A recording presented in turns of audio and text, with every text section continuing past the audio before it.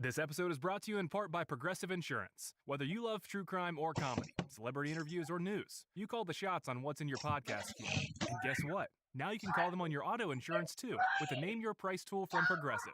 It works just the way it sounds. You tell Progressive how much you want to pay for your car insurance, and they'll show you coverage options that fit your budget. Get your quote today at Progressive.com to join the over 28 million drivers who trust Progressive. Progressive Casualty Insurance Company and Affiliates. Price and coverage match limited by state law. Are you a victim of the timeshare trap and think there's no way out? Chuck McDowell, founder of Wesley Financial Group, has helped over 35,000 families out of financial hardship by getting them out of bad timeshares. And they may be able to help you too. If your timeshare agreement goes on forever, if you were told timeshares are a great investment, or your maintenance fees will never go up, you need to get the facts about timeshare cancellation. For over 10 years, Wesley Financial Group has been dedicated to helping folks get out of a lifetime of debt by canceling their timeshares. So they created a free timeshare exit information kit that reveals how the timeshare industry works and your options for cancellation. To get your free timeshare exit information kit, simply go to icanceltimeshare.com. That's the letter I, canceltimeshare.com. icanceltimeshare.com. A warning. This episode contains graphic content that may be difficult for some listeners. Please listen with care.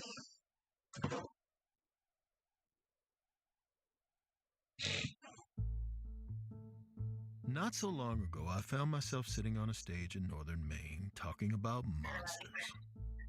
This was not as strange as it might sound. In my line of work, I travel to a lot of horror conventions, and I end up sitting on a lot of different stages. Half the time, the topic is monsters, the ones that populate the movies I love and the ones that live in the comics I write. The difference this time around was the line of questioning. I'd been talking for about half an hour when my interviewer, a local author, uncrossed his slender legs and asked if anyone in the audience had anything to ask of our famous guest. The first guy that stood up was about 6 feet tall, with thinning hair he wore swept back from his forehead. He was dressed elegantly in a sweater and button-down, unusual enough in a sea of fleece jackets, and his eyes were hollowed in his skull. The effect was enhanced by the glare of the overhead lights. They gave his skin a papery pallor. You write a lot about monsters that the rest of us don't actually believe in, the guy said. Reptiles, werewolves, murder goats, whatever. A chuckle rolled through the theater. I'm wondering if you'd ever consider addressing the other kind of monster. The real kind, he went on. The kind of monster that looks more like a man. I stared back, unnerved. Of course I knew exactly what he meant. I'd met far more of the human type of monster than I ever had the type with fur. But that's not what was giving me pause. Instead, it was the certainty that this guy, this well-dressed, gray-haired gentleman, had a story to tell. Which, well, I was right about that. More than right. Because his story, it would be one of the most frightening tales I'd ever heard.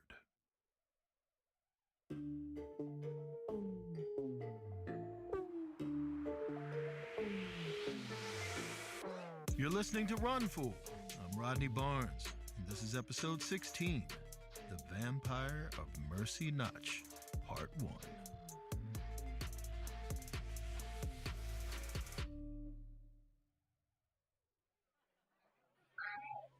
Two hours later, Bill, the name of my gray-haired friend, and I were sitting at a tavern in downtown Bangor, tucked into a back booth, drinking Gary's beer and listening to Blue Oyster Cult bang out of the adjacent jukebox.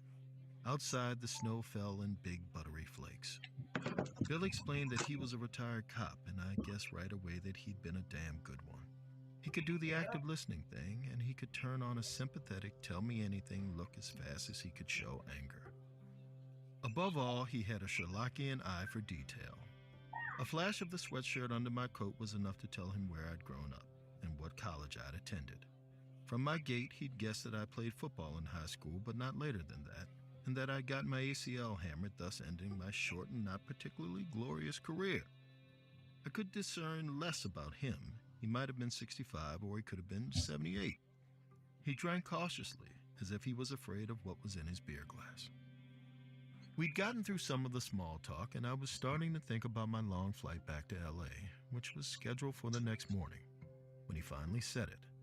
The stuff about monsters, he smiled. Got to you, didn't it? My grandmother had always told me never lie to a cop, not if you can help it, so I nodded. And you've met the kind of monster I mentioned, Bill went on. A second nod, but not exactly the kind I'm thinking about, he concluded. I wanted to ask what this old man knew of what I'd seen, but I just flashed a small smile, flagged down the bartender, and reclined into the booth with a fresh beer. Bill began to talk. He talked for 3 hours, more or less nonstop, more than I can possibly recount here. I'll need to abbreviate some parts, for which I'm profoundly sorry, because Bill, he could spin a yarn. But I will tell you the beginning of his story, at least in its entirety. I have to tell you the beginning of the story because all the clues to what would come were there, if only in retrospect. You've heard of Mercy Notch? Bill asked. Small town about an hour north of here, an hour and a half down Route 1. This time I didn't react. It didn't matter. Bill wasn't listening. He was deep in his own thoughts. In the 1980s, he said, he'd been the sheriff of Mercy Notch, a Maine town small enough not to merit a full-time police force, nor a full-time fire department. The firefighters were volunteers, as was Bill's deputy, a scrawny kid named Flynn. But Bill at least was paid to patrol and protect the 4,000 year-round residents of this patch of coastal Maine shoreline. Most years, the worst that happened was a couple of houses were broken into, a couple of fights started at the bar, or maybe a hiker slipped off the rocky trail in the nature preserve. Then came Eben Toll. Eben was 16 at the time of his disappearance, and at first Bill was inclined to think the kid had simply run away. His mom was a notorious drunk, and his dad was gone half the year logging up near Baxter State Park.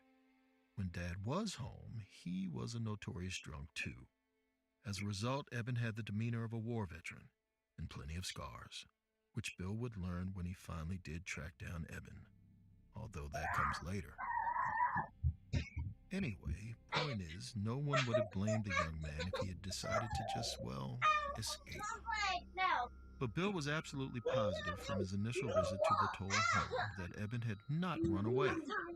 The kid had not packed any of his clothes, nor were any of the bags missing from his closet.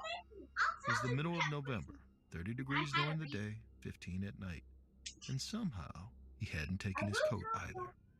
But here's what sealed it. Bill learned from Eben's girlfriend that the two of them were planning to elope. They'd booked the bus tickets and everything. The girlfriend showed them to Bill, one way to Boston. Departure date was 2 days from the evening of Eben's disappearance.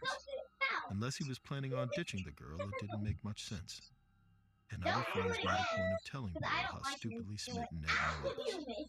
So yeah, in Bill's estimation, Eben Toll hadn't escaped, which left two alternatives: an accident or foul play. And here's where I tell you something important. Eben Toll was black, or half.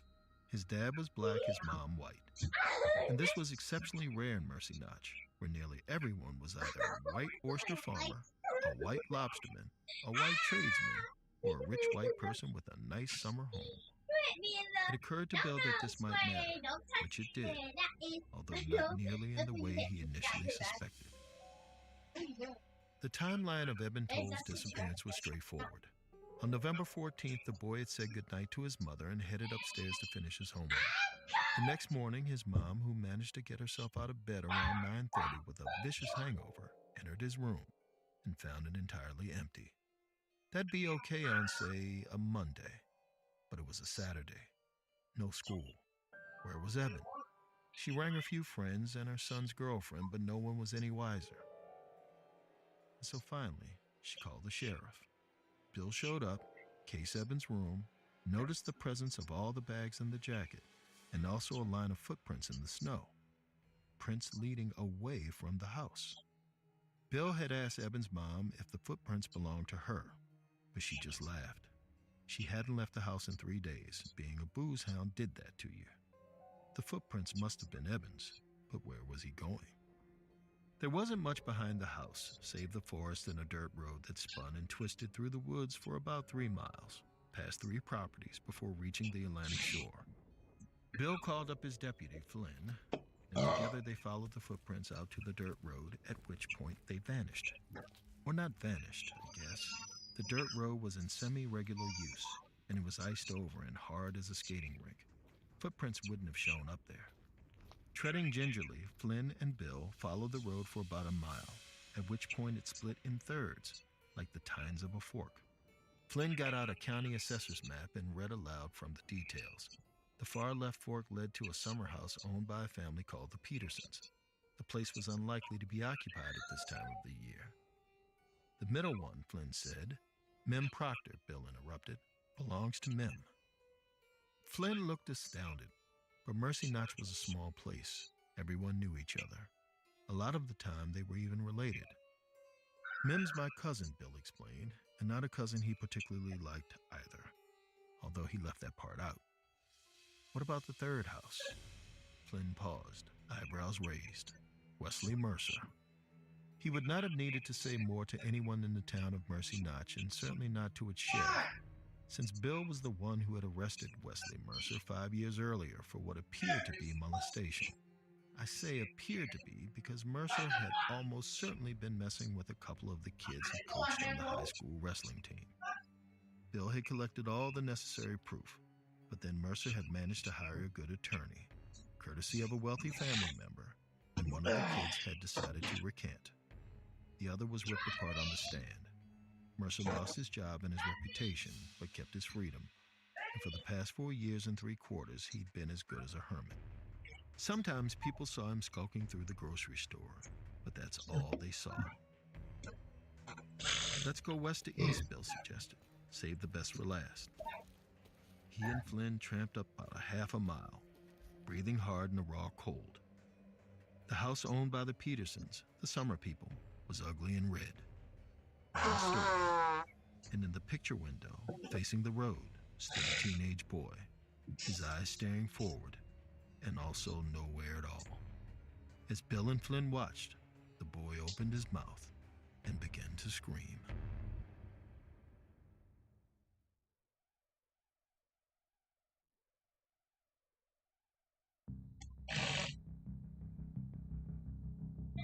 Without thinking, Bill charged forward, leaving Flynn behind him on the road, messing with the catch that kept his service pistol in its holster. He expected the door to be locked, but it gave way instantly under his hand, and he found himself in a dark hallway lined with boots. The house was quiet, save a muted scuffling, underfoot somewhere. In the basement, Bill stood at the window, the same picture window in which he'd spotted the teenage boy, and gestured to Flynn. Go around the back of the house, he mimed. Flynn nodded. Bill crossed the living room, his boots squelching on the hardwood. There was only one way into the basement, a set of stairs that amounted to nothing more than a few slats of wood terminating in a damp gloom. Police, Bill called down. Every part of him was alive, vibrating. He felt each muscle in his legs contract and expand as he inched downward. Silence. He fished his flashlight off his belt and shone it around the basement. The main attraction was a yard sale's worth of pots and pans heaped on the dirt floor. Old mason jars lined the shelves. Detritus, basically. Maybe the Petersons had inherited the mess and just never bothered to clean it up. Maybe they were waiting to drag it out to the trash. Suddenly, with a guttural burp, the furnace roared to life.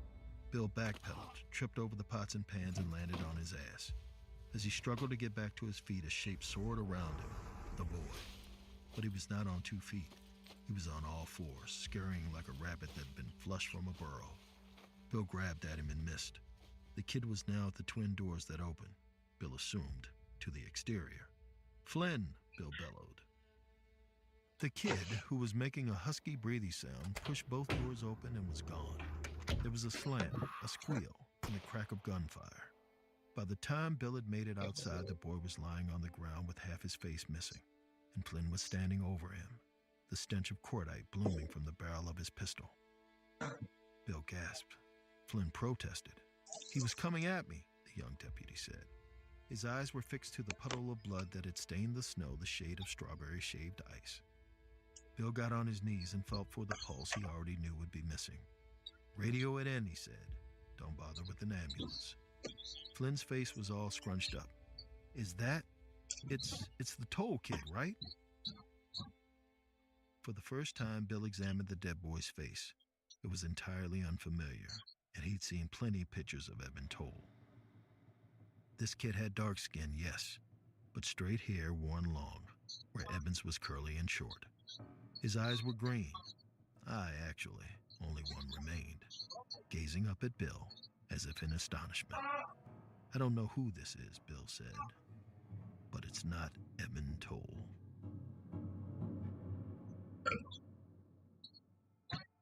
Three hours later, the state police patrol had arrived. They cordoned off the scene and escorted Flynn to the nearest barracks for what they assured him was perfunctory questioning. 10 hours after that, Bill was back home, tossing his phone back and forth in his hand, drinking coffee and preparing himself to call the medical examiner. But something loomed over him. A premonition, you might call it. He knew he didn't want to know what the examiner had to say. And he was right. So he just sat there with his coffee until the ME did his job for him. Bill picked up on the third ring. Well, he grunted, get it over with. Hearing the heaviness in Bill's voice, he did as he was told. Cause of death of the victim was what you might imagine. But when the ME had moved on to check the rest of the kid's body, the fluids, the organs, things got, well, weird. Because this kid, he was, well, missing stuff. One kidney for starters, and a good deal of his brain. It hadn't been from the gunshot. The missing gray matter had been missing before the arrival of Flynn's bullet. Could a person function with part of his brain gone? The examiner sure as hell didn't know. His guess was maybe yes, although it was probably dependent on what part. You'd need a scientist to tell you that, a brain man, which wasn't him. At the very least, though, Bill thought, maybe the lack of brain would account for the screaming and the running on all fours. Any chance you have an ID? Bill asked. He wasn't expecting an affirmative answer, and definitely not one in any detail, so he was shocked to hear the ME utter a name, Jesse Ruiz, and an age, 13, a runaway according to his parents who had reported him missing 4 months ago, and a former resident of a reform school, hence the presence of his prints in the system. Bill hung up, the same facts whistling in the circles of his head. Evan Toll had vanished into the woods behind his house, but when Bill and Flynn had gone looking for him, they'd found a different kid, one also reported missing. So where was Evan Toll? And what the hell had happened to Jesse Ruiz? The answers were there, but solving them would nearly kill Bill and a bunch of other people besides. But look, it's a long story, a complicated one. Want the conclusion? You'll have to wait for the next episode of Run, Fool.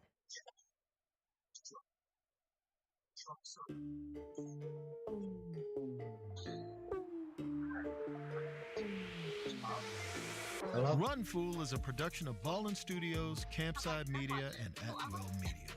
It is hosted and executive produced by me, Rodney Barnes. This episode was written by Matt Scherer. I think I had to use a phone that has something you can focus. And you gotta like hold the breath and Creature shoot. vocalization by Terry Cashburn, artwork by Jessica. I had to do that on hardcore. Production support by Jeremy Bond and Cole Lacasio. Special thanks to our operations hold down team, Doug your Slaywin, left trigger. Ashley Warren, Sabina Mara, and Destiny Dingle. Or Executive not left producers trigger, of Ballin but Studios your are left Mr. Ballin, stick. Nick Witters, Yeah. and Zach Levin. Executive producers at Atwell Media are Will Because I got Malnati 6 guns and Rosie left, Garrett. and then I'm gonna Executive be. producers at Campside Media are Matt Scherer, Josh Dean, Vanessa Yeah, good work. Gregoriadis, and Adam Hall. No, Thanks for listening. I'm not 100% sure what I did. I can't remember. Like I said, I'm working on my last one now. Hey, Prime members, you can binge 8 new I've done episodes of the every Mr. Ballin gun. podcast The only 1 guns I month haven't early done is and this all last episodes sniper. ad-free on Amazon Music. Download the Amazon Music app today.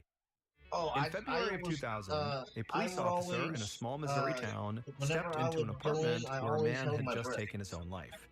Now, this police officer felt bad for the guy, but at the same time, when he walked inside the apartment, he fully expected this to be a pretty straightforward and easy case. Man commits suicide, the end.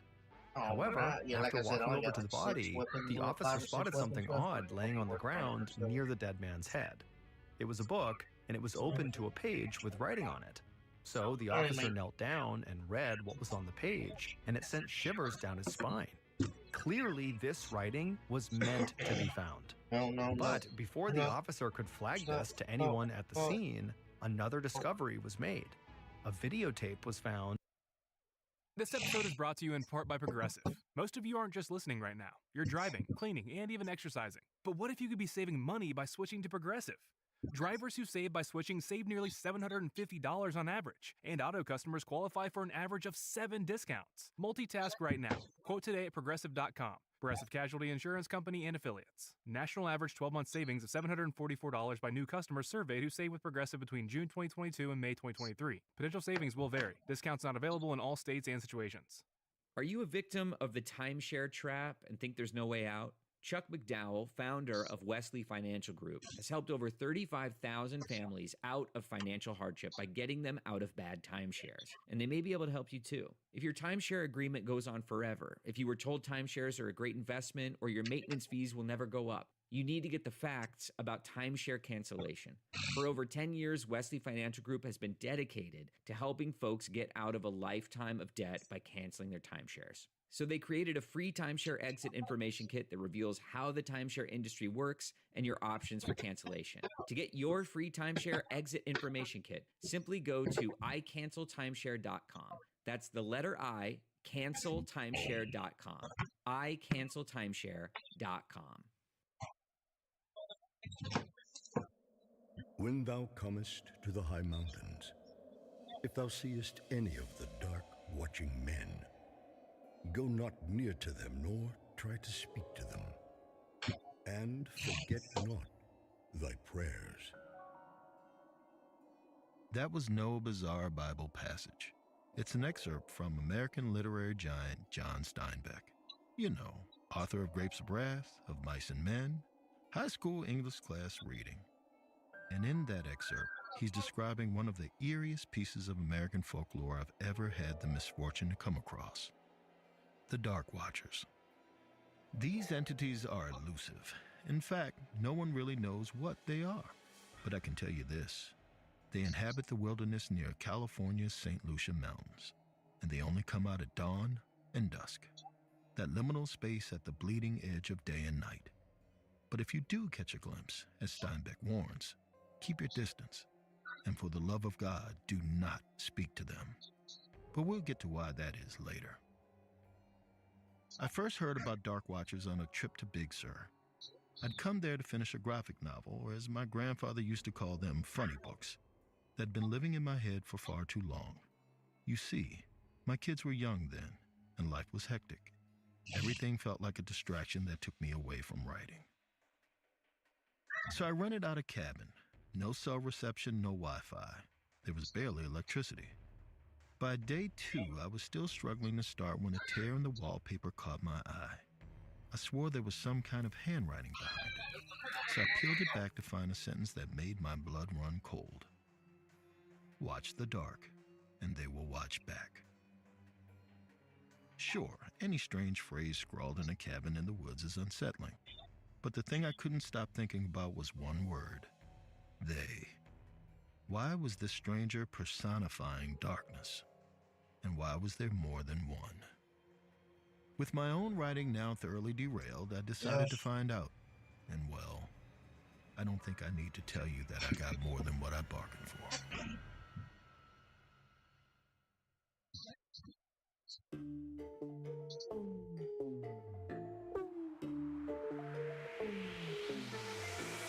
You're listening to Run Fool. I'm Rodney Barnes, and this is episode 15, The Dark Watchers.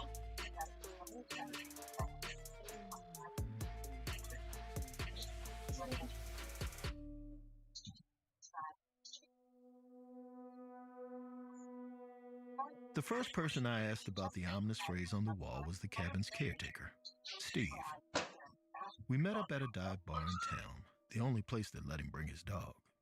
Steve was a friendly old dude, a hippie type with a face as weather-beaten as the cabins he tended. But when I brought up the wallpaper, his good vibes curdled to dread. He promised to tell me all about it, but first, he insisted, we needed a drink. That's when I knew I was about to hear something good. He said the story was also the story about how he got his dog, Jules. He gave the mutt lying at his feet a scratch. But like many happy endings, this one started with a whole lot of misery. The year before, the person who had rented my cabin was a woman by the name of Radine Curtis. She was a writer too, a former prize-winning novelist. I say former because when I looked her up, Ray hadn't written anything new in over a decade. Like me, that's exactly why she'd come to Big Sur, for a little solitude, and if she was lucky, some inspiration. But as she made her way down the winding Pacific Coast Highway, inspiration was the furthest thing from her mind. See, Ray was caught up in some rough emotions, bitterness, apathy, and behind it all, heartbreak. Just a few months before, she'd gone through a nasty breakup. Her partner of 15 years had abandoned her. Things had been bad for a long time. Radine had withdrawn, deep in something like depression. And Laura, well, she up and left Ray for one of her PhD students. It was such a cliche. Ray was almost more embarrassed than she was heartbroken. After the breakup, Ray stopped showing up to work. Once the university where she taught found out, she was dismissed. She'd fallen off the ivory tower and hit rock bottom. Things were real dark for a while, but eventually Ray decided to see it all as a gift of freedom, of being untethered to no one and nothing. So she got herself to Big Sur. The place had a bit of a legacy as a literary mecca. A lot of legendary artists spent time there, mostly young white dude writers of their time, guys like Steinbeck, but also Henry Miller, Hunter S. Thompson, and Jack Kerouac. And Ray was determined to add her own name to that list. She was finally going to start her newest novel, the one she knew she'd had in her all this time. As Ray white-knuckled her way along the mountainside, she gasped. The hills opened up, and suddenly there it was, massive wave-beaten cliffs plunging into a cerulean ocean. She rolled down her window and listened to the surf crashing against the bluff. Then, in the fading twilight, she saw something she couldn't explain.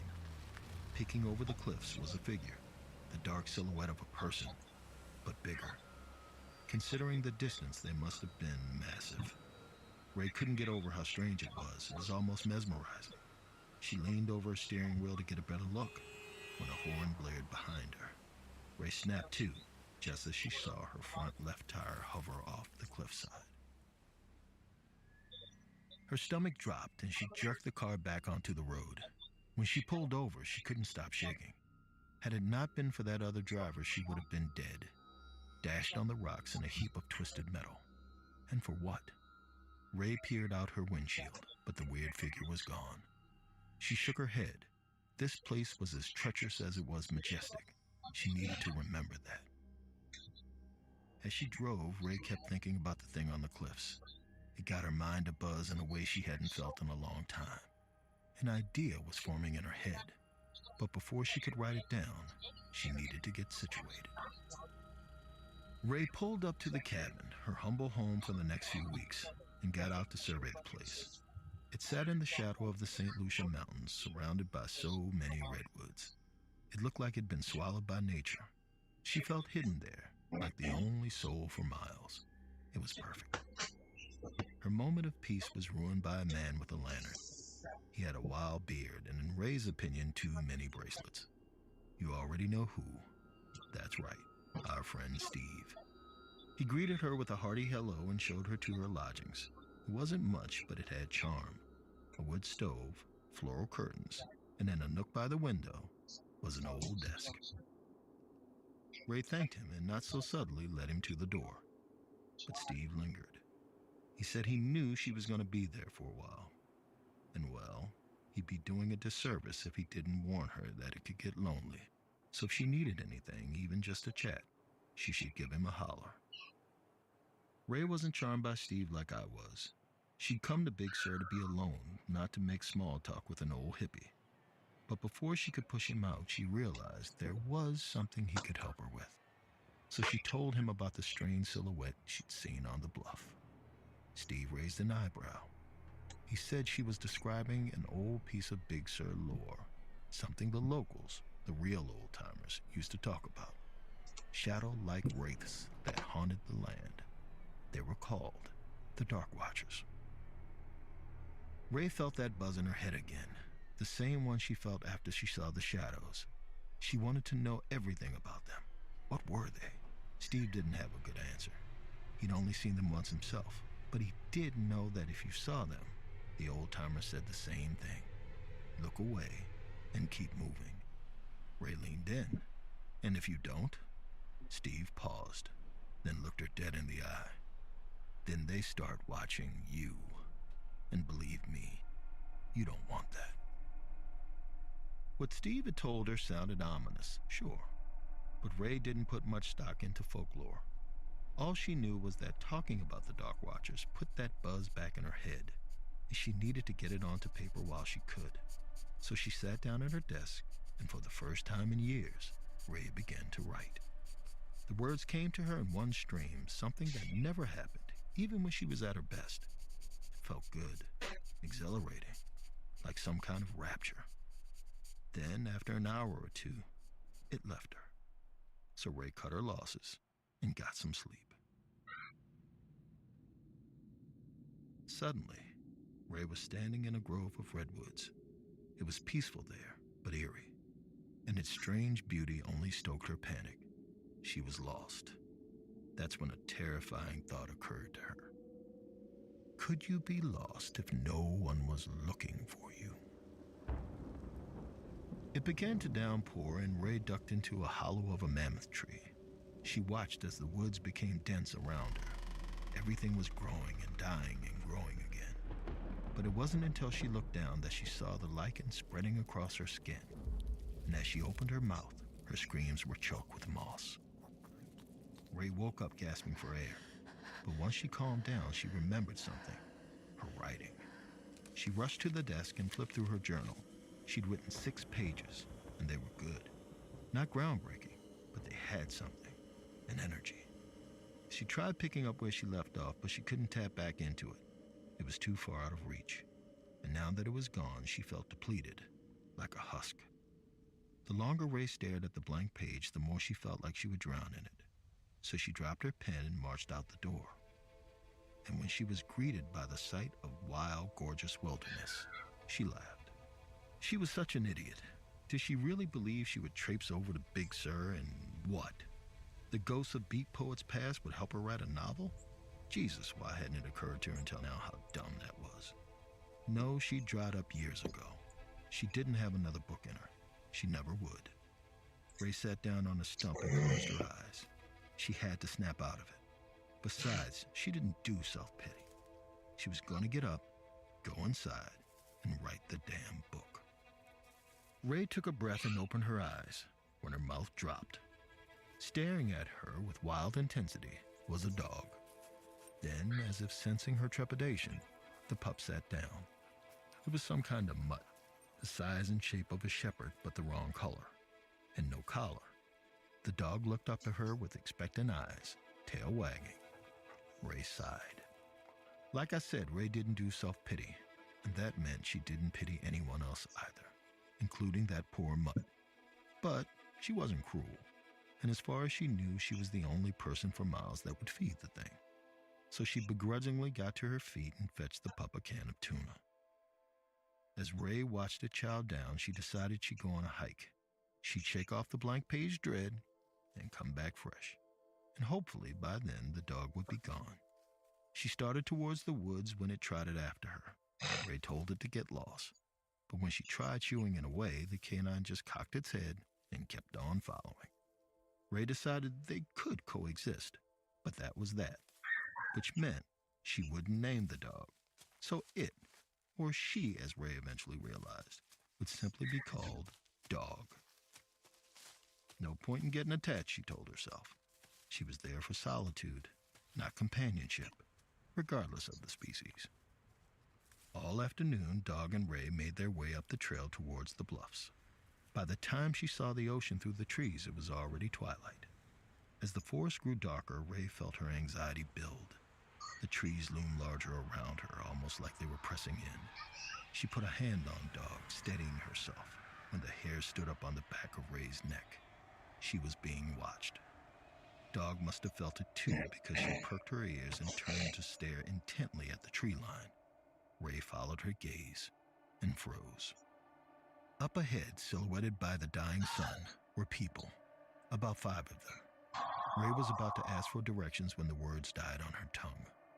The people stood still, too still, and they were unnaturally tall, 10, maybe 12 feet, almost exactly like the figure she'd seen on the cliffs. The Dark Watchers. Steve's warning flashed through her mind, but Ray couldn't look away. She kept staring, suspended somewhere between rapture and terror, when that familiar buzz in her head returned. Then she took a step forward. Behind her, Dog growled, but Ray kept her gaze fixed on the Watchers. She didn't want to lose sight of them like last time. She needed them.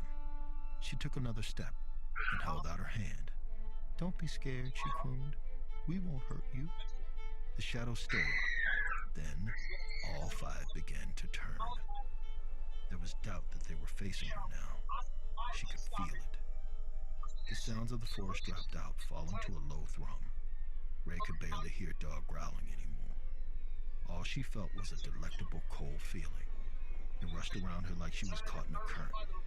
The Watchers moved closer, their bodies stretching larger, close, undulating like liquid ink. Ray raised both arms, eyes, and mouth wide, when she was jerked backward. Ray looked up. She saw Dog's worried face staring down at her. The mud had pulled her to the ground. She sat up, scanning the trees, but the Watchers were gone. Something, though, something felt different.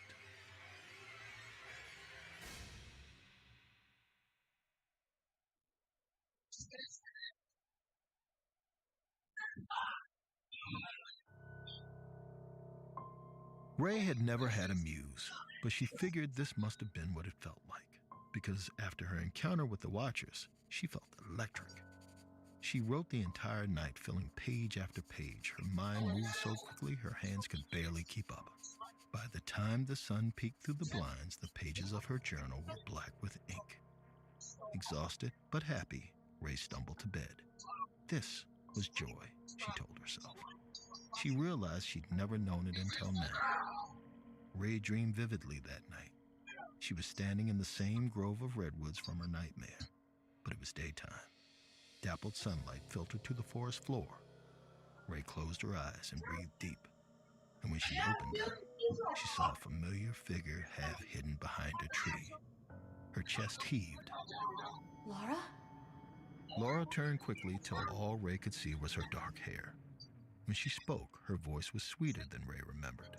"Come," she sang, then slipped through the trees. Ray immediately followed. She tracked Laura through the woods, climbing higher. All the while, Laura called to her to run faster. Ray cried tears of relief. Then she was laughing, chasing the love of her life in some strange game. When she reached the bluff, Ray stopped. Laura stood at the edge, her back to Ray. She gazed out at the water, her body silhouetted by the sun. Ray thought she'd never looked more beautiful. Ray approached slowly, calling her name, but Laura didn't move, until Ray gently placed her hand on her shoulder.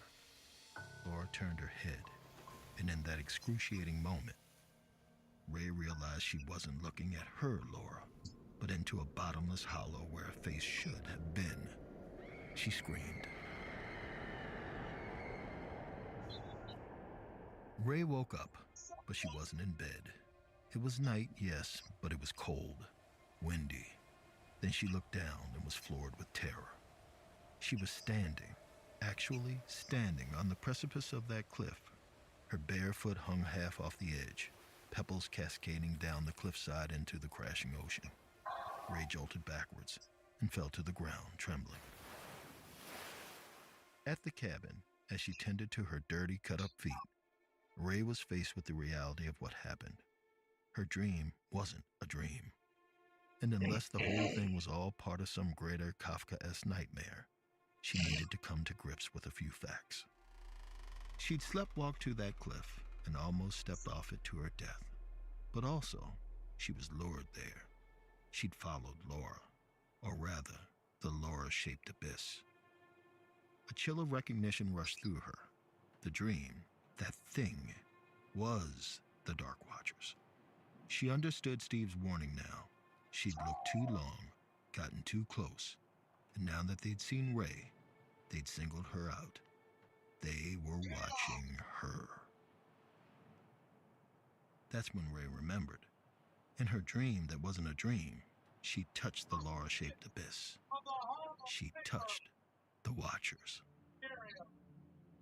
After that night, Ray resolved not to go outside. The cabin was the only defense she had against the shadows, so she locked the door and drew the curtains, only stepping out once a day to feed Dog. But even inside, Ray couldn't deny the Watcher's influence. She passed hours in maniacal bouts of writing. After 2 days, she'd filled her journal. In 4, she'd moved on to loose bits of paper. She wrote like a woman possessed, slipping between herself into some other altered state. Profit for some higher power. But the longer she spent in these states, the less she felt like herself. And soon, she realized she wasn't acting of her own volition. She started finding herself in the cabin, inexplicably covered in mud and leaves. Then one evening, she woke up to Dog licking her face and realized she was outside, curled on the forest floor. This happened more and more, her nights bleeding into her days. She forgot how long she'd been there. A week, a month. Soon it didn't matter. Nothing did. She barely ate and was beginning to feed Dog too. And then the words she was writing weren't words anymore. The creek outside was now rushing through her head. She could hear every sound in the forest, everything except Dog's pathetic whimpers as she scratched at the cabin door. A part of Ray knew what was happening. That pragmatic, jaded voice, the one that made Ray Ray, wasn't gone entirely. So one evening, when a cold breeze moved through the cabin and creaked open the door, she knew continuing to lock herself inside was futile. They were already here. Ray got to her feet and walked out the cabin door. She was delirious, almost hollow, but calm. You see, her book was almost done, but she wasn't sure she wanted to finish. Because once it was over, what would she do? Where would she go? She had no home. She never really did. Until now. She realized she'd come to Big Sur for a reason, that she'd always been heading here. Her life had just been one winding trail culminating to this moment. She just hadn't known it until now, which meant there was no use fighting what was about to happen. Once outside, Dog was immediately on her. She jumped up, licking Ray's hands and face. Ray scratched her ears and looked that mutt in the eyes for maybe the first time. She saw love there, and in a different life at a different time, Ray thought that maybe she could have loved her right back. But this was now, and she had no choice. Ray led Dog into the cabin and shut the door. Confused and trapped, Dog barked after her. But Ray turned away and walked into the wilderness. She didn't have to go far. This time, they had come to her. Ray laughed, of course. They'd come to watch. She felt their gaze before she saw them. Ray looked around the twilight woods, her arms open to her invisible audience. "Here I am," she yelled to the dim light. "It's time." Now there they were, more of them, perhaps a dozen, staggered in the depths of the trees. They surrounded her as somber as soldiers, as if they'd been expecting her in this spot, waiting. Seeing them all brought tears to Ray's eyes. She wasn't afraid. What was there to be afraid of? The worst had already happened. No, she was happy. One of the watchers took a slow step. It eased its way forward, closer, then stopped. Its arm outreached, toward Ray, a beckoning, a welcome. Now that piece of Ray that was still pragmatic, still Ray, that piece stopped talking. What took over was something else. There was no thought, no decision. It was an indescribable urge, primal, like it was inscribed in her DNA, like salmon swimming upstream to spawn.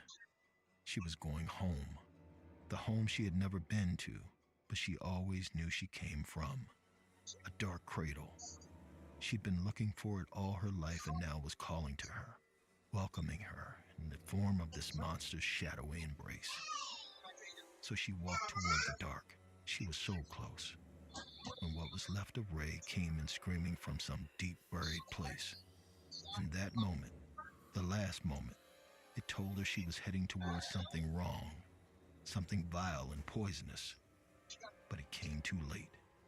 Ray touched the Watcher, and as if she had just stepped into the pull of some great dark undertow, she sank. Ray woke up on the forest floor again, but this time it wasn't the one she'd come from. It was darker, emptier, a blank place where the sound felt muffled and dull, like she was leagues beneath some dry ocean. She was not home. Ray stood up trembling and looked around when she heard voices, other people. "Hello?"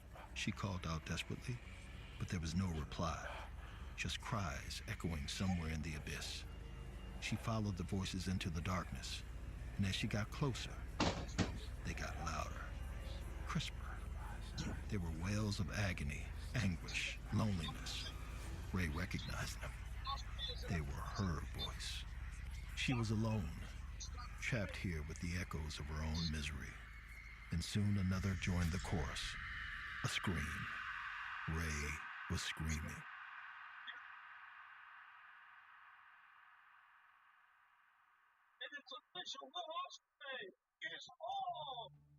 When Ray never came to check out, Steve got worried.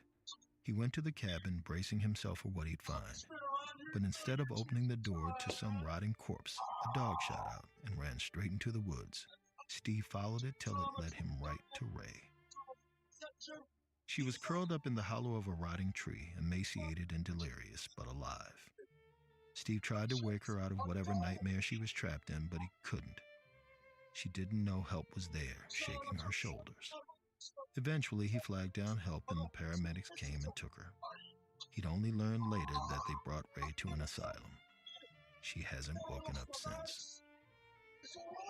Poor thing, Steve muttered.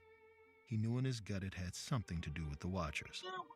And when he went back to Ray's cabin, that fear was confirmed. There was writing everywhere, and he meant everywhere. Once Ray filled every scrap of paper, she moved onto the mirror, the walls.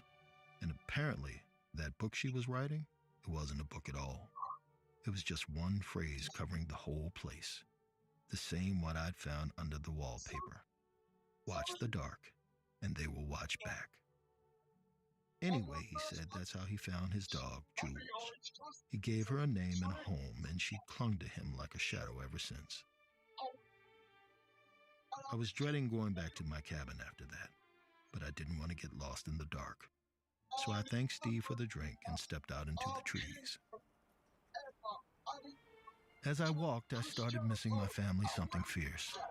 That miserable tale made me realize that closing yourself off just left you alone with your own suffering. And if there's no one there to pull you out, well, that can swallow you whole. I decided then I'd cut my losses and go back to LA the next morning. But as I turned the bend, I saw something looming in the corner of my eye. Dark silhouettes, people shaped, but unnaturally tall. I had the urge to turn around, to stare, but I fought the feeling and continued on, 'cause no kind of inspiration was worth being trapped in my own damn head.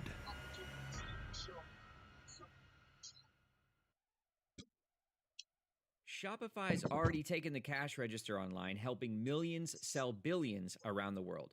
But did you know that Shopify can do the same thing at your retail store? Give your point of sale system a serious upgrade with Shopify. Shopify is the commerce platform revolutionizing millions of businesses worldwide. With Shopify, you get a powerhouse selling partner that effortlessly unites your in-person and online sales into one source of truth.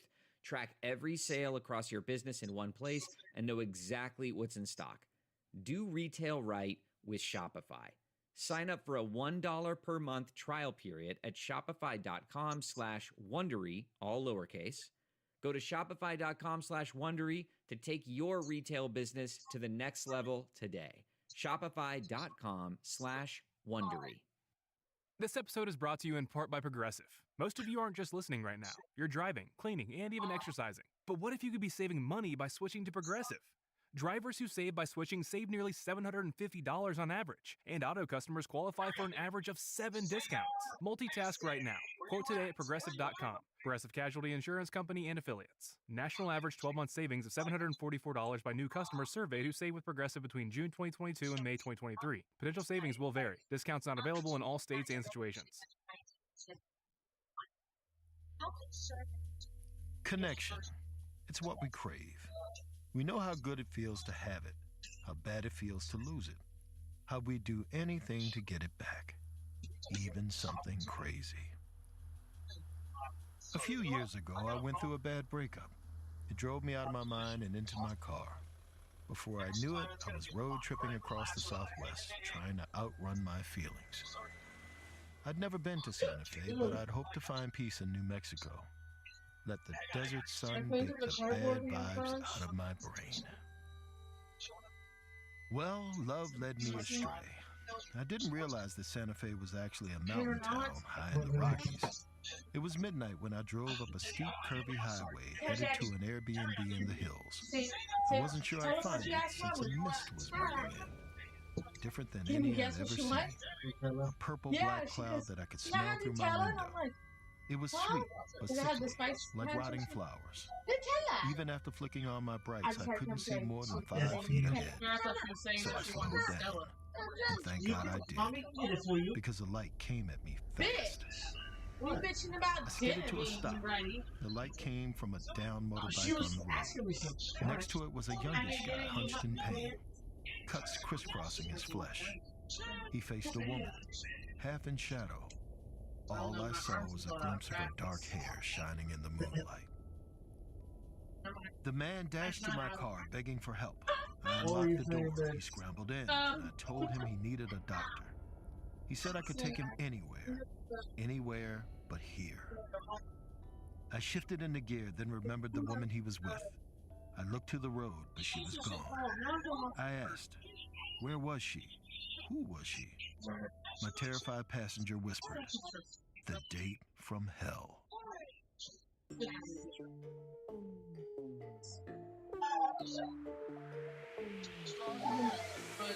You're listening to Run Fool. I'm Rodney Barnes, and this is episode 14, La Mala Aura. It's okay. All that's left is the bags that sell it for apart. It just needs to be stuck up. Can you clean the garage? Why? I drove downhill scanning my phone for a nearby hospital. My passenger was out of it, kept looking back, mumbling at me to speed up. We had to beat the mist. Look, it did seem like the mist was tailing us, but I chalked it up to my nerves. I had to stay focused and keep this guy lucid. So I peppered him with questions. I found out his name was Jay. Good start. But when I asked how a date led to this mess, he let out a half sob, half laugh. You wouldn't believe me if I told you. I put a hand on his shoulder and said, try me. A couple months ago, Jay hunched in his half-furnished condo, staring at a dating app. He felt like the oldest man in the world. He wasn't, but Jay was 35 and he'd never been on a dating app. Hadn't even been on a date since he was 20, since Eve. That was back in Philly, his hometown. Jay met Eve in college, where he was a poetry major and she was a scientist. It was opposites attract and love at first sight. Their friends hooked up and broke up and rewrote their lives through their 20s, but Jay and Eve were rock solid. He treated her like royalty and he thought they'd last forever, until she blindsided him with a confession. This isn't working for me. She wasn't sure if Jay was there because she loved him or if she just loved Jay because he was there. Eve squeezed his arm, insisting, "You deserve better." She said it kindly, but it felt so cruel. Jay wished he could be cruel right back. Wished he could make Eve suffer for stringing him along. But it wasn't in his nature, so he willed his heart to go numb. If she didn't want him there, he'd get gone. Jay was too old for a quarter-life crisis and too young for a midlife crisis, so he split the difference. He took a job at a startup as an HR manager all the way across the country in Santa Fe. He buzzed his hair, got into CrossFit and Japanese whiskey. He even bought a motorcycle. Poor guy. One lonely Friday, Jay finally felt semi-human. So he texted his buddies back east. How do dating apps work? They told him about one called Moment. It wasn't free, but the girls were quality. Verified. No Tinder swindlers or axe murderers. Jay made a profile and with a few mediocre selfies and a bio that was short, sincere, and kind of a snooze. He flexed his thumbs, heard his knuckles crack. It was time to swipe. The rules were easy. Right for a like, left for a pass. He figured this would just be a fun way to kill some time. But his jaw dropped when he saw Lila's profile. She had dark hair, sun-kissed skin, hypnotic indigo eyes. Lila was as hot as Eve was beautiful, her opposite and equal. But Jay was wary. She looked too good to be true. Still, it couldn't hurt to read her bio. Santa Fe native, jaded in a fun way. Big fan of first dates, second chances, and third base. If you're lucky. Jay laughed and swiped right, and they matched. A shiver ran down his spine. Jay knew deep in his bones, Lila would change his life. When Lila sauntered into the martini bar later that night, Jay almost fell out of his booth. She looked like a queen from Game of Thrones, dark hair cascading down her midnight blue cape dress. Everyone around her stared, intrigued, afraid, and aroused, just like Jay, who gave her a nervous wave. Lila slipped into the booth, perfume wafted off her, wild and sweet. Jay opened his mouth, praying he wouldn't babble. But Lila spoke first. So, Jay, how dirty do you like your martini? Lila wasn't just supernaturally hot. She was also funny, smart, and a good listener, so Jay poured his heart out. Not about his breakup, that'd be pathetic, but about how hard it was to make friends in a new town. About his depressing HR job where he strung people along before laying them off. Lila put her hand on his, and Jay felt a jolt. Her fingers were cold, but he felt warm, disoriented, like it was in a fever dream. She told him she understood completely about loneliness and about work. In a daze, Jay asked, "What do you do?" Lila looked away, vulnerable. She didn't like to talk about her job. People got touchy. They said she'd made everyone's lives worse. Jay cocked his head. Maybe it was the drinks, but he couldn't figure out what the hell she meant. Then it came to him. "Oh, you're a health insurance rep, right?" Lila burst out laughing. Jay felt like a kid. The bar closed at midnight, so Jay and Lila reluctantly wandered out. Feeling bold, he took her hand and pointed to his motorcycle. Did she want to take a ride? A torn Lila ran a hand across his cheek and murmured she did, but she had work to do. Then she winked and whispered, "Next time." Jay rode off, feeling young and alive. It was a beautiful night. An ethereal mist spread through the street, curling around him like an embrace. He took a deep breath. It smelled as sweet as Lila did. He picked up speed, already planning their next date. He couldn't remember the last time he felt so hopeful. Until he realized it was 15 years ago after his first date with his ex. And like the mist, doubt crept in. What the hell was he doing, falling for the first woman he met after Eve like a chump? Lila would probably break his heart too, and Jay wasn't here to get played again. He pulled over, whipped out his phone, and opened up the Moment app. Went to Lila's profile and clicked block. It faded away, but his anxiety, until her profile reappeared. Jay frowned. Glitchy-ass app. Grunted, trying to avoid Lila's hypnotic gaze in her picture. He clicked block for a second time. And now the app bugged and pixelated, flickering before it froze on Lila. No matter what he did, Jay couldn't quit the app or get rid of it. And the longer he looked at her picture, Jay could swear Lila's eyes were getting angrier. That night, Jay awoke to a pinging sound. He blinked, realizing that he couldn't see much. Mist filled his room, floating in from a window he swore he'd closed. His phone lit up like a lighthouse in the fog. He grabbed it. The pings came from the Moment app. Messages from Lila, who he'd blocked. One word, over and over. Why? Why? Why? Jay heard a cracking sound, then gasped as his phone screen splintered. A clawed hand burst through the screen and throttled his neck. He screamed and choked and threw his phone across the room. It slammed against the wall. And Jay actually woke up. His window was closed. The morning sun shone outside. He was safe and alone. Your phone's charged. He shuffled over to grab his phone from where he'd thrown it in his nightmare. It was scuffed, but otherwise fine. He opened Moment. Lila's profile was finally gone. And even better, he'd gotten some new matches. Jay smirked. There were hundreds of Lilas out there, and meeting them sounded way better than catching feelings again. It was time to make some changes. Jay revamped his Moment page with a cocky, flirty bio and a leading picture of him on his motorcycle.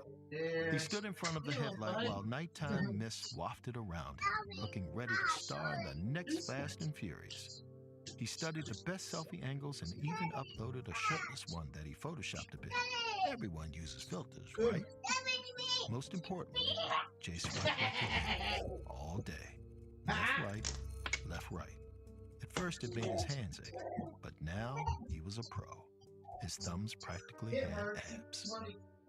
He went on dozens of dates following strict rules. They had to be in Santa Fe's hippest bars, so if the date was a dud, he'd still get to know the nightlife better.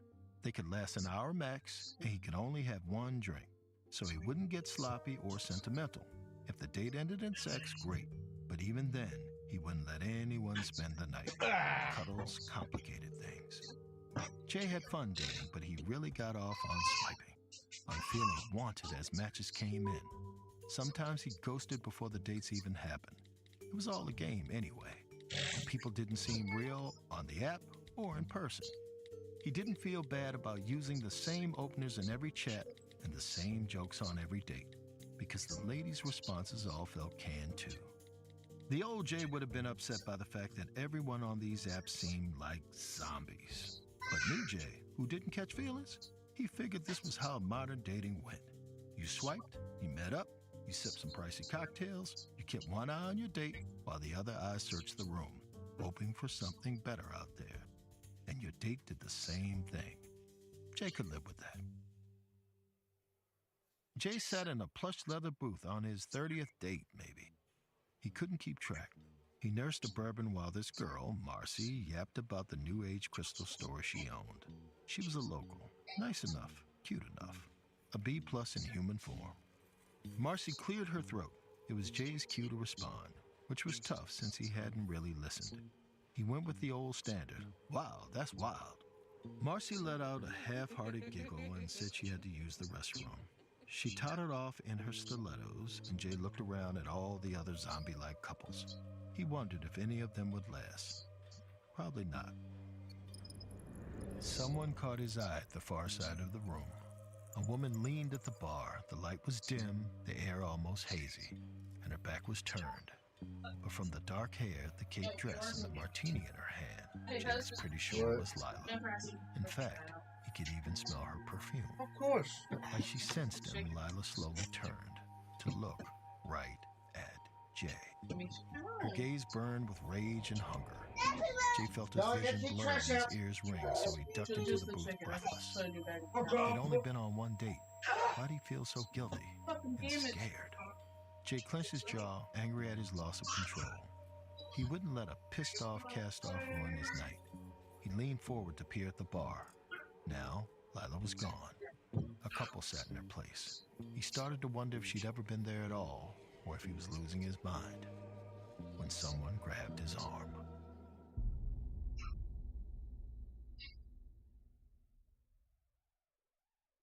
Are you a victim of the timeshare trap and think there's no way out?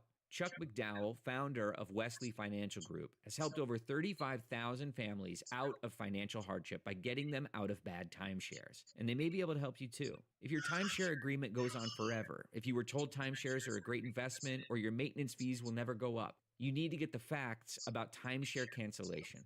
For over 10 years, Wesley Financial Group has been dedicated to helping folks get out of a lifetime of debt by canceling their timeshares. So they created a free timeshare exit information kit that reveals how the timeshare industry works and your options for cancellation. To get your free timeshare exit information kit, simply go to icanceltimeshare.com. That's the letter I, canceltimeshare.com.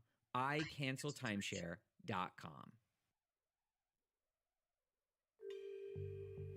Jay yelped, terrified that Lila had come to confront him. But it was just his date, Marcy, who he'd honestly forgotten about. Vague concern threatened to crease Marcy's Botox brow. Vying for his attention, she pasted a smile on and offered to buy another round. But Jay had to get out of this bar, out of his head. He stood and said he was going home, and he got a dark little thrill from seeing Marcy's face fall. He kept her in suspense. Before he snaked his arm around her waist and winked, "You're coming too." Jay let out a whoop as he took Marcy for a motorcycle joyride on the misty mountain roads, speeding with daredevil swagger, too fast for any feelings to catch him. He figured Marcy was having the time of her life too, until he felt a tap-tap on his back. Marcy said something, but Jay couldn't hear her. He pulled over at a crossroads and asked what was up. She mumbled that she didn't feel well. Could he just drop her off at home? Working on some stuff, so just passing through. Even when he could tell it made Marcy skittish. Thank you, Apollo. It's not Hope you. you're having a wonderful You're night. Great. It's the mist. See, there Thank was you for this local stopping in. legend about La Mala Aura, the evil hour. If you saw a midnight mist, something bad was hiding in it, waiting for you. Some said it was a temptress. Others said it was a demon. Either way, you were screwed. The monster in the mist would either drive you insane or kill you. Jay rolled his eyes. Clearly, the moment app didn't filter out the crazies. He told Marcy it was a dumb superstition. If it were true, he'd be dead already because he'd seen this mist plenty of times in the last few weeks. It was just weird weather. Marcy went pale and told him the nights had been dry lately, not misty. She got off the bike, her voice trembling. If you're the only one seeing it, then it's hunting you. Jay let out a bitter laugh. Trust me, nobody wants me that bad. Marcy pointed a shaking finger over his shoulder. She does. Jay turned to face a demon, a she-beast in a tattered cape, with matted hair, glowing purple eyes, and a mouth full of fangs. She screeched, then dissolved into mist and whooshed at them. Marcy bolted. Jay ran after her, but the mist got so thick he couldn't see. He slowed down, panic gripping his chest. All he heard was the click of Marcy's heels echoing from somewhere. In front of him? Behind? He couldn't tell. He staggered back, calling her name, then backed into something and toppled to the ground. Jay scrambled to his knees and saw Marcy crouched low, clutching her knees and shaking. He looked around. The mist was closing in from all sides. They had to run. He reached out to take her hand and she met his gaze. Her fear curdled into anger and she whispered, "I should have swiped left." The mist attacked. Vapor tendrils plunged into Marcy's eyes, ears, nose, and mouth. She let out a rasp, screaming and choking. The mist wrapped around her arms and jerked her up, 10 feet in the air, dangling her like a broken puppet. Then it flung Marcy over the edge of the road into the valley. Jay covered his ears, but he still heard the sick, wet crunch far below. What? And the giggle that echoed within the mist. He jumped up and ran to his bike, then gunned the engine. He didn't look back. He prayed he could outrun the thing that was hunting him. After a minute or so, he breathed easier. Maybe he'd make it out. Jay felt a whoosh behind him, then a pungent breath caressed his ear and pale, clawed hands snaked their way around his chest, clutching him tight. Yep. Over the engine's roar, he heard Lila's voice. So, Jay, how about that second date? Jay screamed and swerved. The bike crashed on its side, and his world went dark. Jay's eyes fluttered open. His head pounded and blood blurred his vision. He tried to sit up, but something pinned him down. He worried he was trapped under his bike, but when he blinked away the blood, he saw Lila straddled him with a grin. Delirious and resigned, Jay told her to do it. Kill him. She was Lamalaor, right? Lila winced. I told you, I don't like talking about work, and I don't want to kill you. Jay snapped. Then why'd she haunt his dreams, stalk him, and oh yeah, throw his date off a cliff? Lila shrugged. I got jealous. I wanted her out of the way so we could talk. I need to know, Jay. What did I do wrong? A trapped, bewildered Jay listened to Lila unload. She was sick of being alone, single for centuries. As a demon, it was hard to meet people unless she was disemboweling them. She thought she'd have better luck on the apps, and when she found Jay's profile, she felt hope. He looked sweet, a bit sad too, which she could relate to. He didn't seem like he could hurt her, so she'd never have to hurt him back. She used ancient magic to mold herself into something pleasing to the human eye, and on their date, she listened to his petty mortal problems. She got tipsy and giggly and flirty without being crass. She did everything men were supposed to like, and Jay still blocked her for no reason. Lila's anger boiled over, her pretty face rotting into its true fanged and furious form. She bellowed, "Why?" Jay didn't know how to explain ghosting to a demon, but he tried, like his life depended on it. He wasn't looking for anything serious, and he wanted to explore his options, and he stammered until a phrase came to mind.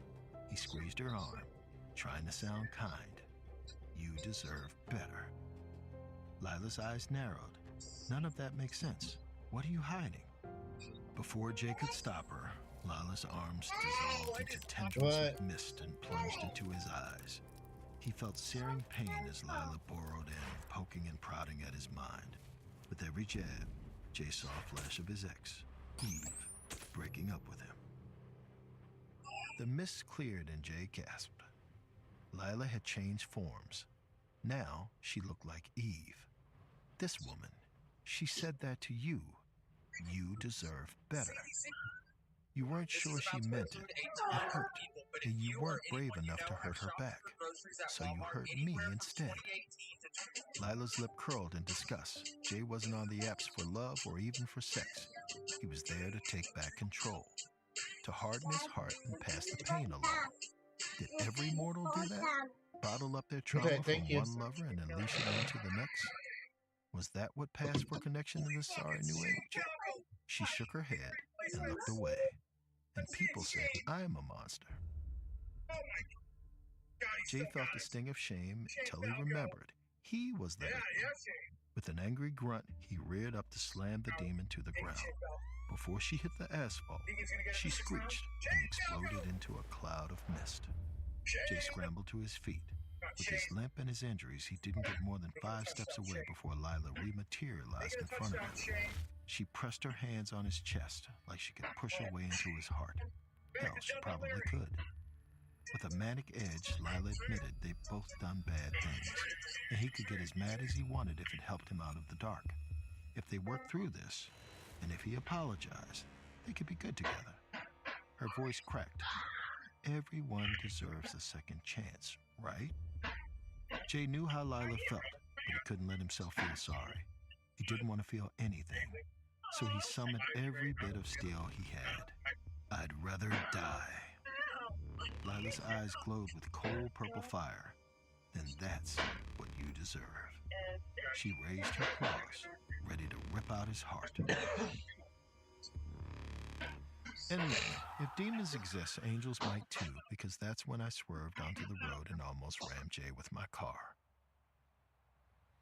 I don't think I'd have rescued Jay if I'd known the whole story, but 20 minutes later, racing to the first urgent care I could find on my phone, I sure did.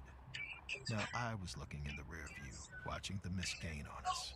I was so panicked I almost missed the exit, but I peeled off the mountain road just in time. Tires squealing, I pulled into a dingy urgent care's parking lot. Half-dead fluorescents flickered in the windows, but I couldn't tell if anyone was even in there. I glanced at Jay, worried I'd lost him, but he was sitting quietly, tears on his cheeks. He turned to me, looking like a little kid, and asked, "Is this all my fault?" I wanted to say no, but honestly, I wasn't sure. And before I got the chance to lie, purple-black mist flew past the car and coalesced by the urgent care entrance. Lila waited there, her expression impenetrable. I revved the engine to hightail it out, but Jay told me to stop. I said that was nuts, but he shook his head, making a tough decision. I can't keep running. He thanked me and got out of the car. He limped to Lila and took her hand, said, "I'm sorry," then collapsed to the ground. She smiled. It wasn't an evil smile, though. It was sad, but hopeful. She looked up, our eyes locking. She waved, as if to say, "Run along now." Then Lila leaned down, picked Jay up like a rag doll, and carried him in to get help. I wish I could say I stuck around, but hell hath no fury like a woman blocked. And I did not want to get in Lamala Aura's way. I actually wasn't too worried for Jay. It's an old cliche that hurt people, but it's true. Jay may have been the victim in his breakup, but in his mad dash to outrun the sorrow, he became a villain. It's easy to do that, especially on dating apps, where too often you're only swiping to pass the time or fuel your ego. It's hard to connect with another person when you're barely acting human yourself. Lila was a monster, but she scared some sense into Jay, reminded him that he had a heart by threatening to rip it out. Hey, we all need tough love sometimes. Maybe the date from hell turned out to be a match made in heaven.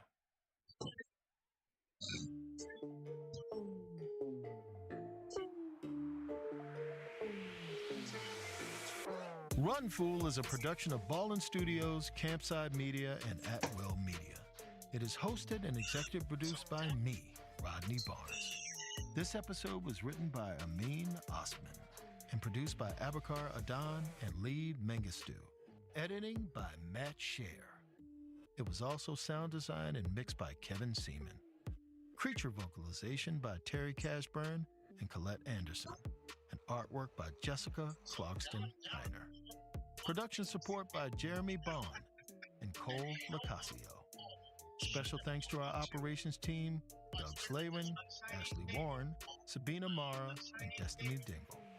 Executive producers at Ballin Studios are Mr. Ballin, Nick Witters, and Zach Levin. Executive producers at Will Media are Will Malnati and Rosie Gannon. Executive producers at Campside Media are Matt Scher, Josh Dean, Vanessa Gregoriadis, and Adam Hoff. Thanks for listening, and see you next week.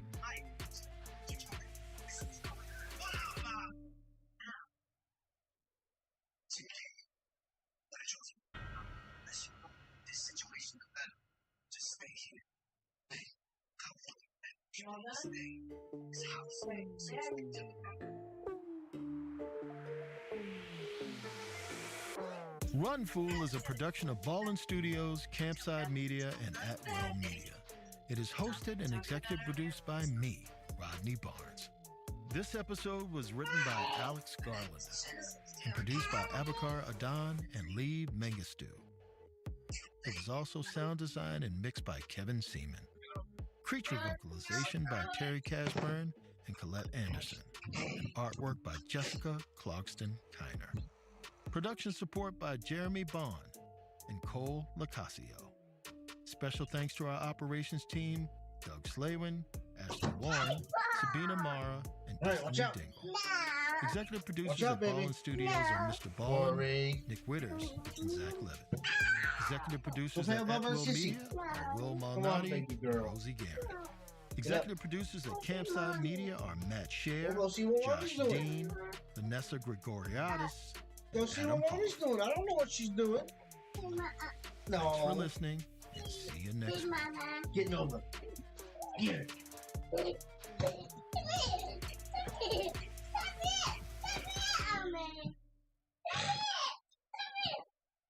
This episode is brought to you.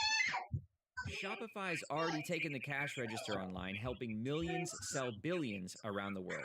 But did you know that Shopify can do the same thing at your retail store? Give your point-of-sale system a serious upgrade with Shopify. Shopify is the commerce platform revolutionizing millions of businesses worldwide. With Shopify, you get a powerhouse selling partner that effortlessly unites your in-person and online sales into one source of truth. Track every sale across your business in one place and know exactly what's in stock. Do retail right with Shopify. Sign up for a $1 per month trial period at shopify.com/Wondery, all lowercase.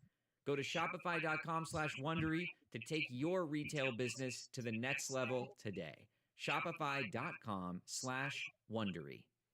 This episode is brought to you in part by Progressive Insurance. Whether you love true crime or comedy, celebrity interviews or news, you call the shots on what's in your podcast queue.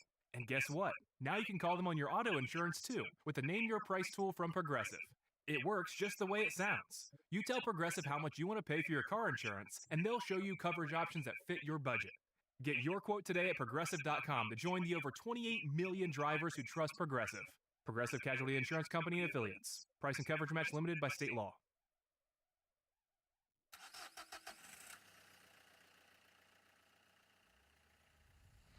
I love road trips. Always have. There's just something about them, especially when you're young. You have your whole life ahead of you, a highway stretching to the horizon. But I'll spare you my sentimentalities. Besides, when I was actually young, those drives weren't romantic. I was just broke. You see, a lifetime ago, I was trying to break into Hollywood. But unless you've got connections, that door's shut in your face till you work hard enough to bust it down. For me, that meant driving cross-country every time I got a lowly production assistant job. My family didn't get it. To them, I might as well have been running away to the circus every few months. But to me, it was the first leg en route to my dream, to be a writer. The fastest drive from Maryland to LA was a grueling 40 hours in the barren, dusty back roads of the Southwest. I'd passed through 10 states before I ever reached Tinseltown. They were tedious drives. Risky too.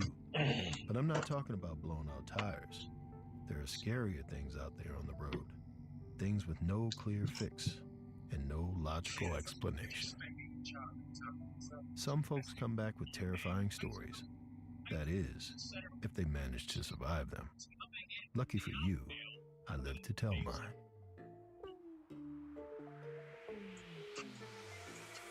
You're listening to Run, Fool. I'm Rodney Barnes. And this is episode 13, The Phantom Hitchhiker.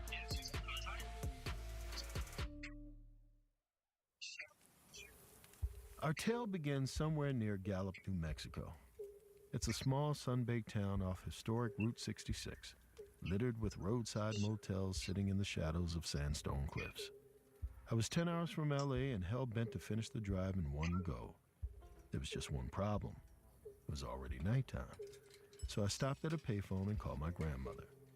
You see, I promised Grandma I'd ring her at the end of each drive. And because I didn't dare cross the woman, I did so dutifully every night. Like always, she was waiting for my call. And when I told her where I was, she asked the usual questions. Did I get something to eat? Yes, Grandma. Is your tank full? Yes, Grandma. Got a place for the night? It was here I told my grandmother one of the few lies I'd ever told her in my life. I said I was crashing at some roadside motel and I'd get an early start in the morning. She was pleased with that answer. Then before we hung up, she told me what she always did. Be smart, Rodney. You come home safe. To this day, I'm not sure if it was me she didn't trust or the rest of the world. Turns out, it should have been both. I got in my old GMC Sonoma and soon there was nothing in front of me but asphalt melting into the black horizon. I was in no man's land. I rolled down my windows and let the night air rush past my ears. I felt like the king of the desert, so I decided to go fast, real fast. 70, 80, 90. Before I knew it, my poor truck was pushing 100 miles an hour. I hollered into the wind when something ahead caught my eye. There was a person on the side of the road, just standing there. When I turned to get a better look, they were gone, like some kind of mirage. I shook my head and set my sights back on the road. The desert was weird, man.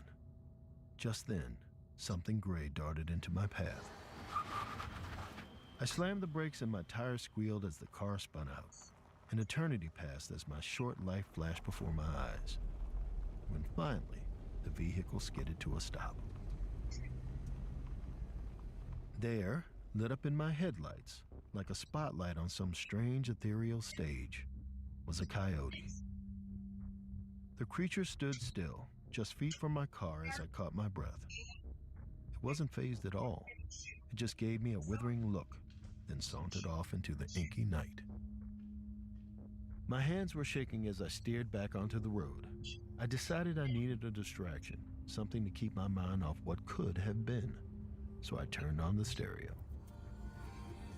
Not to date myself, but in those days there were no MP3s or CDs. And forget about Bluetooth, so that left the radio. In the boonies, in the middle of the night, there wasn't much on the air. I turned my dial, getting nothing but static and garbled church hymns, until a man's placid voice crackled into focus. He said, "You're listening to Nighthawk AM. Tonight's story is about Bigfoot." Nighthawk was the late-night radio show for the strange and unexplained. Long before the internet, people could tune in to hear about conspiracies, cryptid encounters, ghosts, demons, you name it. If it was weird, they'd put it on the air. Now, some folks believe in that kind of stuff, but at the time I wasn't one of them. Despite growing up on my grandma's strange tales, I was a proud skeptic. But whether I admitted it or not, there was always a small voice inside me that whispered, maybe I didn't know everything like I thought. Perhaps that's why I listened to the show. It had the special ability to thrill and chill you, even just for a little while. And after all, that's why you're here, isn't it? Anyway, the radio did the trick. I let the calm, matter-of-fact voice of the show's host wash over me as he chatted with a self-proclaimed time traveler. I was riveted, but just as things were getting good, I lost the signal. midnight, and I'd truly just entered the middle of nowhere. Have you ever been in the desert past dusk? You don't know nighttime until you have. That's where it gets darkest. That true black, where you look out of the window and all that stares back at you is your own reflection. I felt like I was driving straight into the abyss. And if things couldn't get any worse, it started raining. I flipped my wipers on and slowed down. And just as I turned the bend, I saw it again. A person. I blinked hard, but this time it was no mirage. There was a flesh and blood man on the side of the road. And as I peered out of my windshield in disbelief, he stuck out his thumb. This dude wanted a ride. I don't know what came over me then. This wasn't the 70s when no one gave a second thought to picking up strangers on the side of the road. But remember, I'd been driving for 14 hours straight. I wasn't exactly thinking clearly. Which was kind of the point. If I didn't want to fall asleep, I needed something drastic. And well, this fit the bill. So I pulled over and rolled down my window. He was a young guy, scrappy looking, but smaller than me, and I took comfort in that. I asked if he needed a ride west, and the next thing I knew, he was in the passenger seat. The first thing I noticed was his smell. It wasn't bad exactly, but it was distinct, like damp earth and something sharper I couldn't place. Then there were his eyes. They were deep-set and intense, as gray and electric as storm clouds. He thanked me for the lift and thrust out his hand. "Mickey," he said. I shook it as I introduced myself and almost flinched. His skin was cold as ice. I asked Mickey if he had been out in the rain long, and he nodded. He said it felt like an eternity waiting out there. He was lucky I drove by. Maybe we're both lucky, he smiled. He had no address for his destination. He'd just direct me further down the road. And he had no luggage, which he explained was because he was local. How you can be local to miles of wild, empty desert, he never said. Still, I was grateful for the company. Between the rain and my own tired mind, I was beginning to feel like I was blending into that desert landscape. It was refreshing to have another living, breathing person next to me, even if he wasn't much of a talker. For the next 10 miles, we rode in silence with nothing but the rhythm of my windshield sweeping away the rain. I wish the radio worked so I could drown out the uneasy silence. Can you throw me a But there towel? was still nothing but that awful static. Not even Nighthawk AM. So I asked Mickey if he believed in time travel. Mickey said he didn't know about time machines and all that, but he did believe in crossing dimensions. Like you can cross borders on a highway, he supposed there were special places where you could pass through some hidden boundary between past and present, life and death, even heaven and hell. A chill rushed through me. This guy hardly said 10 words since he got in my car, and now he was waxing poetic about interdimensional time travel. But I did ask, didn't I? Mommy's way. Once again, I changed the subject. Yeah. Why was he hitchhiking anyway? Did he get stranded? Mickey smiled. I guess you could say that. He explained he always felt that way. Stranded. He lived in these parts a long time and was always itching to get out. But try as he might, Did you bring this he in never here? really could. I knew Yeah. that itch well. It was what kept me coming back to LA, trying to carve myself a foothold so I could get out of Maryland for good. But every time a job ended, I was right back where I started, Annapolis. And for an ambitious kid like me, home felt like purgatory. So I told Mickey I knew exactly what he meant. Finally, we were having a real conversation. But soon, our small talk went south. Got her? Don't be gentle. You seem sharp, Rod. So what the heck are you doing picking up strangers in the middle of the night? Not very safe, is it? He was right. I didn't know him. Hell, Mickey may not have even been his real No, I did name. not. I could have picked up some kind of criminal. He could be trying to rob me. My heart dropped to my You see stomach. the thing I Just sent you then, that in the from my dad? periphery of my vision, I saw Mickey reach into I knew his he was pocket. gonna automatically come My after body me. lurched and I swerved hard. No Something way! metallic slipped from Mickey's hand to the floor. He picked it up and I braced myself for the muzzle of a gun or a knife. It was a flask. You can't do that, babe. That hurts her. He took a long swig. I realized then what that smell was from earlier. This man reeked of booze. Suddenly, his off-putting behavior made sense. Everything, I reminded myself, had an explanation. Just as my pulse began to settle, the cabin of the car was flooded with blue and red light. In the rear view, a highway patrol appeared out of nowhere. As I pulled over, Mickey winked at me and slipped the silver flask back in his pocket. I swallowed hard. Seconds later, a pot-bellied trooper strolled up to my open window. Despite my pounding heart and the cop's glaring flashlight, I managed to deliver a cool, "Good evening, officer." Mickey, for his part, gave the cop a small salute. The trooper grunted and explained he pulled me over for erratic driving. He'd just seen me swerve. I was drinking, wasn't I? I froze. Could he smell the booze on keep Mickey? turning it on. I assured him I was just on an good. all-night drive and must have started drifting off. But luckily, I had company. I gestured to Mickey in the passenger seat. The officer looked in his direction and raised an eyebrow. Mickey smiled back. Then, with something like fatherly concern, the cop asked, "Was everything all right? Did I feel all right?"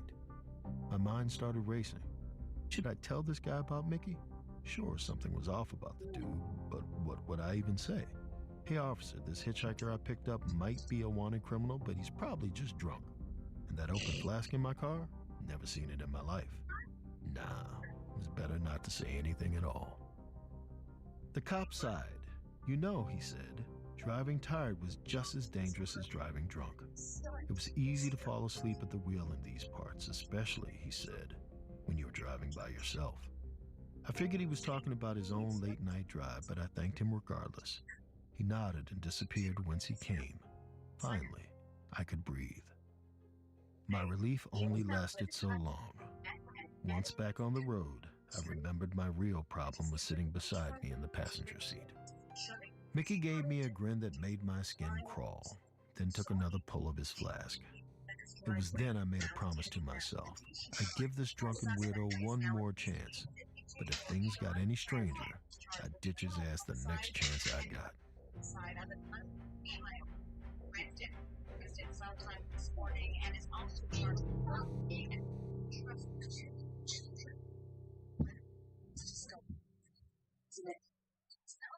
Are you a victim of the timeshare trap and think there's no way out? Chuck McDowell, founder of Wesley Financial Group, has helped over 35,000 families out of financial hardship by getting them out of bad timeshares. And they may be able to help you too. If your timeshare agreement goes on forever, if you were told timeshares are a great investment or your maintenance fees will never go up, you need to get the facts about timeshare cancellation. For over 10 years, Wesley Financial Group has been dedicated to helping folks get out of a lifetime of debt by canceling their timeshares. So they created a free timeshare exit information kit that reveals how the timeshare industry works and your options for cancellation. To get your free timeshare exit information kit, simply go to icanceltimeshare.com. That's the letter I, canceltimeshare.com. icanceltimeshare.com. If you love that chicken from Popeyes, you'll also love that flounder fish sandwich and shrimp tackle box from Popeyes. Made with Alaskan flounder, the flounder fish sandwich is seasoned with Louisiana herbs and spices, dusted in a southern crispy coating, and fried to a golden crisp. And as for the shrimp tackle box, you'll get 8 crispy pieces of butterfly shrimp, a regular side, hot buttery biscuit, and your choice of sauce. Does it make sense for a chicken place to have seafood this good? Not really. But it's so delicious, Popeyes might just have to take another look at that famous jingle. Love that flounder. Never mind. Popeyes. We don't make sense. We make chicken. And also seafood. But only for a limited time, so sail over to your Popeyes and try the flounder fish sandwich or shrimp tackle box for just $5.99.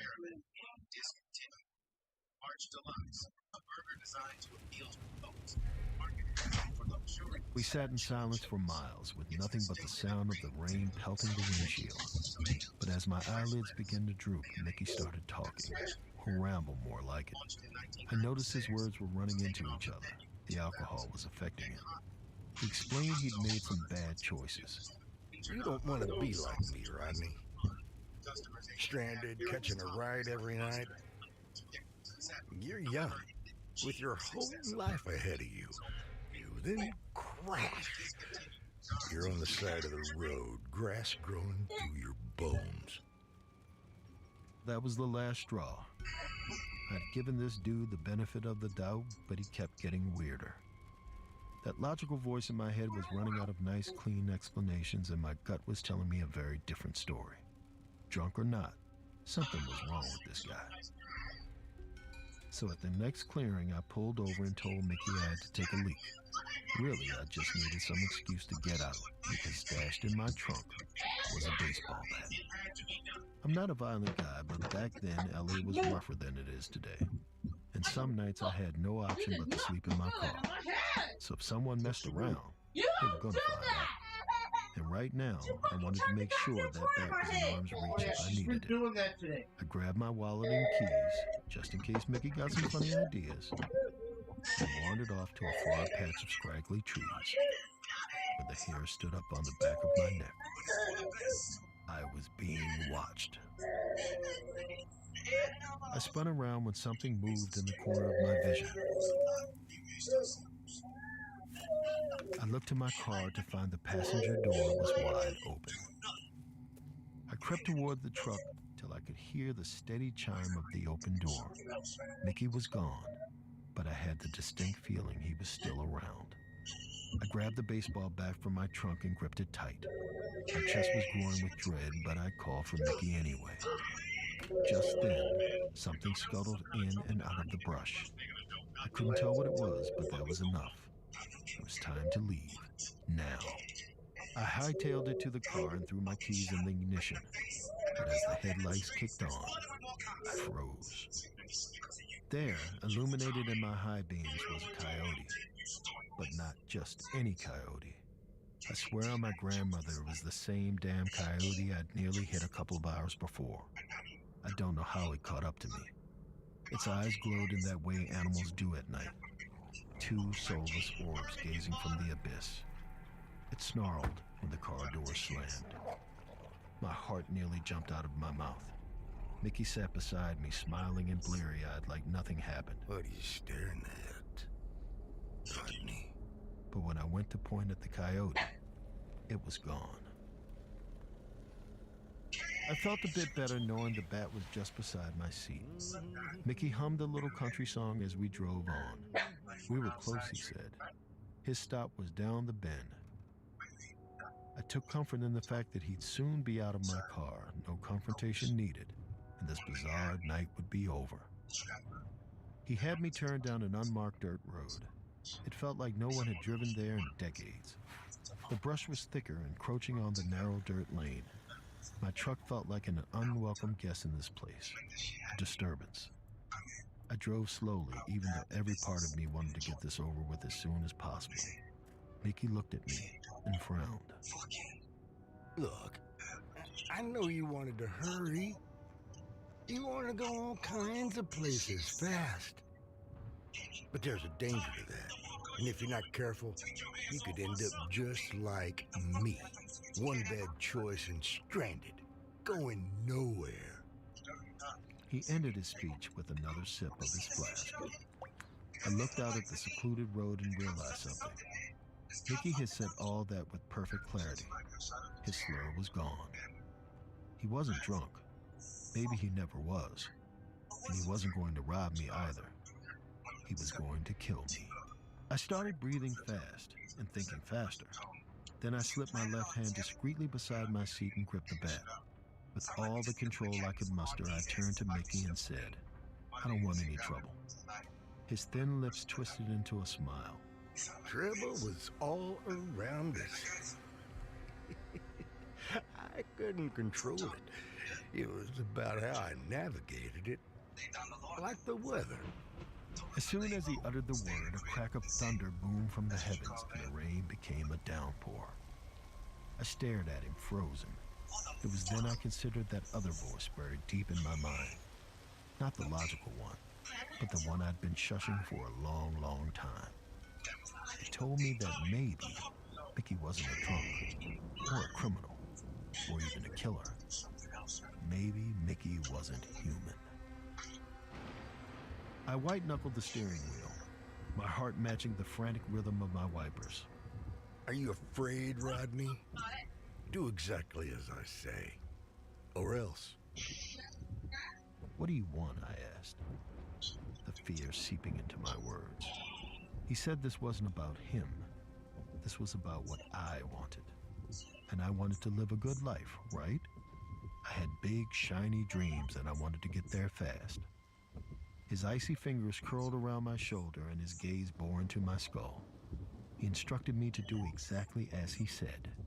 Or else, he told me, you'll die tonight. His words sapped the air from my lungs. Then, my headlights went out. My foot instinctively went for the brake, but Mickey's voice cut through the dark. Keep driving. I obeyed, because that small voice, the same one that told me maybe Mickey wasn't human, also told me to do as he said. Mickey's eyes glowed in the dark in the same way that the coyotes did. Green orbs shining from his skull, a nocturnal predator caught in the headlights. My blood froze. Who are you?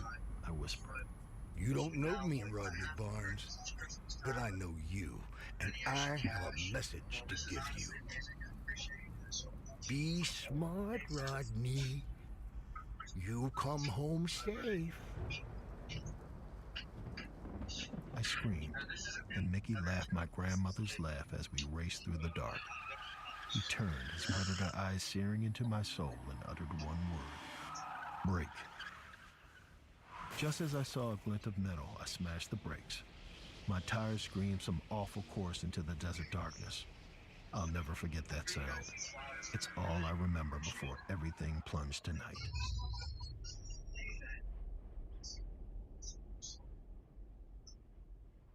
When I came to, it was dawn. I sat up with a groan, holding my throbbing skull. I felt like I'd been hit by a truck. That's when I realized I had been hit. Actually, I hit something.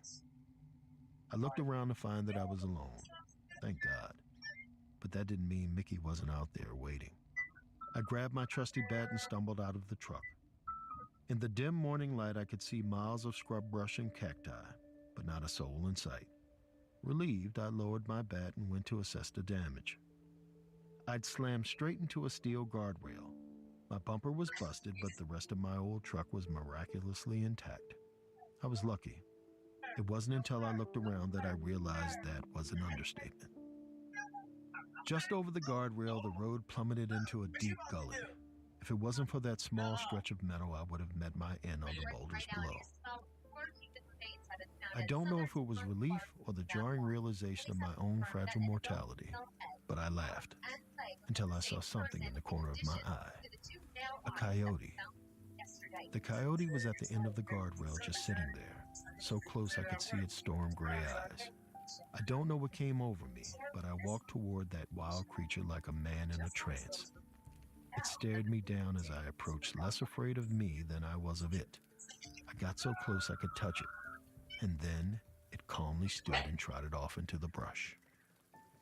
I watched as it disappeared into the dusk, smiling like a damn fool. It felt like one of those beautiful cosmic moments, like I'd been in reaching distance to God. Then I saw at the end of the guardrail exactly where the coyote had sat was a plaque. It was worn and rusted, but the engraving was still legible. It read, "This barrier constructed in memory of Michael Mickey Ryan, 1944 to 1968. A bold life taken too soon." I touched the old plaque and the realization hit me like a freight train. I had picked up a ghost. And as the desert sun rose bright over those hills, I began to cry. Soon as I re-entered civilization, I booked the first motel I saw and got some sleep. Then I hightailed it out of New Mexico and didn't look back. I never took the desert route from Maryland to LA again, and I sure as hell didn't drive all night. I still won't. I never could decide what it was I saw. At first, that good old logical part of me insisted it was all a dream, the whacked out result of a tired mind and overactive imagination. But that other voice, my gut, said it was too vivid to be anything but real. Since that day, I've done some research and found that there's a name for what I experienced, a phenomenon called the Phantom Hitchhiker. Accounts go back as far as the Bible of travelers on horseback picking up mysterious passengers. Versions of the tale appear around the world, but they all end the same.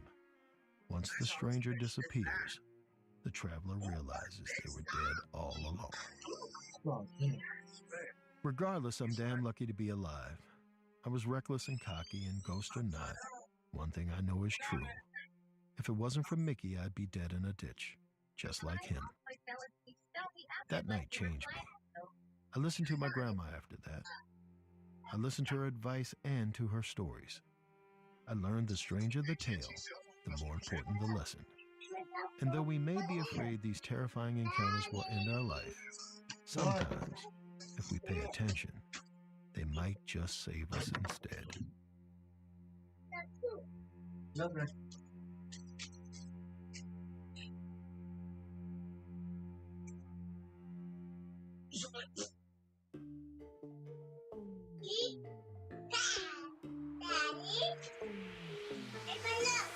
Run Fool is a production of Ballin Studios, Campside Media, and At Will Media. It is hosted and executive produced by me, Rodney Barnes. This episode was written by Alex Garland and produced by Abakar Adan and Lee Mengistu. Editing by Matt Scher. It was also sound designed and mixed by Kevin Seaman. Creature vocalization by Terry Cashburn and artwork by Jessica Clogston Kiner. Production support by Jeremy Bond and Cole Lacasio.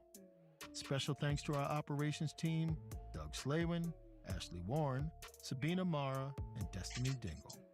Executive producers at Ballin Studios are Mr. Ballin, Nick Witters, and Zach Levin.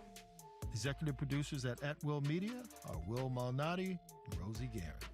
Executive producers at Campside Media are Matt Scher, Josh Dean, Vanessa Gregoriadis, and Adam Hoff. Thanks for listening, and see you next week.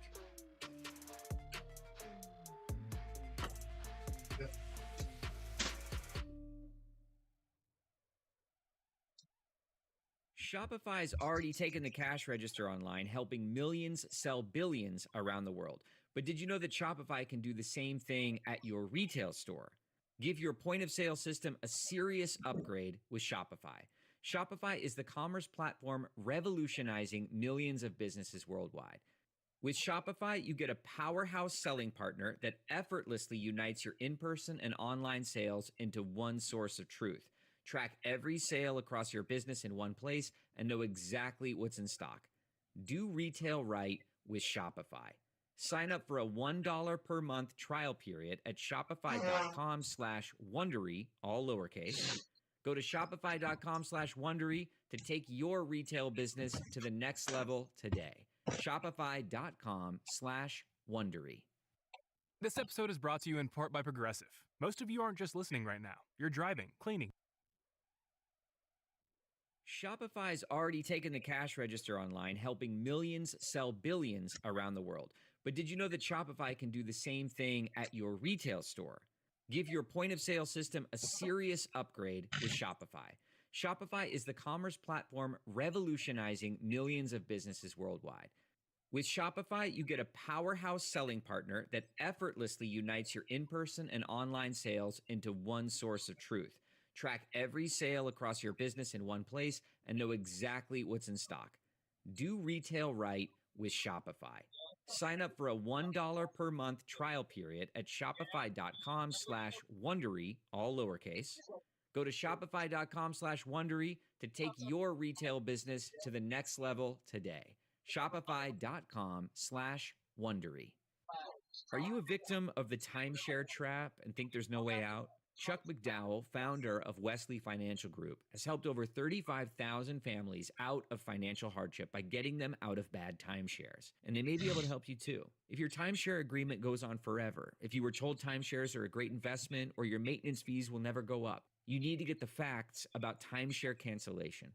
For over 10 years, Wesley Financial Group has been dedicated to helping folks get out of a lifetime of debt by canceling their timeshares. So they created a free timeshare exit and has been spotted sporadically in the decades since. But her reputation after those early appearances wasn't something lethal. Mostly she'd just emerge on the horizon, freak out a few witnesses, then vanish. No one was too worried. In fact, we were kind of proud. She was Maryland's version of Nessie, our Bigfoot. That sentiment lasted until the 1970s, until Donna Moore, until it seemed like Chessie had developed a taste for human flesh. And after that, everyone nervously awaited her next appearance. Certain it would be more than some performative glide-by. She'd feed again on whichever poor soul she saw first. But that never happened. And like all things, folks forget, me included. The passage of time muffled our worries about Chessie. Then, an old childhood friend of mine emailed me a link to some Baltimore Sun article. It was 50 years to the day that Donna went missing, and as I began to read, those old fears about the bay came roaring back. A father and son had gone out one stormy, overcast morning to check their traps, but only one of them returned.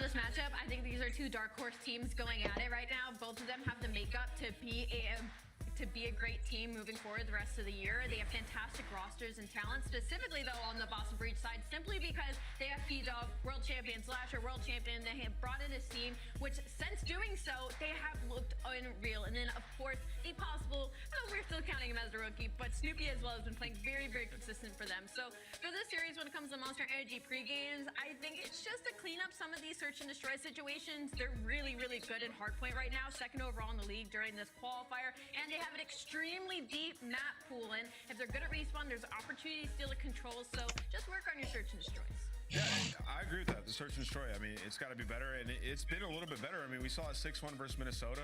They have a 33.3% win rate on attack, and they're converting 54.8% of opening duel wins. And honestly, on defense, their second opening duels, they're great at it. They just kind of win the rounds off of those. And you know, Slasher, when we interviewed him, he talked a little bit about it. He was like, it's just these little things where we need to calm down in game, make it slower, and execute. And that's what they're trying to build with bringing in Ace into this roster. And it has been working. So we'll learn a lot in this match versus Vegas, who have been great pretty much across the board. And to that point, Snoopy is actually their guy for those opening duel win rates. Over 50% of the time, he's the one going out first and getting them. So I want to see Asia maybe join him in that aggression. They said Boston couldn't win if it came down to search and destroy. That wasn't true against Minnesota. But today you're playing against Attach, who has shown ice in his veins for the Vegas Legion. Let's talk a little bit about the old man and the young studs he's got alongside him. Purge, Geo, and Nero showcasing some of their best Call of Duty to open up Major 2. Yeah, I think they made a great change. You know, it's a structural change bringing in Geo. Everybody's played so much better. Attach and Nero have been the stars of this roster. Their control immensely better 2-1 this split, and they've really mastered Rio. Like, they're 2-1 in Rio Hardpoint, 1-0 in Rio S&D, and it has just made their map pool so much better headed into a lot of these series. And you're gonna see when we get to maps and modes here, like, they're gonna square. Like, I don't exactly love this decision to play Karachi S&D, but they feel comfortable on it. That is the only map that Boston has shown any life in search and destroy. So we'll see if it goes their way. And the interesting thing about it is Vegas actually picked that map in this series. Are we going to 5, Allie? We could. This is very much a series that could go to 5 simply because you have the Boston Breeze that are very solid in respawn but struggle in search and destroy. And then on the flip side, you have a Vegas Legion that are very strong in search and destroy but struggle in respawn. All right, it's time to get our scuff pick'ems in. Let's make it official. And first off, congratulations. Name was still in first place 4 days running at 54 and 25. He's about to be wrong. I'm locking in Vegas Legion. You two are going Boston, right? Yeah, I am going Boston. You are? Okay. Are you breaching it? Boston, but I don't feel good about it. Like, this is a good series. Fans, are you with me? All right, they're going Boston as well. I'm right, y'all wrong. Let's send it to the casters. We got Chance, his beard, and one of his best friends alongside him today. How you doing, Mr. Tunn? Oh, one of his best friends? I don't know if Chance would call me one of his best friends. What do you think about that, Chance? You know, I don't like being put on the spot, Ton, so I'm just going to hit that with it. I'm going to plead the fifth, actually. More American references for you. Thanks. It was sailed directly over my head, as you would expect. But we have a very good game on our hands here between two teams who are kind of fighting in that mid-pack at this moment in time, an important one that can carry them both in different directions when it does come down to our standings. But it should be a banger nonetheless. Set up very, very nicely with the maps that we have. It's very, very hard one to call, which usually means we get a good series. Any feelings one way or the other at this one, Chance? I think it's a difficult one to predict. I mean, if I've been going off of like the Des predictions through the year, obviously they've been pretty consistent across the board, but like when there's differences, I lean towards Puckett, man. I think that Vegas might be a good call, but it is going to be a battle. Like, these are the types of series that I think are almost like underappreciated by the community just for how much could potentially be on the line. Like, both these teams, 2-1. The winner of this gets winner's bracket. You get your 10 CDL points, and like, these are your bubble teams for champs, and either one of these teams win it. They do cross that top 8 threshold. Obviously, plenty of Call of Duty left to be played, but these are the guys that have to get after it. 100%. Some games are a lot more winnable for teams like these players, and well, I mean, both these teams for both the opposition are a nice potential victory that could go their way. But either way, good start for the side of Vegas Legion, going over towards P1. P2 control is going to be there for Boston Breach. But I mean, for you on either side, I mean, this is maybe a bit of a loaded question I'm asking you at the beginning of a hard point, but anybody in particular looking out for either roster to really pop off to help the team get a win over the line here today? Well, you can pick your poison on either direction, but Geo and Nero, I think, are going to be the go-tos. Geo, just because he's looked like a shooter. Great example right there. Fantastic when it gets the seam on those potential flanks. He doesn't actually block the spawn, but his gunning certainly there. And then Nero inside the point. One of the big gunfights that you have a 44-point lead going into the new hill. Obviously, you saw that 5 spree popping up as well. Potential cruise missile coming through for the new man on the squad. Really good start. Perfect example for you there. I can't believe it landed as cleanly as it did. But look at the P2 control still there for the side of Boston Breach. Priest and Co trying to lock it down. Good hold so far. Trying to answer back, what was a very good hold over towards P1. We're seeing teams find a good amount of success over towards that side. Break potentially coming in here over from the front side of red now. You can see as Geo pushed up towards the bus stop. Isn't going to find anything. Priester will find the cut. Good hold so far for Boston. Starting to expand. What's going on here? Okay. You can't let that happen. Oh, well. The 10 and then from Nero. P3 rotation will be locked in. It's a really good hold from Boston over towards P2. Oh, wow. Nice little two-pump from Attach. He's playing with fire, but hey, he's going to get it done. And I mean, we had Geo on a 5 spree, potentially looking for a cruise, maybe Attach's turn, but that's a long-term game. Right now, though, the impact, it is going to be on this new time. A potential 4 versus 3 over, or actually Slasher wants to play for Attach, and Attach is going to win it. So Slasher might be feeding streaks. In the meantime, his team is getting picked apart. You could have had the man advantage on the break. Instead, you get nada. You get shut down, and you got to regroup over by a Coop and try for the break once again.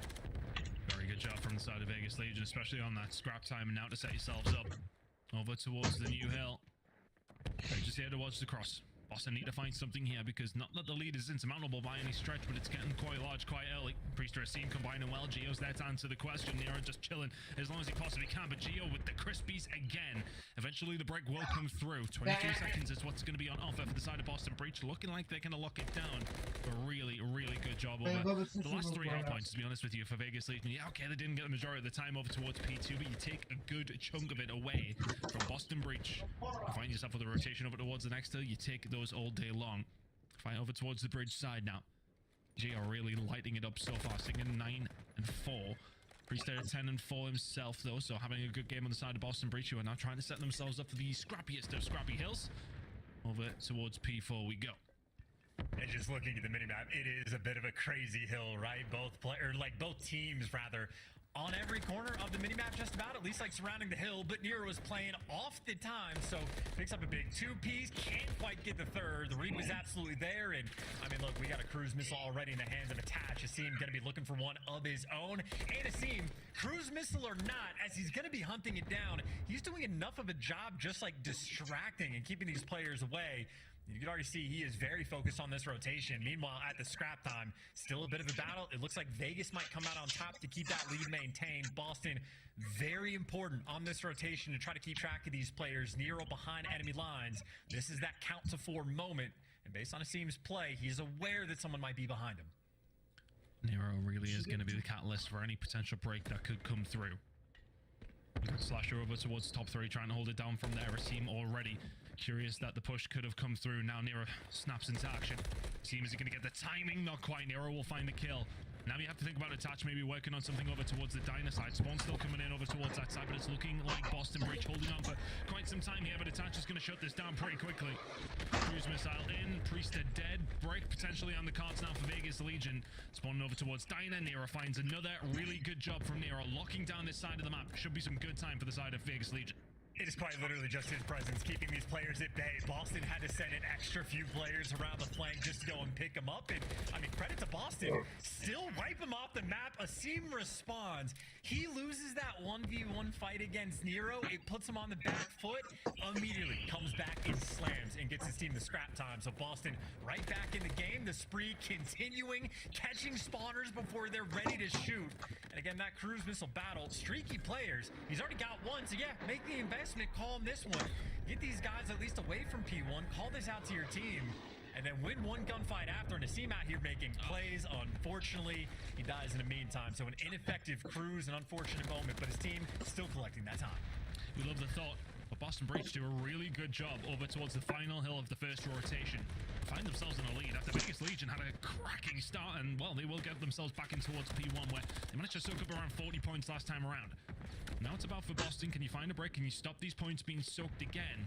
And a rotation over towards P2. Spawns over towards the back alley. Snoopy is potentially here to do something too. It's on the cards now for Boston to try and find something in this rotation again. I was going to say, just looking at it, I don't think Vegas actually entirely read the spawns over towards new. Yeah. I mean, the player in Hill was still looking like towards the old direction, so Vegas may be a bit of an unfortunate moment with the spawn outs coming through, and we'll see how that is going to punish him, right? A 20-point lead for the moment, but You obviously have P2, potential Money Hill. Asim gets to play Ratty and delivers another 2-piece. 18 and 13 for the moment, by the way. So Asim right now on a blinder. And of course, in the time, Boston right back in the game, nearly tied up. Priest dishing out serious damage on 3 different players. You know where the push is coming from. Everything, guns forward, no one flanking. Gunfight's coming through. Attach wins the first inside the hill. Vegas there for the break. And is it going to be clean? Slash last man standing. He's going to fall too. Vegas get it done. Pushing these players back. Great break coming through a little bit earlier than it did last time around. It's 15 seconds of scrap time that Vegas Legion managed to get and the rotation over towards P3. Boston had brought it back into this game though. Strong start for Legion again on the second rotation, but Boston Breach looking to find that break. Let's go for a listening with Boston. He's back right, back right. I hear it. He's dead. He's dead. Nice. Push up junk if you can. One's gonna be junk, one's already there, one's already there. I'm gonna I stun him junk. I think they fight through all guys. I don't see left. Yeah, they are. I get them. I didn't junk though. No, I'm holding left. He's top left on me. Oh fuck, I have to get reverse cross. One shot dead. I got one. Okay, one more left. He's I think he's bottom. My snake. Bottom, one shot, absolutely near off low bridge. I have her back. He's on bridge. He's front of me. Absolutely low bridge, yeah, he's front of me. Yeah, cube on me, high cube. On the point. He turned for me, I'm stunned. I'm right next to him. On the point. I got one. Shoot up. One shot, mid basket. Pillars. I got one. Four. Stand here, guys. Then you're back right. I don't have the mid pinch yet. I'm trying to pick it up. Yeah, only back right. Top green, dead. Nice. What's mid? That's not the mid. Yeah, right some mid now. You want to grab? I got You want AC ladder.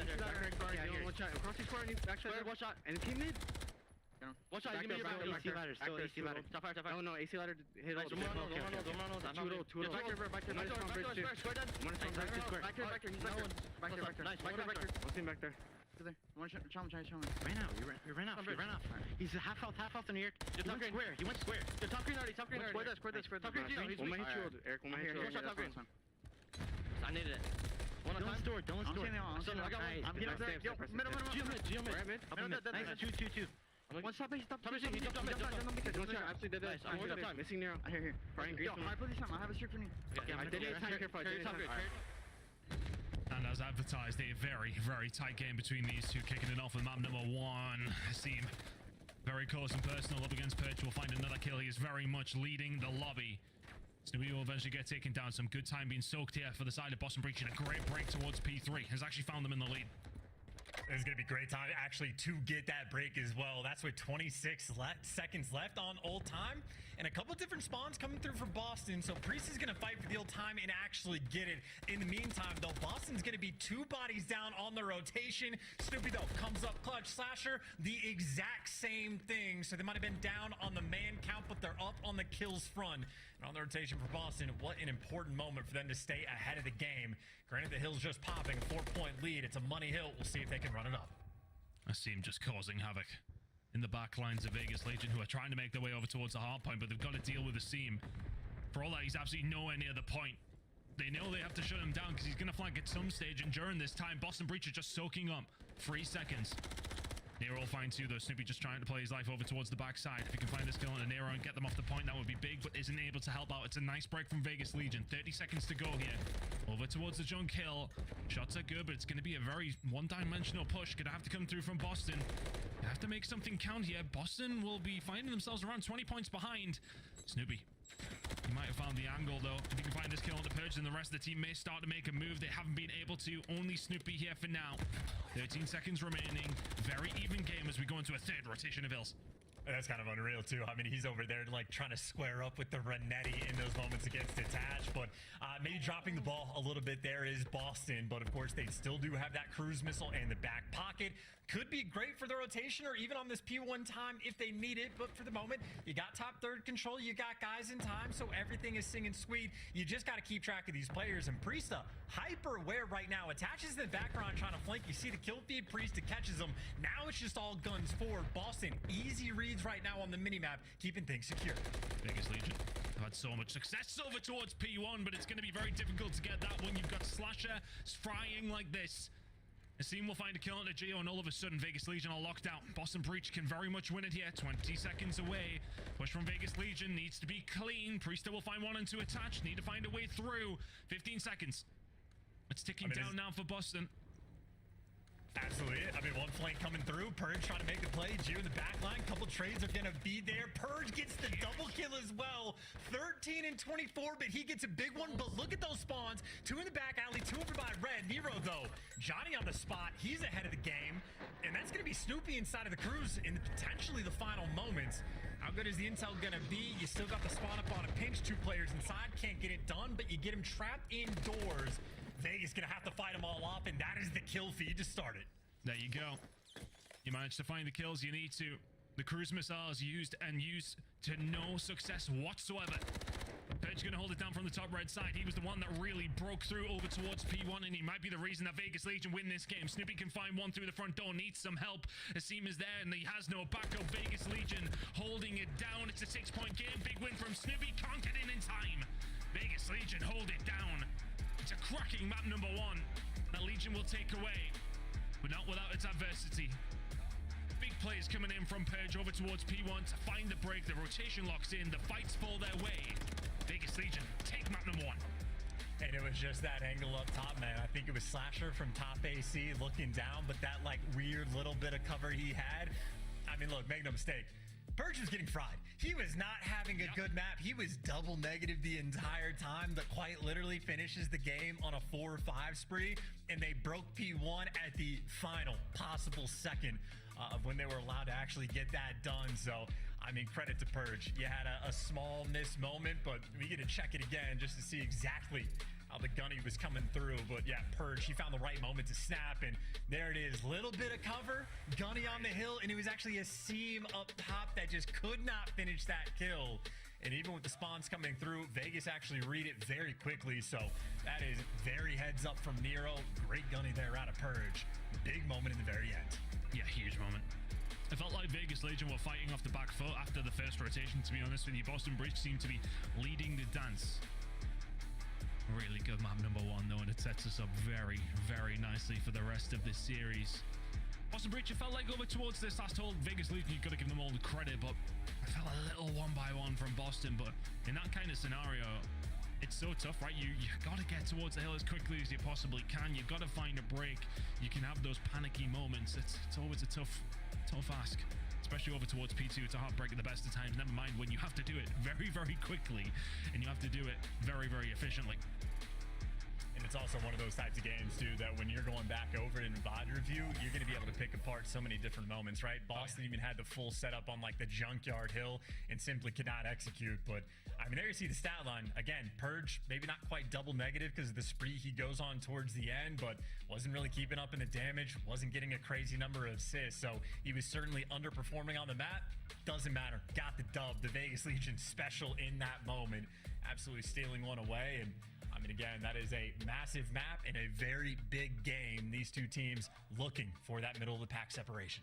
100%. Those 2 kills in that break. Stats can't define those kind of moments. Vegas Legion, I mean, for all I said, the first rotation had them feeling like they were in the driving seat. And Boston were leading the dance. Well, that tells you everything you need to know about me. And I'm talking absolute rubbish. But game flow coming through. You can see Vegas Legion very much in the lead the majority of the time, but a very, very close game, and Boston pull ahead, and then all of a sudden it's turned around on its head. Very, very close game number 1 as we head into game number 2 in a second. It's going to be Karachi Search and Destroy. Evasion Control going to be coming up after that as well, and if we need it, maps 4 and 5 will be Evasion and High Rise. Is that a map, though, that we were thinking for Vegas Legion? I know it's always going to be very, very tight when it comes down to these hard points. They've got to be feeling good coming into map number 2, though, considering Boston's Search and Destroy woes have, well, I want to say continued, but they found a map 5 win last week, so you never know. Things could change. Yeah, they absolutely did. Boston, though, it's sort of like a weird story for these guys in Search and Destroy. It's like a map-dependent thing. Karachi is their only good S&D map. So as the game mode, Vegas comfortable to play him, yes, but Karachi S&D is the one sort of sweet spot for Boston. I say sweet spot. It is a 3-2 record, so it's not as if they are dominant, but it is the only S&D map where they have success. Like, Boston is 0-5 on Invasion sort of thing. Like, that's abysmal, but they dodged it in this series. It's a high rise for the game 5, so on the S&D front, maybe slightly more optimistic than we typically are for the Boston camp. Of course, on the flip side, I mean, Purge is typically the respawn underperformer.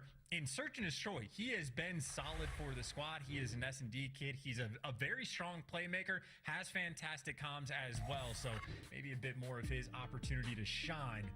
And I also appreciated the player cams of Vegas after their win, like a burst of excitement on some of the younger players. Attach, cold as ice, just takes a sips of water, right ready for map 2. Attach, always a player. He's been locked in for like 12 years now. Honestly, I've not seen the man age though. I know we were saying he's the veteran on this one. That block has not aged a single day since the very first day that I laid eyes on it. Vegas Legion looking very, very solid now. 1-0 up in this series. The Search and Destroy coming up next. You're going to be feeling good, and their map pool is growing, chance.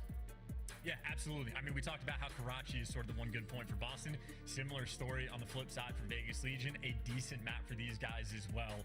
And of course, when you do something like 6-0 Toronto on a Rio S&D, that's sort of a shout out to the rest of the league of like, hey, you might have to ban it against us. Well, that's exactly what Boston does. So maybe one good map in the mix for Boston. Plenty of good maps now for Vegas to work with for the Search and Destroy game mode. So they got that map 1 win. These guys already feeling comfortable. Again, the more respawned reps that these guys get in, the better. They've been going toe-to-toe against some of the best in the game. And, I mean, truly, this is a squad that have been on the up and up.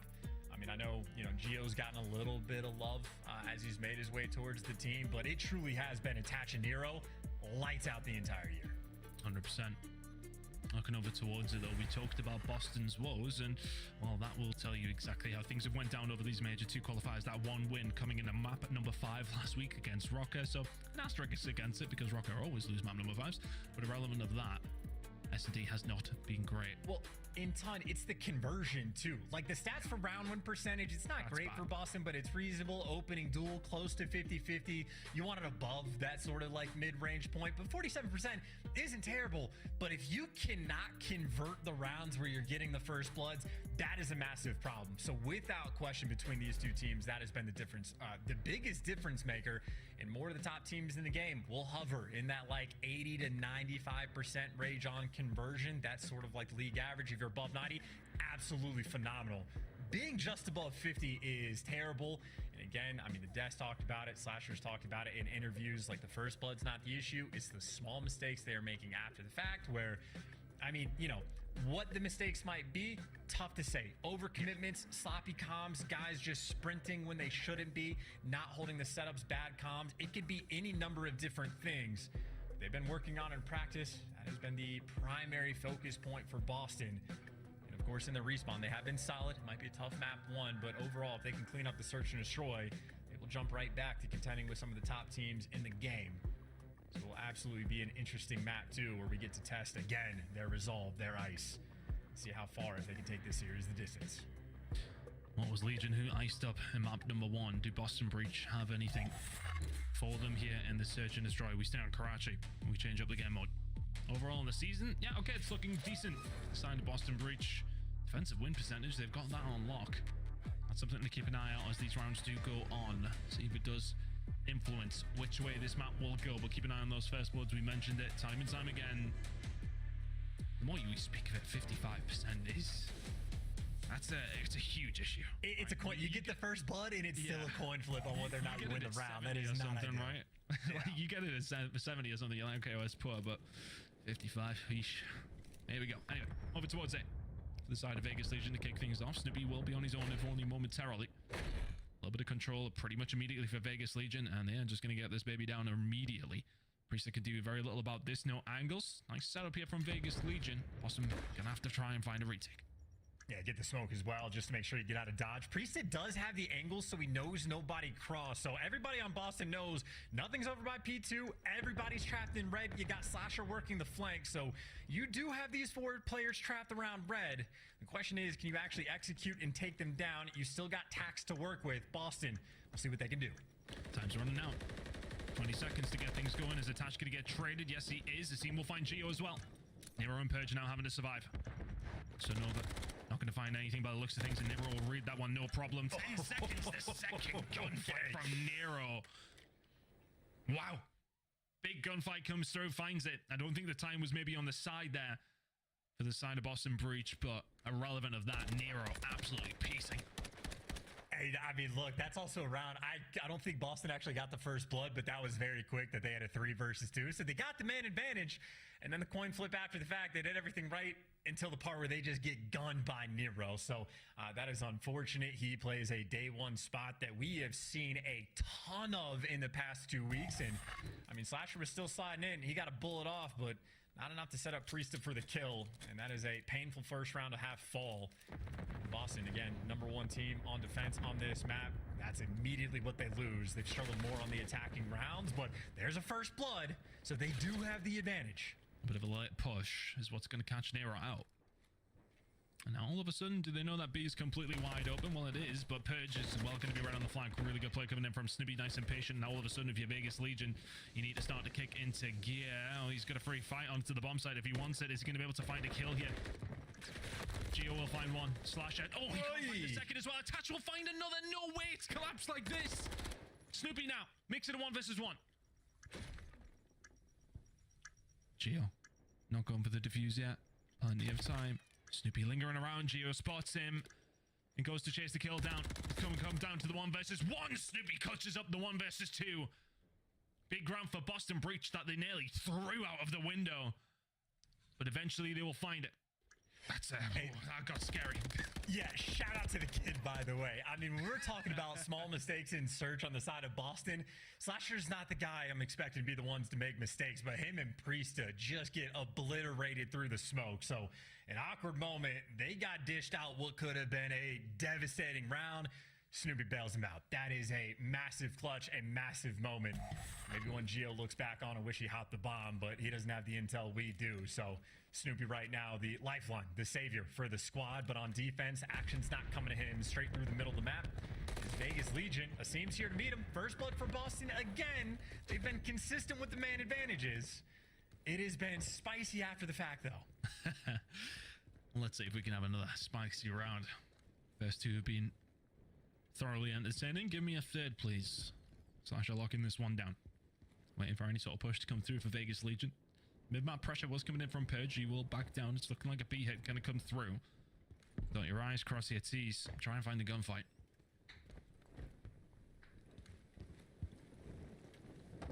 Push is going to come through.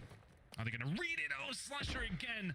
Geo just seems to have his number. Attaches ready and waiting for the artillery, or the cavalry to come through, I should say. Snoopy is going to find an incredible gunfight over towards Attach.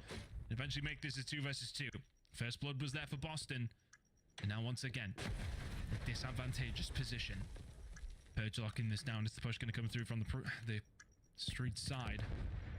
Priester and Co. just looking to try in the first gunfight. They do it. They smoke out the rat. And now Jay is going to be able to potentially lock this one down. Good shots on the Priester. Needs to find some equally as good ones onto Snoopy. Can't find the fight. Again, Snoopy clutching up for Boston. The lifeline, the savior. We bow down to Snoop in these moments. Again, dude, this is just being able to commentate and just set it up of like, hey, Boston first blood, but does it really matter? And consistently, like, not really. I will say in the actual 2 versus 2, though, it was fantastic execution. They knew the player was playing the nerd spot under scaffolding. They waited for the timing, the coordination. I think it was Snoopy that still had the stun, banks it off the wall, backs the guy on the bridge down, and they isolate the guy on scaffolding. So that is certainly a moment where I think the communication completely on point there for Boston. At the same time, though, it was a clear-cut man advantage that they nearly threw away. So, again, they just like to make things interesting, but if there's any extra benefit, Snoopy does have the cruise missile. And on a map like this, if you get the bomb planted with the cruise, it's a guarantee. First blood and a second for Asim. They're finding them absolutely no problem here, Boston. Snoopy now looking to try and find her out as well, as this bomb is looking like it is going to go down over towards the B side. Asim can find the first 2 gunfights, not the 3rd. Nero seems a very difficult one at this moment in time. 2 versus 3 for Vegas Legion. It will be a 2 versus 4 if they can convert it. But they'll have to find a defuse and they'll have to find Snoopy. Lingering around the middle of the map. This guy is absolutely frying, my word. Big round from Boston. Find themselves now with a 2-round advantage. It's looking good. This man can do no wrong. For Attach, that's an MCW. MCW can fry at that range and get the headshot multiplier, but the Rival 9, dominant in a gunfight like that. And of course, you have to be twisted for it. You got to hit the shots, but right now, Snoopy, very clean with it. Cruise missile still in hand if he needs it. The first bloods have been flowing for Boston. They have had the man advantage in every single round played thus far. So again, Karachi, they are thriving. Things look fantastic. They got the clutch when they need to. And now for Vegas, they're running this straight at Snoopy. I don't know if that's the player you want to mess with the first blood, but at least if you get him out of the picture, your odds go up after the fact. And that is a read from Purge. That is the man to take out. And he sprints into death, all good. Yep. Classic. Find your way over towards the A side. Maybe only expecting one player to be holding it down, but Pristo over towards the back diner side. He's going to need the help for his teammates to come on through and defuse this bomb though. Shots in towards Slash Arasim. Is able to not just trade it, but find the gunfight before he is able to take his teammate down. Nero now going to have to lock it down. He's going to have to find something. He does have some help in the form of Attach, who's on his way. Seam will fall. Attach from up top. You got to just stop chasing these players. Maybe a little bit too much. Attach now in a 1v1. Can Priesta find it? Time on the side of the Vegas Legion. Jumping on the defuse. Attach. You got to get there. You got to get there. Is he going to get there? Looks that way. Vegas Legion find the round just.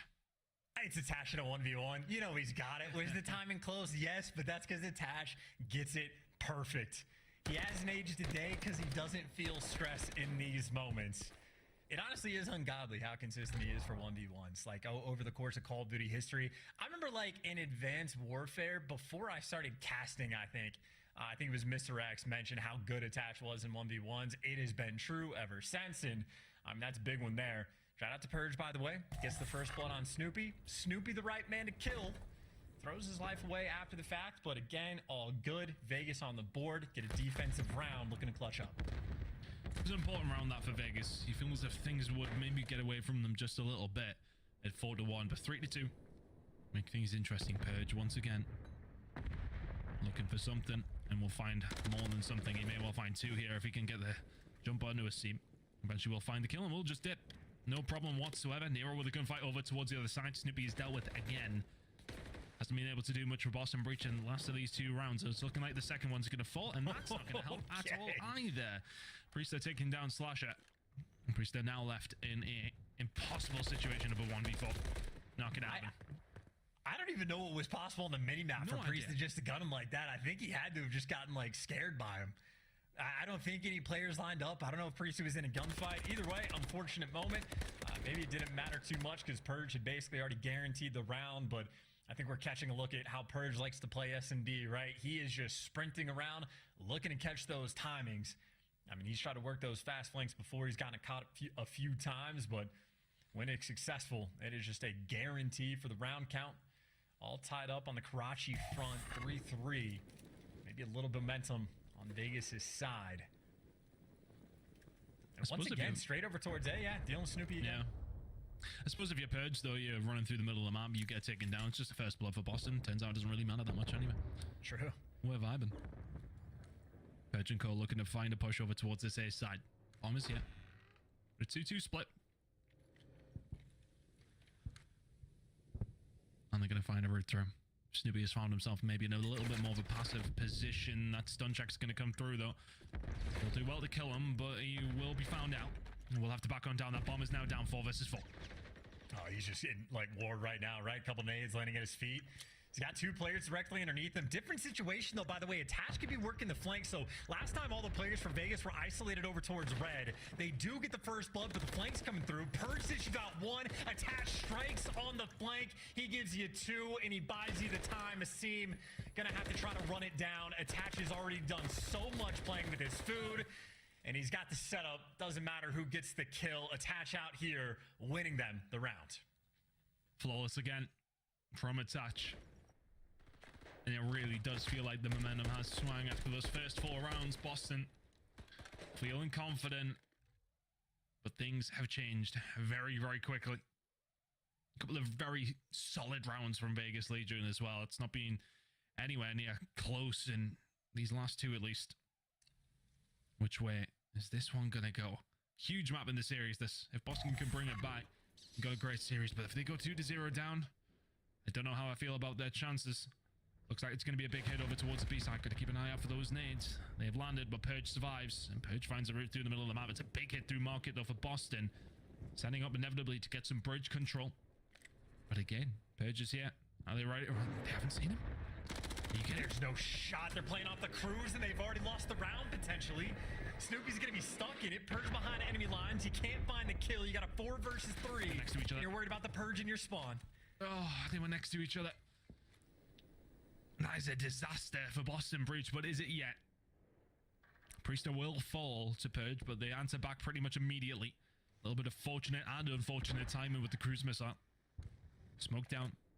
Push towards the bomb site coming on through, and an immediate plan. Nero sprinting through the smoke. Should be able to deal with the player. Doesn't even see him. Has found himself in absolute hell all of a sudden.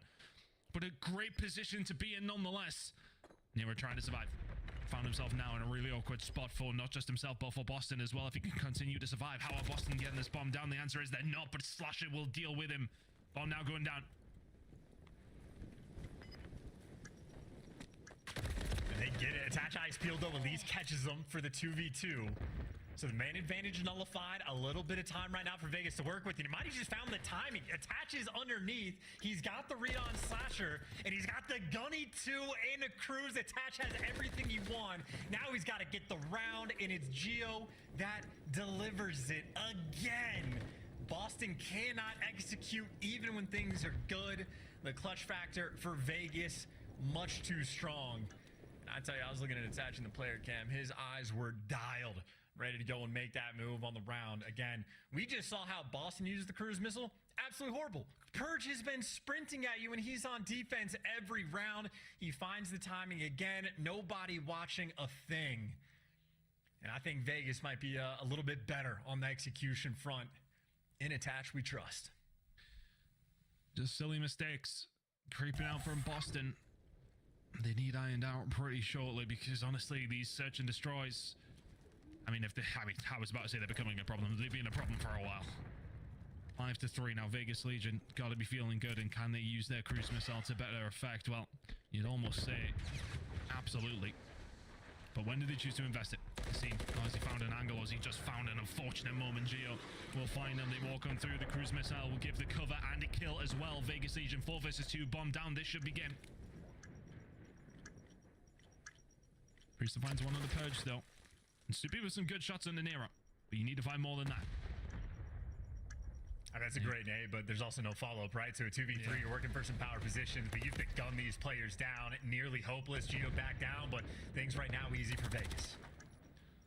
Snoopy finding some market control. 22 seconds. You need to find some kills very, very quickly. Priester falls. Snoopy has really been the talisman for Boston Breach in this map. But can he find anything here? A little bit of time in. 1, 2.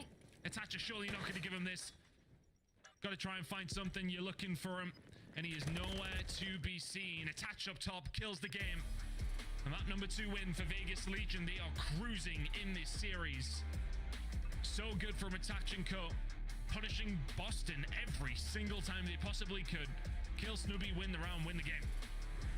That's Boston's best map for S&D as well. And as you pointed out for Snoopy, it was either miraculous clutches or it was just a breakdown in every single round. First Blood's effectively null and void. That is a little painful to watch. And I mean, honestly, picturesque of like the mirror images we just got of the cruise missiles, because using them in the exact same situation, it's not a post plant you're looking for. You're using the cruise missile to get the bomb down. Boston, they dropped the ball instantly because Purge was just flying at them on the flanks.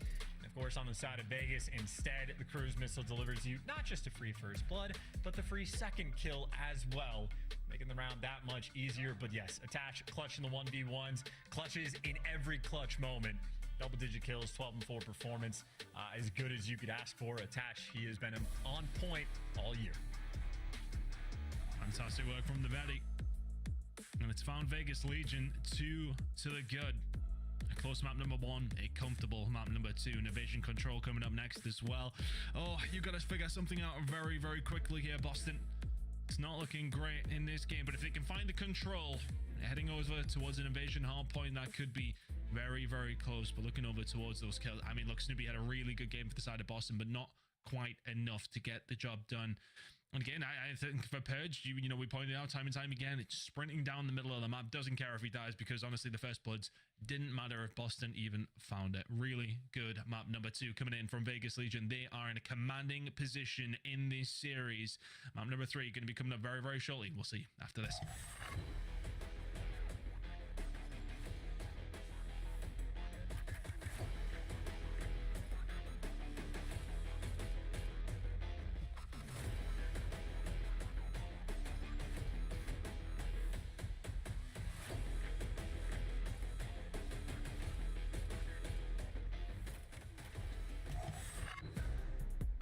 your game with the Scuff, the official controller of the Call of Duty League. The Call of Duty League is brought to you by Monster Energy, the official energy drink of the CDL. Wins the first gunfight, wins the second gunfight, stops the zone from getting captured. Right now, attach Eric Boom. He's got a lot of these moments in his career. Why don't we tack on another one? The new guy? I've been doing this my whole life. And behind everybody, though, is Dashy. Can you take down 2? Maybe 3. He gets them all as they line up for Dashy. Symphony of a break. Hydra holds on, and my goodness, he does incredibly well to get 3. Abizi, though, doubles down, and that's enough to lock things up. That'll be the turning point of the game, and Atlanta face starting to chain a couple hills together. Abizi, it's your turn to start turning up. He already finds himself in a 5 streak. Nero is pitching, and he's going to find 2. This might be a very clean round here for Vegas Legion. Here's everybody. Is this round nearly done? Nero is all across the map. 7 in a row for him. Locks down his 8th, stays up through it. So Shotzi plays that really well over towards the back of Dyna. And now Pred can get himself in a position where he can cause absolute havoc. Now free first kill. Shots still on the flame. Might have the timing perfect. Wins the first gunfight, wins the second gunfight, stops the zone from getting captured in a highlight reel play. It's a 3v3. Gotta go. You gotta go. If you're Rocket, you're locking it down. If you're Optic Texas, make it 1 kill from Shotzi. Liz, can he find the clean up here? It's Dashy to find 1 more. Can they lock it in time? It's a 3 versus 12 in the end from Optic.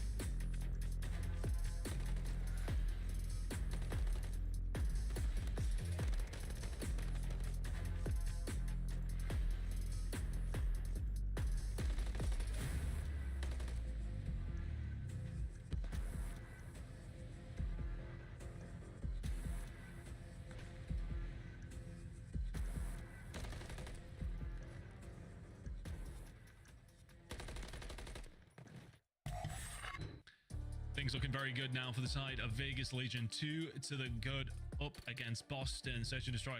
Well, we expected it to go Vegas's way, but again, for Boston, the problems persist. Chance those first bloods were flowing, and the rounds were going the opposite direction. Not the best of showings from Boston once again.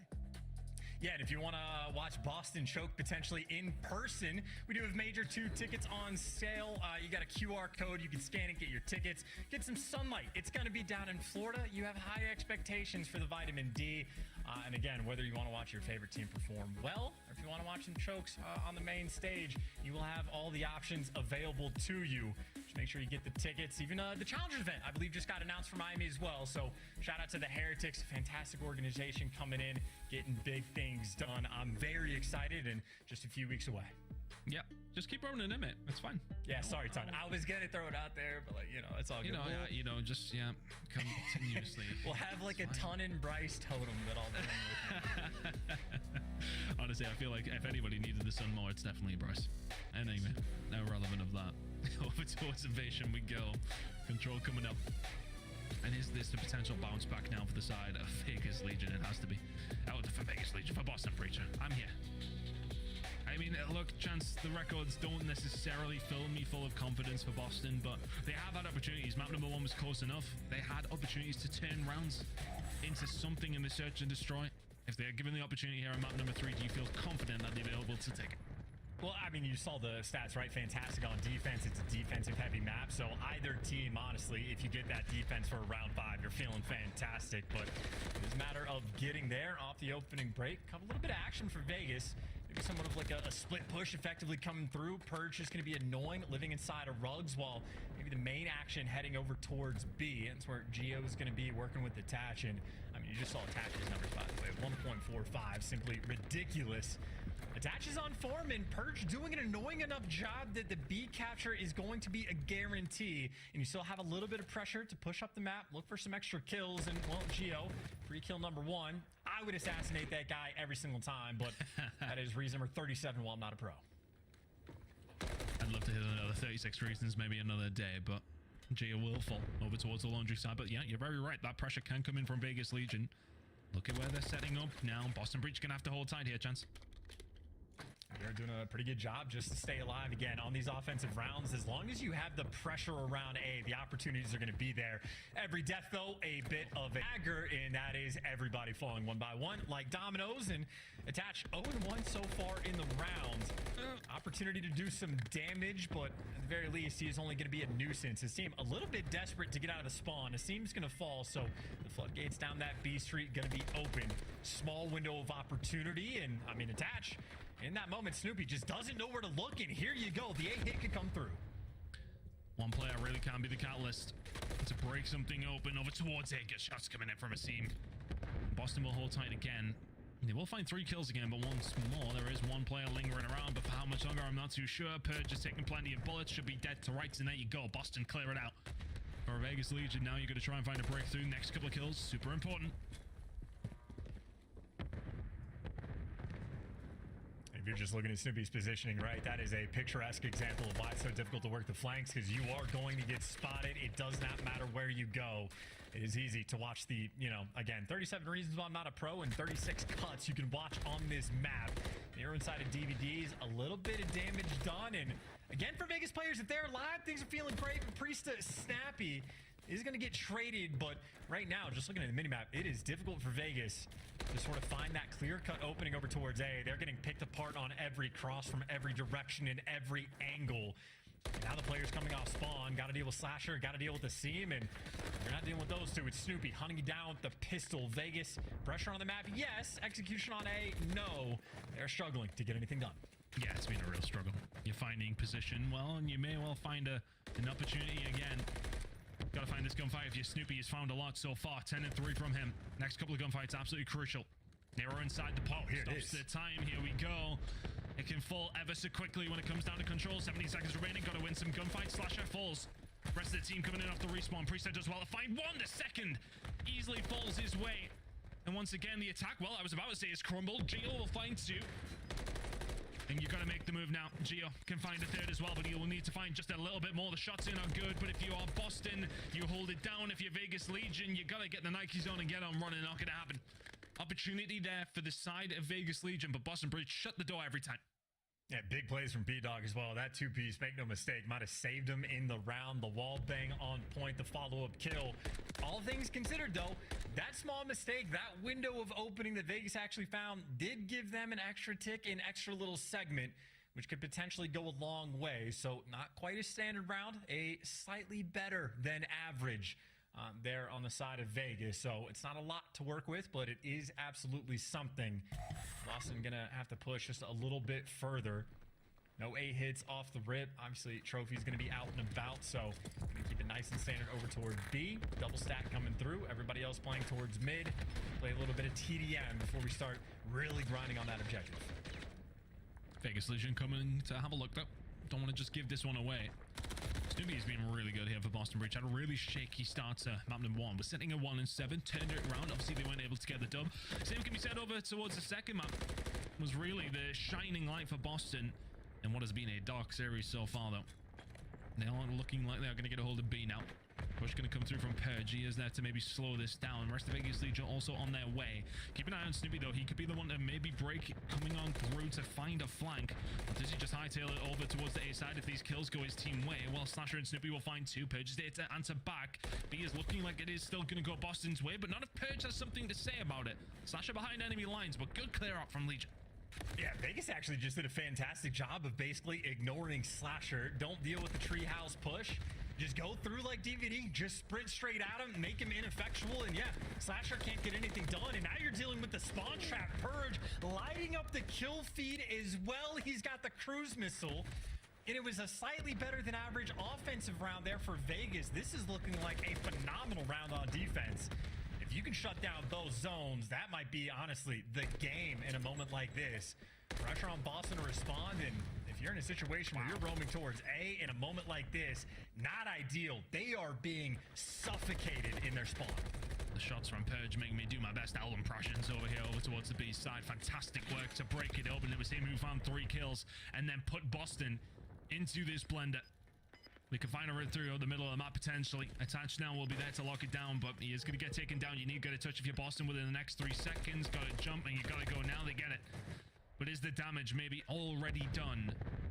Looks like B is going to be secured. So if you're Vegas Legion, well, okay, you've done a really good job throughout the majority, but you'll be a little bit upset that you managed to lose that, considering where you had Boston, who have given themselves a lifeline.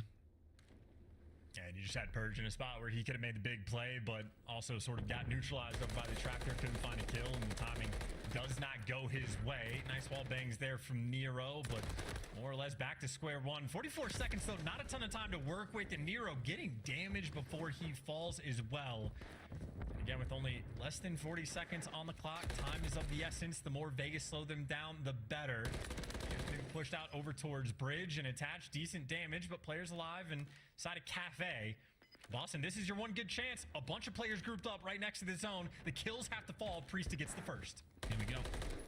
Gets gunned. Attached, some really good centering coming on through. Will help find the third, and that will be the round. A better hold from the side of Vegas Legion. Made Boston really work for it, but for Boston, at least you did get a hold of B. It wasn't looking like you were going to at any stage during that round. Page tried to shut that down, was able to slow it down. But Vegas Legion, good defensive hold. It is a tick advantage towards them after 2 attacking rounds. Yeah, I mean, this is the invasion special, right? Like the amount of focus that you have to pay attention to just to those extra segments towards the end. So Vegas, you know, again, big opportunity to demoralize and shut them down on defense. But of course, even though that ball gets dropped just a little bit, great news, Purge still has that cruise missile. And you might be able to create a window of opportunity on the attacking rounds to use the cruise if you'd want to. Maybe better to play a little bit safe and keep it for the defensive rounds just in case. But you see the idea from Purge. Might be late to the round, trying to pick up an extra flanker and make that bolt over towards that A zone. Meanwhile, his team focused on B. Just a single cap right now for the moment, so it's going to be slow. But still playing for kills. No one's died yet. 15 seconds in the round, and Slasher and Priesta finally able to get those first few kills. That play that Purge was trying to make down A Street, you had Priesta just more patient. Big gunfight actually going to go on over towards A Street. Priesta now going to try and butter Vegas Legion up before they can even get out their spawn. Will get dealt with. Good shots coming in from Nero. Will backslasher down.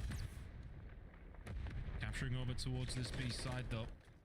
Looking good here from Vegas Legion so far. One play's going to come through and that will be Snoopy. He finds nothing. All of a sudden B is pretty much gone. Unless it's an absolute miracle play going to come through from Boston Breach. But for the control in the middle of the map, not too bad. You will lose B very quickly. A full 2 minutes and 5 seconds to work on over towards A. You do have one player behind in his team who is going to slow things down here. Vegas Legion still have to dot their I's, cross their T's if they want to make a push over towards A side. Purge, yeah, is going to fit. Finally got the trade. Took a little extra time to get it, but waiting for the angle to get lined up for him. But this is for Vegas. Again, they have the cruise missile. If you manage to find that small window of opportunity, if you get in that A zone, the cruise missile could be devastating. For the moment, though, it's looking like they're going to struggle to set it up. Attached last man standing on the mat does not stand for long. Right back to square one, back in your spawn, and working through the B Street. Boston keeping the pressure up on defense, keeping the kills and trades flowing through. Vegas again, a long way to go. Minute 20 seconds, 2 good pushes to work with. Can Boston keep themselves alive in the middle of the map? Sometimes it is just about playing your life, slowing them down. Gio going the long way about it. Pre-step there to clean up. Can find the second as well. Got a lot of help with both those gunfights. And he didn't need any for that one, but isn't able to make those bullets land again. Boston Breach just seem to find flurry of kills when they really do need it. Looking pretty grim. And for Vegas Legion on this attacking side, Gio can find a kill though, and all of a sudden you can see Nero has found a gap through the defense. Next couple of gunfights are massive. Nero not just finds a gap, he finds 2 alongside of it. Slasher needs to find more than 1 here, realistically. Vegas Legion will find their way in towards A. Remember, they have that cruise missile. There is potential in this push. And 2 on the point as well, so Boston already feeling the heat. Slasher's gonna fly. Priesty gets that blood. Slasher does not die, has the gunny with the pistol. It's enough for the trades. Still a tick has come through, but that is a big gunfight win by Slasher. A little late to the play, but he executes on his job. Attach gets sniffed out as well. All things considered, though, for Vegas, I mean, on the tick front, it's great. You're up 8-3. You now have a massive advantage in this game. 22 seconds left. Round's not done yet, but I think with those kills from Asim and Snoopy, that should be good enough for Boston to win the round. But there's the battle, and then there's the war. The bigger picture right now for Vegas, they are looking good so far on Invasion Control. It's very classic Invasion Control, isn't it? A couple of potential opportunities for these attacking teams, but it has been, well, difficult to find a route through. But those ticks aren't going to make a difference, you feel. Our 5th round is, well, it's feeling like it's beckoning. Vegas Legion, can you maybe try and find something here on your defensive side? Of course, there's Boston now with the lead. Boston, I mean, I think, if I can recall at least to the first attacking opportunity, they did have a couple of looks, but again, very similar to what Vegas Legion have had on under offer. But I think the equalizer, the only difference between these 2 teams here in this round is the fact that Purge does have that cruise missile if they need it. But realistically, those ticks over towards their attacking rounds have put them in a really, really good position, albeit behind, and it is going to be an hit coming in through the side of Boston Breach pretty much off the rip here. Going to try and get something going almost immediately. Trophy out, into the point you go. Slasher can answer back into the kill that came through from Nero, but attached Geo making it work, and all of a sudden this is the other side of the coin, and what can potentially happen over towards A. I say that though, Snoopy will find 2 and keep it going. He doesn't have a trophy though. Sun's gonna hit him. That nade is gonna miss actually, so doesn't do damage. It's only a 1v1 gunfight for Snoopy to win, but he cannot get it done. Hero, maybe the hero in that moment for the 1v1 gunfight. Keeping things a little bit safer than they needed to be, but Boston still the pressure over towards A, so like a guy like Attach right now posted up L-triggered on this B zone.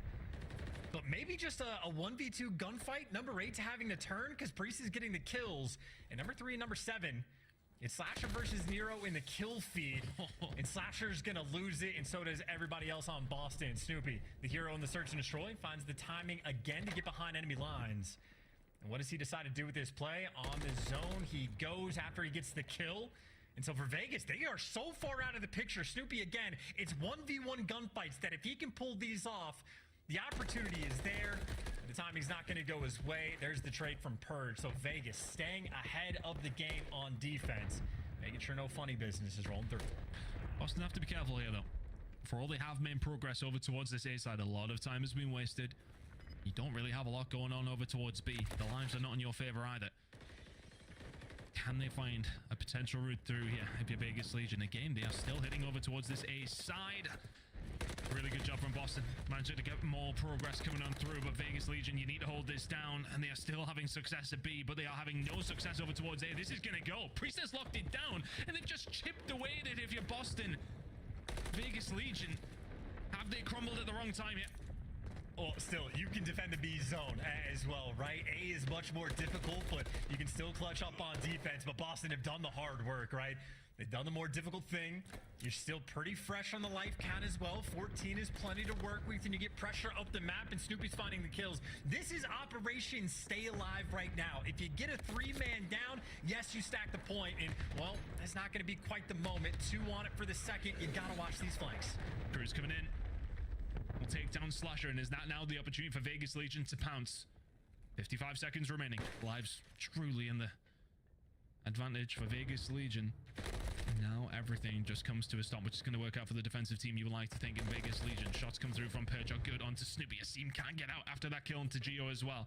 Still presence here for Boston Breach. They needed Asim to stay alive. There you go. Has done, and everybody else has done a fantastic job over on the other side of the map, and all of a sudden this push in over towards the B side starting to look good. Purge the only one here who can really slow this down. Everybody else from Vegas Legion in off the respawn. They have to get there fast. Oh, and Asim still playing cutoff as well. Being annoying, slowing him down. Is that going to be enough to help Snoopy? Feeling the pressure, going to back off the zone. 30 seconds left. You don't have a lot of time to play with for Boston. They're waiting for the reinforcements to roll through. Priesta electing to go on the flank as well. Nero shuts it down. Snoopy up top. He's 1 HP. Boston are struggling to get this done. Oh, it's been so tough. It's been looking so likely, but Slasher's the only one who can find a kill, and he gets punched to death from a touch. Vegas Legion looking like they're going to hold on. One more opportunity for Boston Breach. Priesta needs to find a route through. The stun comes through, so does the utility. 7 seconds, gotta get a touch. Purge with the first kill onto Snoopy, and this might just be the dagger as Nero gets the cut over from Dark Side. It's one player left. He is dealt with. Round number 5. We eventually go. Oh, that got stressful for Legion for just a second, but they managed to hold on. And this is like a big W, small W kind of moment for these teams. Maybe the good news for Boston, Purge did have to invest that cruise missile, so that massive piece of utility no longer on the table. That is a small W for Boston, but for Vegas, that's just a hard commitment. They never like fully committed to defending A. They'd consistently send one player back, maybe 2, to try to get him off the zone. And I mean, as you pointed out, Ton, just the chipping away effect that Boston had is good enough for one zone. But because Vegas never overcommitted, they always had players over, pushed up towards B, over by Square, over by Tractor, getting these cutoff kills. Still able to ice up, so big moments for Vegas, and Nero having a great game as well. Him and Purge right next to each other in the kills column, and another split push right now for Boston. Kills going their way, trades back and forth, but the A zone not looking very open. Priest is gonna fall, and we go back to the old standard. Zone going to be slow and attached, doesn't want to give it away, and he's not going to make it easy. He finds the extra kills, and now for Boston, again, you might just be stuck in your spawn. Yeah, Vegas Legion very much concentrating on a few more members towards that A side when things do get up and running, but now all of a sudden everyone's over towards B, and they are forcing Boston Breach back. Close points going to start coming on through. Attach needs to try and hold it, but if he does, it could be massive for Vegas Legion. 2-0 up in this series on defensive side. When it comes down to invasion, is everything you could possibly want. Good shots coming through from Nero, but not quite good enough to finish it off. And it looks as if Boston Breach are going to find a little route through here. Seems going to find a way onto the point. The kills starting to fall their way. But falling their way as they're backing up towards their spawn. For all Vegas Legion, lose those gunfights, not the end of the world. Well, if I'm Geo, I'm calling cruise missile off spawn. Yeah, absolutely. They're going to be stacking the point. Everybody's going to have to scatter. 42 seconds left on the game clock for the moment, but the time is going to tick down. You might not get a kill, but you got a double flank rolling through for Boston. Can you even read this in the moment? They just have pressure all over the map. Purge wins the gunfight, not just 1, but 2 on the flank. Last player standing for Boston on the zone. Priesta and Slasher for the moment are delivering, but the pressure is still very much on. Oh, Slasher's just done such a good job. That first gunfight was massive, and he finds it. And alongside of it, you get that extra time to get yourself over towards this A side. So trying to find some kills, but it's only Asim who can do so. Priesta here with a bit of map control. The only thing is for Vegas Legion here, you have been forced back, but that's a big kill from Nero. Can lock it down over towards that side, but he's only alive momentarily. Priesta finds it, so mid-map control still being fought over. Pushing and pulling between each other. Purge might be in trouble here, and all of a sudden there's an opportunity now for Boston. If they can get across the road, you're going to have to lock it down. If you're Geo, you need to find something. You find absolutely nothing. Boston have a way through. They're inside of it. They're only one body, though, right? They're still playing for the cutoff kills. Priesta wasn't able to make it over, and Nero wins another gunfight in these clutch moments. Holding the cross, it's only good enough for damage. The man inside the zone is going to fall. Boston get wiped out, and the one moment they might have had gets stuffed. They got to recollect, and I mean, give it the old college try, but Vegas have been clean on defense. 42 seconds left of game clock. That felt like a moment in this series that really could define it. Or a Boston Breach going to make something of this push. Slasher is able to find one. The flag starting to come through. Dealt with by Purge, who is just chilling out right now if he can. Geo on the point. Boston poised to try and find something, but Geo just ain't missing right now. Boston get cleared again. Priesta, the only one over towards the backside. Slasher will find one on the other off the respawn. You gotta get rid of Priesta here. if you're Vegas Legion, but if you're Priesthood, you've got to find something, and then everything else, you are the only one who can be anywhere near to try and find a push. He's going to find one kill, going to try and hold his angle if he can, but Purge might just have stuck the final dagger in. Vegas Legion, can you hold it? Boston, you got to get the touch. No chance at all. Vegas Legion clutch up 3-0. Convincing in map number 2. Close maps in 1 and 3. But in the end, Vegas Legion sweep Boston. Very, very easy game in the end, apparently, from the kill cams and the cams towards the end as well from Legion, but they will be feeling good about that. Boston had your chances, did not take them. And who doesn't love a good old defensive shootout on Invasion? What might have been the longest control game of the year. Vegas on point. The number of clutch gunfights, by the way, that Nero had in that game alone, pretty outstanding, in all honesty. And Purge was right there with them in the slaying category. I mean, everybody for Vegas on point. Geo got a cruise missile at one point. Purge got a cruise missile at one point. Able to really stack the odds in your favor. And really not too much to say about the stats on Boston. You just got dished out extra offensive rounds. There's only so much that you can do. But in a battle between these two teams with so much on the line, it is Vegas that come out on top. They might very well have just guaranteed themselves winner's bracket going into the new major. And of course, they still have a plenty of matches left to play in this stage. So I think with that extra 10 CDL points they just got, they've now bumped themselves up. They're in the top 8 range. They're in the better side of the bubble. And for Boston, another pain point of a series. Nail biter for early matches, but didn't matter towards the end. Did not matter at all. 3-0 for Vegas Legion. Got to be feeling good. Wonder what the desk are thinking of Boston at this stage, though. Puckett knows ball. Puckett knows. Had their opportunities. Been watching Attach since he was on a sniper rifle. It's been a minute since we've seen that. Congratulations to Vegas Legion. Nero at the end, though, showcasing some swagger. I feel like there is a change in the tide in the Vegas camp right now, and it all started here in the Major 2 qualifiers with a young guy doing some of the objective roles, Nameless. Listen, man, this team, they're so exciting to watch. I mean, they were down and out in that map 1, and it comes down to a crazy play.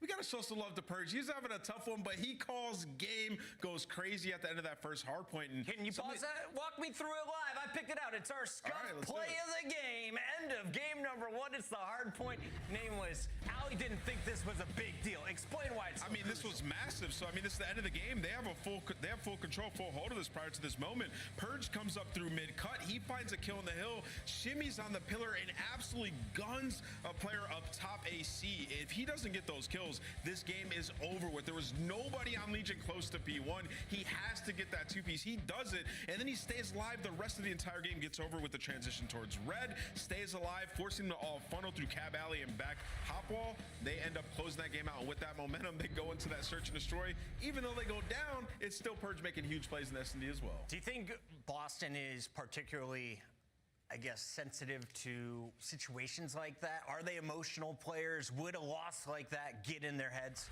No, absolutely not. I think for Boston Breach, you forget there's some world champions on that roster who have been in these situations before. They just had a really slow start in that map number 1. They came back a little bit during the second rotation, but like we just broke down the play of the game, they lost that final rotation over to the P2 side. They sent no bodies over there. They were committed on trying to win on P1, and unfortunately, it just didn't go their way. Didn't go their way. It went Purge's way today, and he joins us live. It's our Monster Winner Spotlight. Purge, I asked to chat with you because Nameless, we had Maven, Merc, everyone was losing their minds. What is your job on the team right now, and where do you feel you were most clutch in today's match? I think my job on the team really is I'm kind of the in-game leader. Me and Dylan attached, we kind of bounce off each other. So we try to keep everything under our control. We know that the game's flowing, try to communicate to our teammates what we need to pick up, what they need to pick up. And, I don't mind getting in the hill. I don't mind doing the dirty work. My teammates are gross, so we keep winning. I'm going to keep doing it.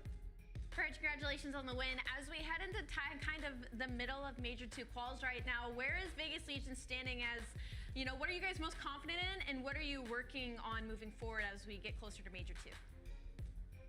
I think our control in S&D has definitely been improving. We've been focusing on that in practice. I think our hard point's also very good.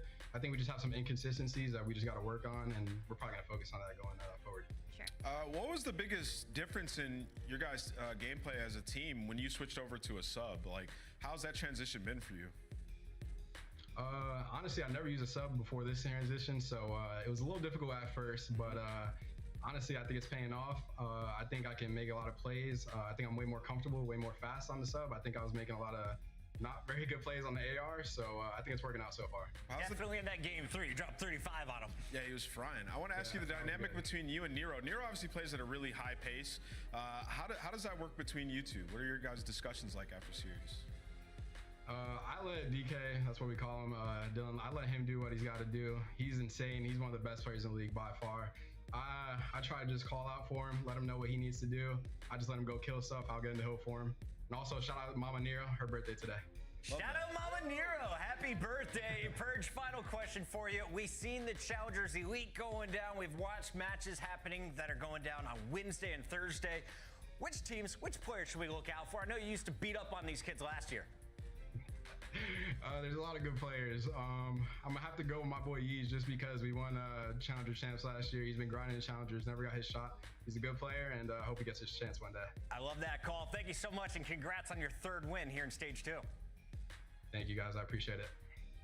Vegas Legion, for now, is currently in the 4th seed. Atlanta still has a chance to win their 4th matchup later this weekend. But a very strong start here for our Vegas squad. If you want to find out when Vegas is playing next, and how do you do it? You gotta sync your calendars. Never miss a match of your favorite Call of Duty team with the Call of Duty League calendar sync. Here's the fun part. When you add a calendar, you also receive a squad up calling card you can use in-game. So go ahead and sync your calendars. Never miss a match. CallOfDutyLeague.com/schedule. And of course, Gamer G is taking us down south. Where are we headed next, Allie? We're heading to Miami, and Miami Heretics are hosting Major 2 tournament. Make sure you scan the QR code and get your tickets now. We have been sold out for most of our majors, so make sure you get them early. Texas, Carolina, coming up when we return. This is the Call of Duty League.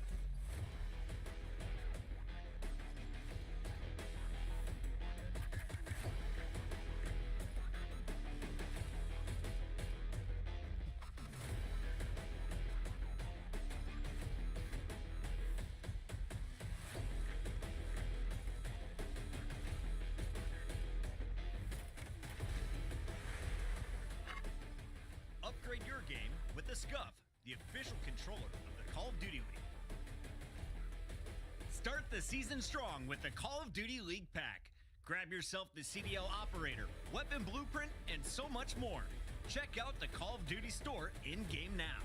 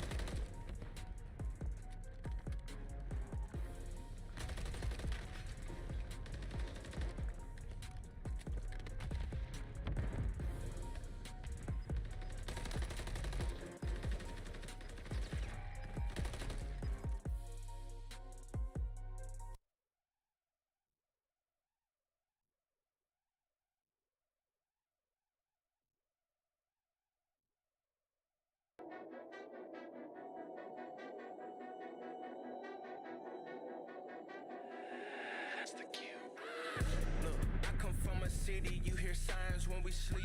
Heaven sent, hands down, vibes so unique.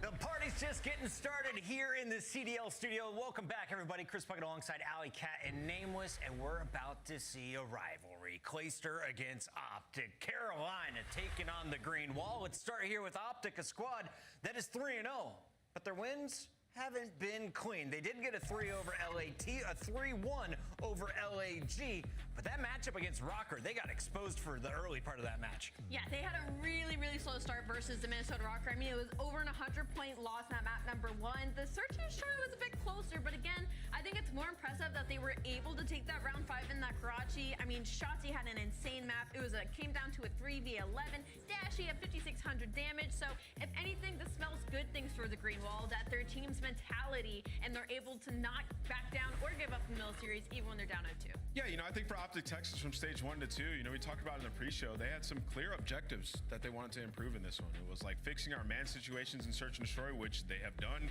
When they get bombed down, making sure they're able to close out those rounds, they have done that. They've won 2 straight S&Ds, then also improving in control. A deeper map pool now. They've won in Invasion and Karachi. So Optic have accomplished some good goals. This is a true test, though, as well, because Carolina has been good at HP, but they're going up against Optic. Strong hardpoint analytics, 23.9 points per 60 seconds, ranked second in the league. They're basically top 3 in every single HP metric that we have. 15 points per break chance. That's a pretty cool stat. Shout out to Easy Mac and the crew from Breaking Point behind the scenes. Allie, for Optic, you're the favorite coming in, though, right? Everyone in the chat is expecting you to take down the Royal Ravens. Where are you vulnerable, if at all? You're definitely vulnerable in the search and destroys. You're an extremely strong respawn team right now, and you've been showing some good looks when it comes to search and destroy, but your map pool isn't incredibly deep, and when it comes to the stats, the only thing you're good at is your attacking rates. Everything else is bottom 3 in the league, so there's opportunity for Carolina Royal Ravens in this series. Also in those map 1s, once again, Chris touched on the fact there was a lot of 3-1 losses, a reverse sweep versus Minnesota Rocker. They are not showing up in these first hard points. All right, start off strong might be the key here for Optic. Against Carolina, it's not always easy, especially if Gwyn gets going bright and early. The rookie making his name heard around the league with his SMG play, but I felt like this guy coming in changed the game for the Royal Ravens. Foe has upped their comms, and with those call-outs, they're starting to frag out. Yeah, I mean, I feel like all these individuals, they have their moments on this team. Gwyn more than others. I mean, he's the young guy who's just taken over, and, in their hardpoint, I think they're, top 4 hardpoint, top 5 hardpoint team in the league. Like, if you omit Invasion, they're 9-4 in the remaining map pool. Yeah. Some great metrics there. One of the best at breaking. Like, this Ravens team can be disgusting. Can they get good at search and destroy, though? Like, they don't get bombs down, and when they do, they don't win the round. They don't get first bloods, and when they do, they don't win the round as well. So it's like fundamental S&D has to be better, and I feel like that's so confusing to say when you look at this roster. They have TJ Halley and Clayster on it. Should be much better at that game mode. Yeah, they should be much better search and destroy. When it comes to Monster Energy pregame, that's going to be their biggest weakness in this series, and a team in Optic Texas that's been slowly getting better at that game mode and already strong in respawn. Again, when it comes to the London Royal Ravens, they're getting these kills, but they're not converting them. They're not doing anything with them. They're bottom in the league right now. So, and also they're terrible at Invasion, even though they have good hard points. They actually have a really deep map pool. The problem though is they cannot play Rio in the series versus Optic Texas because they are disgusting at it. So what happens? They have to allow a map like Invasion into the layout. It's gonna get mixy. I can't wait for these maps and modes. Let's take a look and let me know, do we get to that second search and destroy for Carolina's least favorite map? I'm hoping we get there. To be honest, y'all are gonna be really shocked on who I picked to win this series. I'm actually surprised Rio did actually make it into the series, so that's kind of a head-to-head battle between both these teams, as instead they got rid of Skid Row. I think that map number 2 is gonna be the big teller for the rest of the series. Yeah, I mean, it's just kind of like it's a crapshoot. It's tough. Like, Invasion, Carolina's 0-6 on that map, so game 2 is extremely important because we get to Rio. You gotta favor Optic's chances there. So, I mean, this is a bit of a weird series. You're gonna need a miracle if you're Carolina. It's a bad matchup for sure. And I think Alley Cat may need a miracle to catch up with our predictions. Let's get them in. It's your Stuff Pick'ems. I'm going to be opening things up here. Optic has 2 invasions in the first 3 maps. I think it's going to be a 3-0 for Optic Texas. A 3-0 is crazy. I am actually trying to catch up and taking a little bit of a hot take here. I'm going to go with the Carolina Royal Ravens. Oh, sure. Royal Ravens. Carolina, the control room is applauding back there. Love it. All right, yeah, where are we going? I'm going with Texas 3-1. 3-1 Optic and the fans. Turn it green. There you have it. We are locked in. It's time to send it over for a fight in the sand with Maven, the biggest Dune fan. Hey, it was awesome. Dune 2 was fantastic. I'm going to try not to use many references. We're going to focus on the match. But, you heard them talk about the fact that, the hard point's been great for Ravens. But, you're 0-6 on Invasion. Why is Invasion map 1? But, Optic's going to ban Karachi, which they're good on. Yep. Rio, their only other map they're good at is going to make it in because they have to ban Skid Row to counteract that. So, your good map's Rio, but Optic are better. So you get stuck with an Invasion. That's your other, hard point you play. Yeah, I mean, sub-base is there. They just don't have to pick it versus Texas, right? Yeah. So that's just it. I mean, Carolina, early success for them in hard point was through that sub-base, but they opt to go for Invasion, maybe trying to improve on it. But, 0-6 on the year on this map number 1. It's not good, but... Hey, this is what this Optic matchup does to a lot of teams. Exactly. I think that's a good way to put it. It's just a matchup thing. It's a very good respawn team. It makes it difficult. You're not going to get to cherry pick what you want to play against a team like this or even get a lot of favorable sets across this, but we'll see how this plays out. Now, one thing to note, though, even though they're 0-6, the one advantage maybe I saw when I was just looking through some of the stats of the teams kind of leading into this, where we've kind of got an Optic a little bit of slow starts. They've been 1-2 in their map 1s. Where you found some success if you're Carolina, you're 2-1 in your map 1s. You've come out with a little bit of passion. A Clay team is never going to lack passion. Maybe you catch Optic with another flat start. You can come out and strike first on Invasion. Yeah, I mean, honestly, that's a good goal. Maybe the real hard point's getting a little bit better, Carolina. I honestly, these last couple of weeks after Major 1, there really hasn't been a team outside of, Toronto that's really dominating. Optic have had really close matches. Probably. Yeah, but even they've been to, some game 5s. True. Carolina sent them there. They just had one with FaZe. Good point. For this Optic team, they've had some close games. FaZe yesterday's had some close games. So I'm just curious to see how this goes. But taking a look at hard point for both of these squads, it is a close one. Yeah, no, it certainly is. We're looking at Major 2 qual stats for these teams right now. Carolina, a team that I don't want to say you desperately need a win here because you're 1-2. You could go to 1-3 with this, but you get to the sort of the soft part of your schedule after this, right? We showed it earlier in the broadcast. You'll have 3 matches that are very winnable. But it looks a lot better if you're 2-2. If you can get a win here and you've got 3 ones that you're probably favored in, you got a real chance of winner's bracket. Well, I think the last one's Vegas, right? I think. Well, that looks a little different. That changes it. Yeah, that looks a little different right now. They would love to be 2-2. Yeah, 100%. And then on the other side for Optic, you're 3-1. You're trying, or 3-0. You're trying to, stay undefeated, trying to catch up to New York into Ultra, obviously there. So yeah, there's a lot at stake here. Yeah, I think if you're Optic, you're probably trying not to prove to yourselves, but I think you've heard in. Some of the interviews, whether it's we had a tough map here and there, we're working on improving in this. Maybe Dashy talking about the Karachi, or Kenny wasn't feeling well and they're talking about the slow starts and what they're trying to work on. I think when they've been interviewed, where you heard them talking on stream sometimes, they know they haven't been great. They haven't been this lights out team, even though they're 3-0. I kind of want to see them come out with some fire. Just honestly shit on a team 3-0 and just come out and show what you're capable of. Because we haven't seen a lot of it. Yeah, I mean, that's what I'm sure the Green Wall would love to make a statement like that. But yeah, we'll see if they can do it. Obviously, going to that Invasion hard point to start. It's been a solid one for them throughout the year. And yeah, I mean, 0-6 for Carolina is just not. That's a lot of losses. Yeah, it's a lot, but it's a good amount of reps. No, I know. It's what we'll always say. They struggle, but you play it a lot. Yeah. So maybe you'll find one. Yeah. I mean, I guess you look at it with the 2 hard points. I mean, it's hard to be favored in this series when, your search hasn't been good. Your respawn's been what sort of carried you a bit, but you're playing against one of the better respawn teams in the game. There's not a lot of, windows for Carolina to dominate. This is what I was talking about. Listen, could they lose to an LAG? Could they lose to a Paris? Sure. But if you could get to 2-2 with this match, if you're able to do it, you got a good chance to get the winners. And they do pull off a decent little run to last major, but you start in losers. You have to have this crazy run. You just love to be in winners, man. No, 100%. Yeah, I mean, obviously, I think Major 1, there were some 3 and 4 teams that started in winners round 1, but you're going to have a lower seed. You're playing one of the top dogs. Probably going to start in losers anyways, right? So maybe if you get in the middle of the pack, 4 or 5 seed, who knows what'll happen. But yeah, I think you probably look at the back 3 and then you might be looking at that first match because that's when they got reverse swept by New York. You're up 2-0 in the series. You would love to close that out. They lose that round 5 on high-rise control. It's just sometimes you look back at the schedule, you circle a couple of them that maybe change the outcome, potential change the outcome of the year. Yeah, no, it really does. And that's just, you know, looking back now, it was an early match within this qualifier. But, you know, New York has certainly become a different team than we thought they were after Major 1. You know, they start out 4-0. I know you said they had some close series, but they're more of a threat than we thought after they got double bopped out of the Major. That's for sure. Well, I think, yeah, everyone...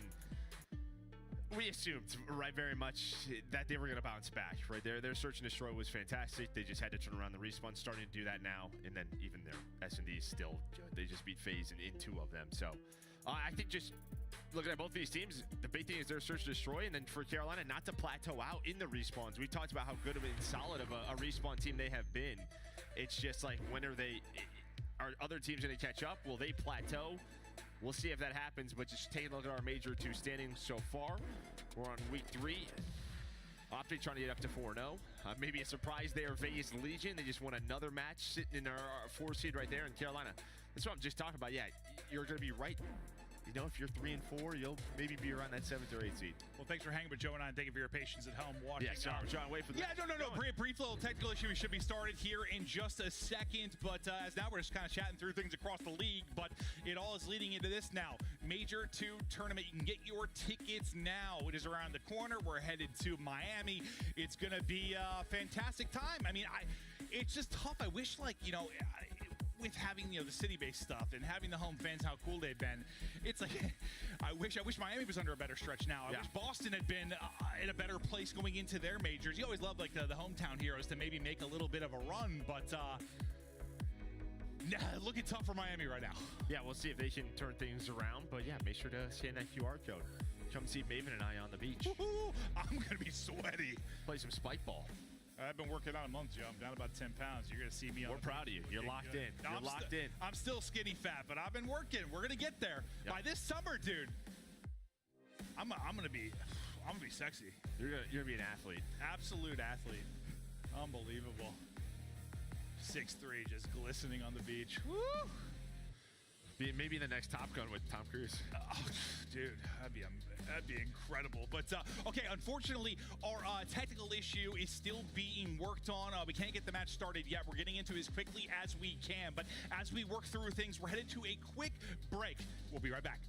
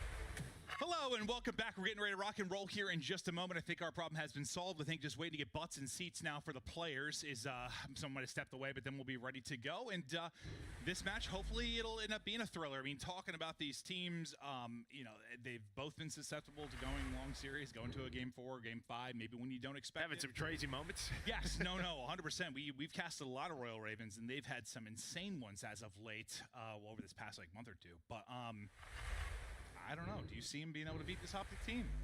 It's just a hard matchup. Yeah, no, it really is. Again, you're talking about a team that, you know, their strengths have been in the respawns. That's where Optic's strengths are. And it's not like just, yeah, what do you say with Optic? Like, can you beat them in the searches? And I'll tell you a team who hasn't been able to win a lot of searches. It's Carolina Royal Ravens. So, yeah, I think Major 1 is a big moment for this Carolina team. Yeah, and you'll see just a photo of Clay there. Just to be fully transparent, you know, we have a League Ops team, and there are precautions that are taken to make sure our players are following rules. And there's a camera usually on their setup, and there's a camera on the players to show there's no funny business. I think one of the cameras went out for Clay, so now the one that's on his face is now on, like, his PC or whatever. So that's what they were trying to solve. To see if they found another camera quick, I believe. But we should be up and running in just a moment. But thank you for the patience at home. This is how our best of 5 is going to play out. The invasion, again, you know, that's going to be Carolina's pick due to the difficulty of this matchup in hardpoint, despite the fact that they are 0-6. They get a Rio that they're strong on, but we think Optic likely stronger.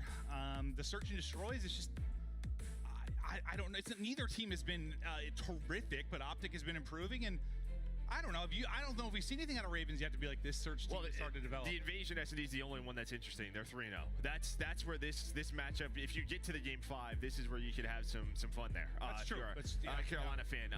Map number 2, both teams are 0-2. So maybe you're testing your map pool if you're Optic, trying to find a little bit more success. It feels like we've been playing a lot more high-rise search, across the league. Some teams just trying to throw that in there. You look at FaZe, you look at your New York's, Toronto.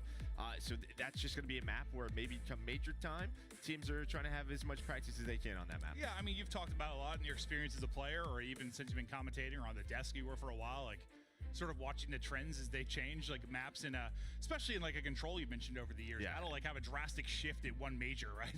Yeah, it feels like that happens often. I feel like we saw in the qualifiers, the major one, it was just like invasion every series, it felt like, right? Yeah. And you're starting to see some more high-rise controls come into play, right? Because you have these different control play styles where invasion's a little bit more slower, a little bit more strategy and teamwork. Karachi's kind of like Pure 4 Dead, B's done. So maybe high-rise is a little bit more of an even matchup. So maybe some of these teams. So yeah, it happens like every single year. Well, go through trends. I've heard that it seems like the camera situation has been solved, or is waiting a lot to get started now. But with Dashy on your screen, just some stats for this guy. He's been terrific. Statistically, he's really been the one leading the way. Just from, we were talking about raw slang standpoint, like a KD standpoint, he's been the guy. Because due to some of the early struggles in series, the stats aren't really all that pretty for the rest of the squad. Yeah, no, I mean, he kind of very similar to like Cell, right? You'll just kind of, I don't know, be looking away from the screen, you look back, and he's +8, right? Like at 20 and 12. That's going to look really good with 2 minutes on the hill. Yep. But just putting damage in long range, one of the best shots in the league, if not the best. Guy has an unreal ceiling. Still, who was it in that? It was the Terminal S&D that got like 4 bulleted off that like the mid-haul heady. Dude, I saw Dashy, like, that was like one of the cleaner kills I've seen. I can still like picture that in my head perfectly. Yeah, no, he is definitely one of the better shots in the league, that's for sure. Once again at home, thank you for your patience. For those sitting on Scumpy's couch, thank you guys for watching and your patience as well. I know you've been waiting. Shout out to the couch. Oh. It's an attractive bunch there. But now, into the map 1 we go. Invasion to kick it off. The best hardpoint teams in the game. Versus Carolina, who's trying to regain a little hardpoint stretch and really just get a win on this map. 0-6. We'll see if they can find one here. Gwen getting involved early as he starts out 2-0. Felony with a double, and it'll be some time in the hardpoint now for the Carolina Royal Ravens. Yeah, Gwen just maybe trying to hit a nade out. TJ playing a little bit around that the spawn there. He's able to find one. It's a nice trade from Gwen off spawn, so they're going to control the right side of the map for now. Some early time, 20 seconds before we start rotating over towards P2. Squin just with that rival already, 6 engagements on the map. He's just going to try to find as much time as he can, but you can already see Shotzi and Dash. He's going to try to rotate, control Treehouse and that street to get set up for P2. Yeah, They are set up early, but one of the first dominoes will drop, and it's instantly followed by a second. Shotzi and Dachi torn out of this one. Clay sitting at forward, able to take his one trophy. Get out of my way as well, and just like that, everybody's sent back to spawn for Optic Texas. So that early setup they had over the street, pretty much gone, but now you've got kind of this 4-on-4 bashing each other outside the point. Nobody actually able to get in and soak up time. Yeah, I mean, kind of worst case scenario there for Optic, right? Two players, as soon as the hill pops get taken down, you then see Pred has to rotate through. He gets caught broken as Kenny's setting up for the hill. So you're not getting the time if you are Carolina, but you're setting yourself up here for a very strong P3. But Optic doing a very good job fighting at the tank, getting through and finding a little hill time. Yeah, it's like, you know, if you're the team pushing right for the break, if you lose that first player, maybe it slows you down a little. If you're the one set up, suddenly people's heads are on a swivel, you're having to pick up something you weren't before, and it just unravels so quickly. And that happened there for Optic for a moment, but now they fight back in. They have that close spawn. They're able to do that, and they'll be looking for a lead change, however insignificant it is. I lied. They're tied up 30-30. It's our next hard point. Pops, you got a bit of separation now. You're inside the point, but who's that lurking in behind? It's kind of TJ that might have a chance to play spoiler. Well, yeah, he's off spawn. He spawns Palace side, so just behind enemy lines. And Optic knew that. A couple of players were looking for him towards that tank street, B street, but not able to find him. And he's going to wrap all the way back. His Shotzi taken down back. Yes, you have Kenny back there, so maybe one more chance at this if you are Optic. Nice shots there, and yeah, that's going to be it. So 2 dead here for Carolina. They get 1 player off the hill. You get 24 seconds of that early time. You get a little bit more of a setup. It doesn't fall apart right as the hard point pops, so you at least enjoy some of that time. But what was the stat we saw, which isn't one I've really seen us use all that often, but sort of the points off of a break, which was 15 seconds for Optic. You get a break here, it's going to turn into about 20-25. So you get a solid break to stay in this. We'll see how the next transition works out. Yeah, no, great job by Optic. Honestly, flipping the map and then also getting the rest of this time to pretty much tie the game up. So they do a very good job. That's behind Kenny and Dashi. They rotate over towards that P3, but now focused on this P4 middle courtyard. And again, both teams just kind of playing for map control. And if you've been watching the qualifiers, you've been seeing this very more often, and it's just how difficult it is to find time here, but trying to set yourself up for that P5. Yeah, it's like everyone's sort of focused on the rotations, rotating right side, so it's like there's like no spawn open, so it's like they're spawning Palace, and they're spawning behind this Palace, and it just ends up being kind of this mess, this battle. But now you get what looks a little more normal.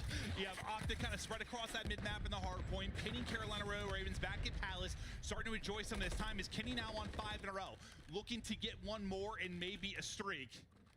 And we'll see if he'll be able to do that, but some comfort for a moment there for Optic Texas. Kenny, there it is, Cruz earned.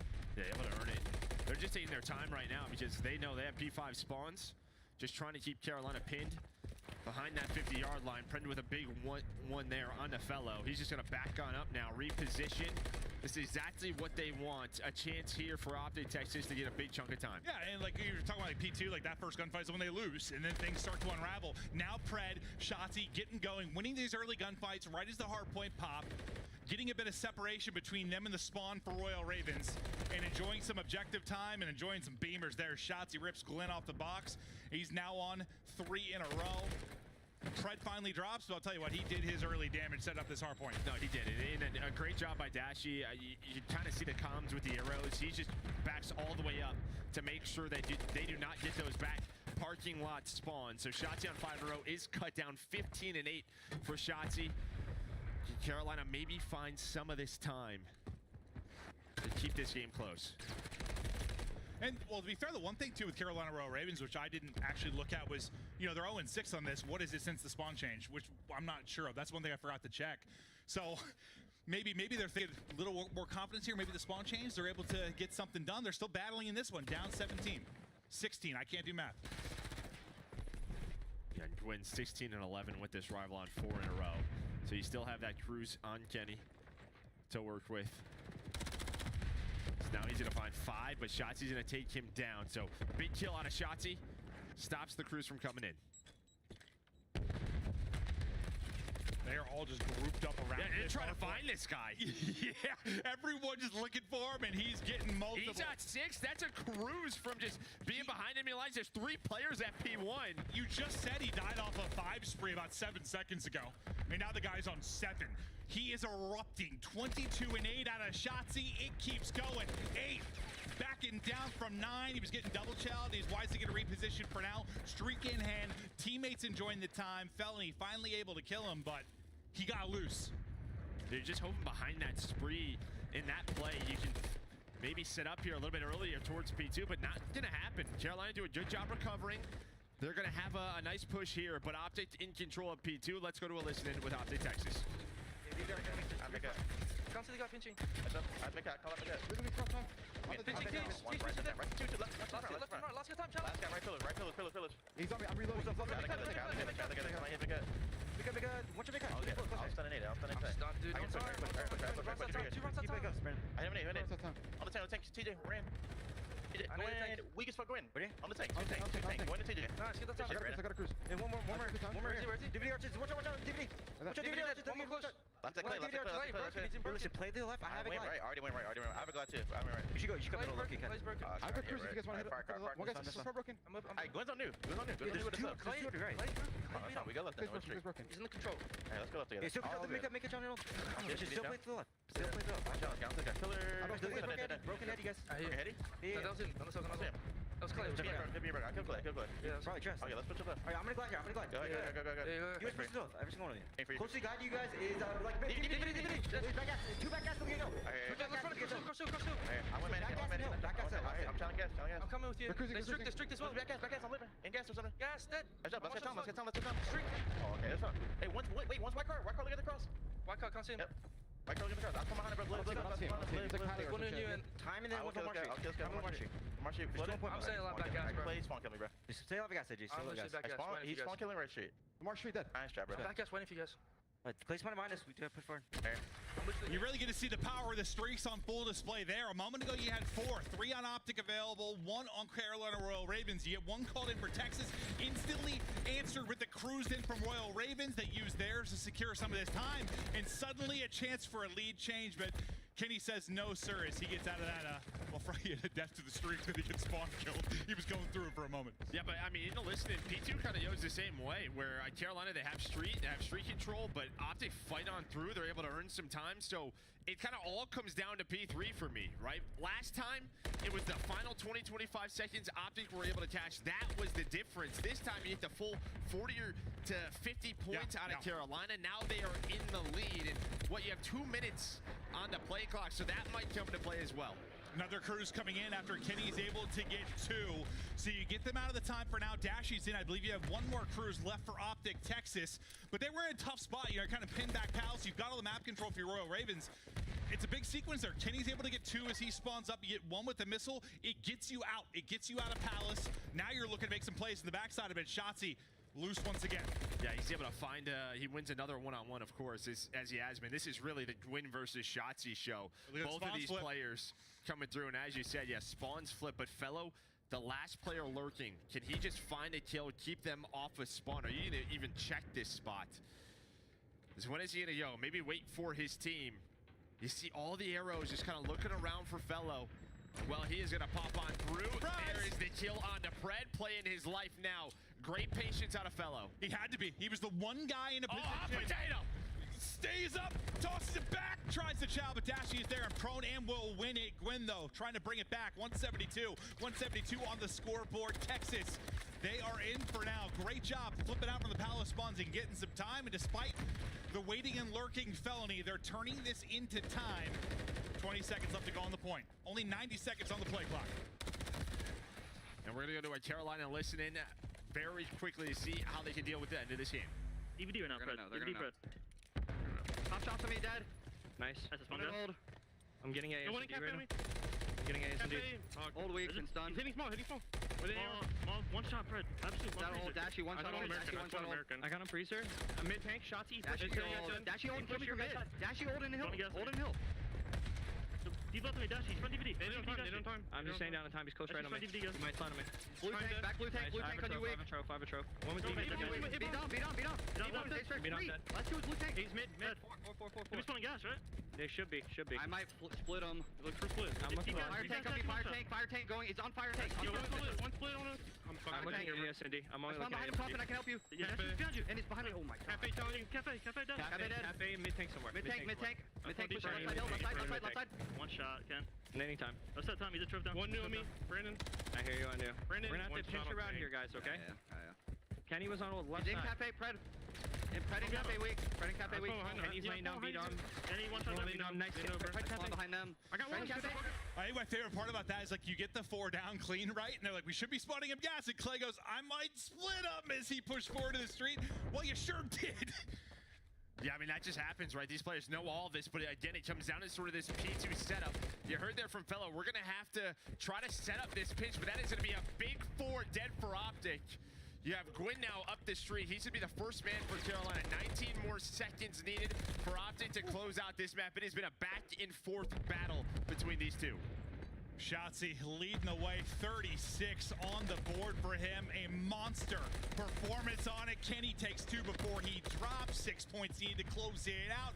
25 left here to get it done. Might be able to do it now, just trying to stay up. Also take the chow is Dashy. Ball game, map 1 done. A heater from Shotzzy. A hardpoint win for Optic. They're the favorites in that mode, and they get it done, but you were scrappy if you were Royal Ravens for a lot of that. I mean, you had your chances. If you were in Carolina, I think you're probably pretty frustrated with that. I think both of the P2s before this last one that we had, that's got to be a little bit more where maybe, you know, you're not earning a lot of time, but you got to keep Optic off of it, right? Because that allows them to get back in the game. And then the first P3, because you saw the second P3 that they were able to cash, and that gave them the lead.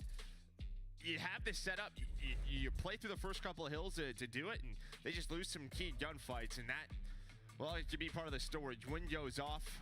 You see the rest all negative. Clay at one point was 6 and 15. He struggled, finishes 15 and 32. Not the best game from him, but as ugly as some of this scoreboard was for Carolina, they still only lose by 50. Yeah, no. You managed to stay competitive. You have your opportunities, like you said. Unfortunately, you're not 0-7 on Invasion Hardpoint, but also it's just like the individual moments, they mean more now to change the cruises and the plays that they can develop and turn into. I know there weren't a lot of maybe necessarily game-changing moments. Like the counter cruise you saw for Royal Ravens will really turn into a nice 3-hold. I think my favorite part was the listed and Pred's like, cruise, and Ken's like, oh, because he just ran out. He's like, and then right after, I think he's like, Clay spawn killing me. Or something. He was going through it, but you get 3 cruises. He obviously gives you some options. They're all leading to kills now. I'll be honest, I didn't even know that room that fella was in was back there. Just tucked away. Yeah. Just tucked away, and that's one where now you're relying on the communication. They know they're missing one. You're calling names. You know, I think at Optic, listen, you heard that. They were calling names while trying to make sure they had control of everybody. Just couldn't find Felony, but that was also a big moment. Like, when you were Penn Palisade, Kenny got 2, you used the cruise to get out. That might have been the biggest cruise. Gets you out, able to flip the map then, turns in some time on P5, and you get the dub. And it's also big for Optic because, well, you've had some, as good as the respawns have been, when you've been susceptible to losses, usually been the map 1. You come in, you get that one, you start off on a strong foot. All right, here's the game flow from that. Yeah, just very close. Optic lead for the most of it, but you see right around that second P3 is when Carolina takes the slight lead. And they're able to bounce back at that P5, what you just kind of talked about, getting out of that Palace setup. Yeah, winning the game. But I just think the P2s, the first 2 P2s for Carolina, if they're a little bit cleaner, they can find some time. Well, to be fair, they might win this game. Some of the P2s, though, like, I think Optic was like the early rotator. He's got some clutch kills if you were Ravens that you just need to do more with. Like, you have those spawns. Yeah, you have those spawns, and you want to keep them back, pinned back Palace. Yeah, it's just they couldn't. It was just like this stalemate. I think that's why. I think you looked at me during the one of the listen-ins, you're like, there's like 2 minutes left of the play clock. Because a lot of those P2s just turned into like 4 people on the other side of it, nobody in the point. And yeah, you'd like to at least get some of that time if you can. But what did it end up being? Like a minute left on the clock at the end? Yeah, it slowed down a lot, like what the game clock did. Yeah, Everybody was on the hill at that point.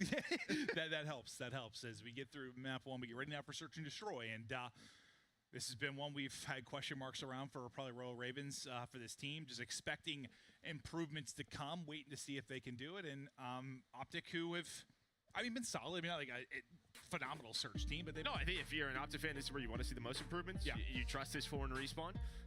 It's showing off a major 1, and yeah, search was obviously their weak point, but throughout the qualifiers, it has been better.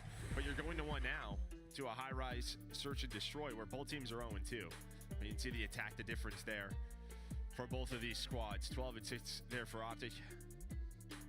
doing it behind those post-plan victories. Yeah, we already talked about their attack, how good it has been.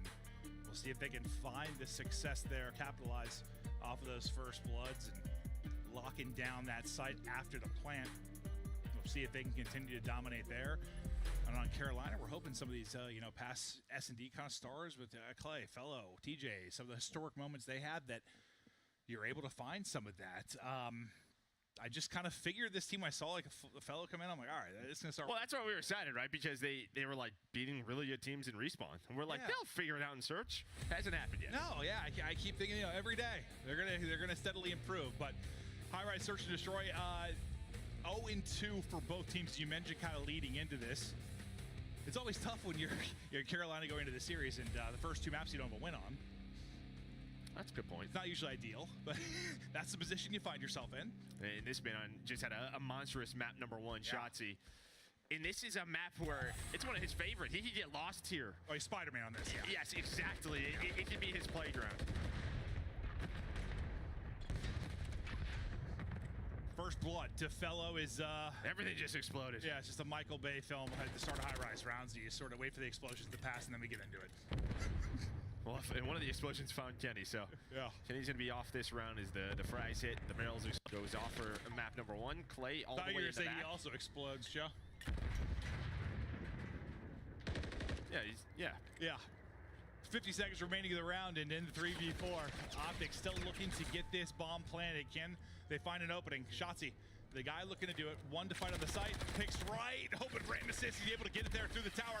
Now diving across, still staying up. The man's finessing. He's a dolphin, half spider, half kangaroo. Wait, that's 3 halves. That doesn't work, Joe.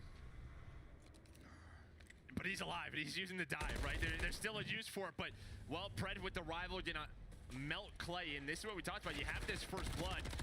Can you turn it into a round when maybe behind that Gwyn kill onto Shotzzy, you give Fellow a chance?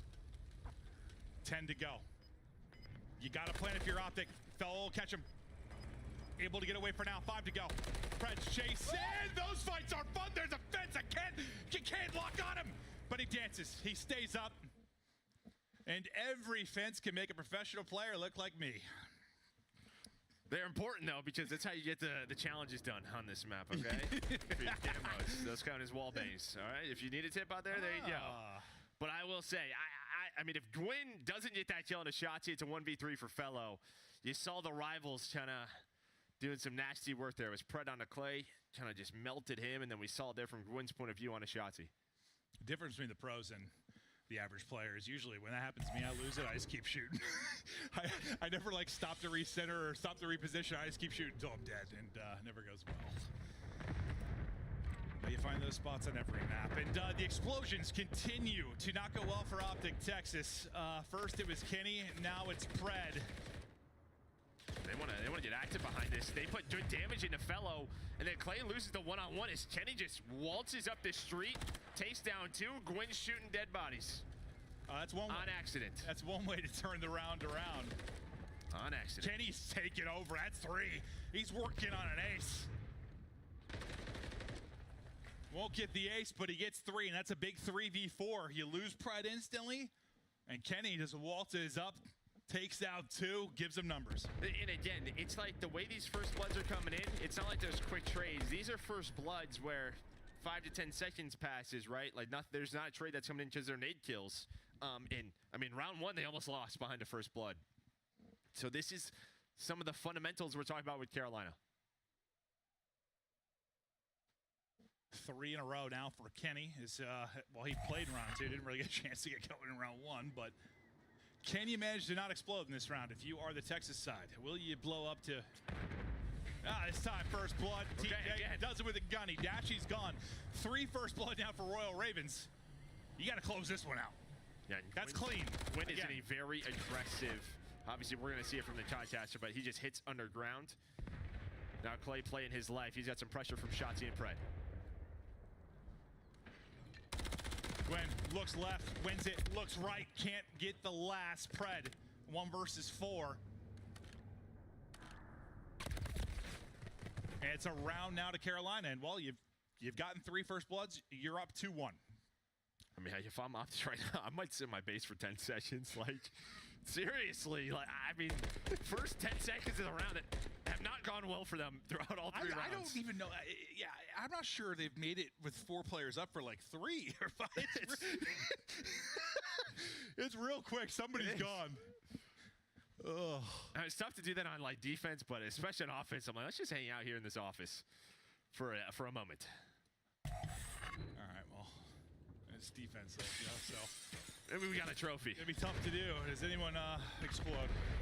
Does anyone get picked? Optic have set their high-rise record for survivability in round 4. They're getting aggressive through blue. You already have Shotzi. A good spot watching this cross. He's got some help from Pred down low. So kind of a back-to-back rival setup here. One player gets through. Who was that? Gwyn behind enemy lines again. There's another first blood. Clay able to get it, and then Gwyn right on top of him. On it, Kenny. So now it's a 1 versus 3 for Dashy. You let one advantage scenario fall apart for you if you're Royal Ravens. The rest of you have handled business. 4 rounds, 4 first bloods, up 3-1.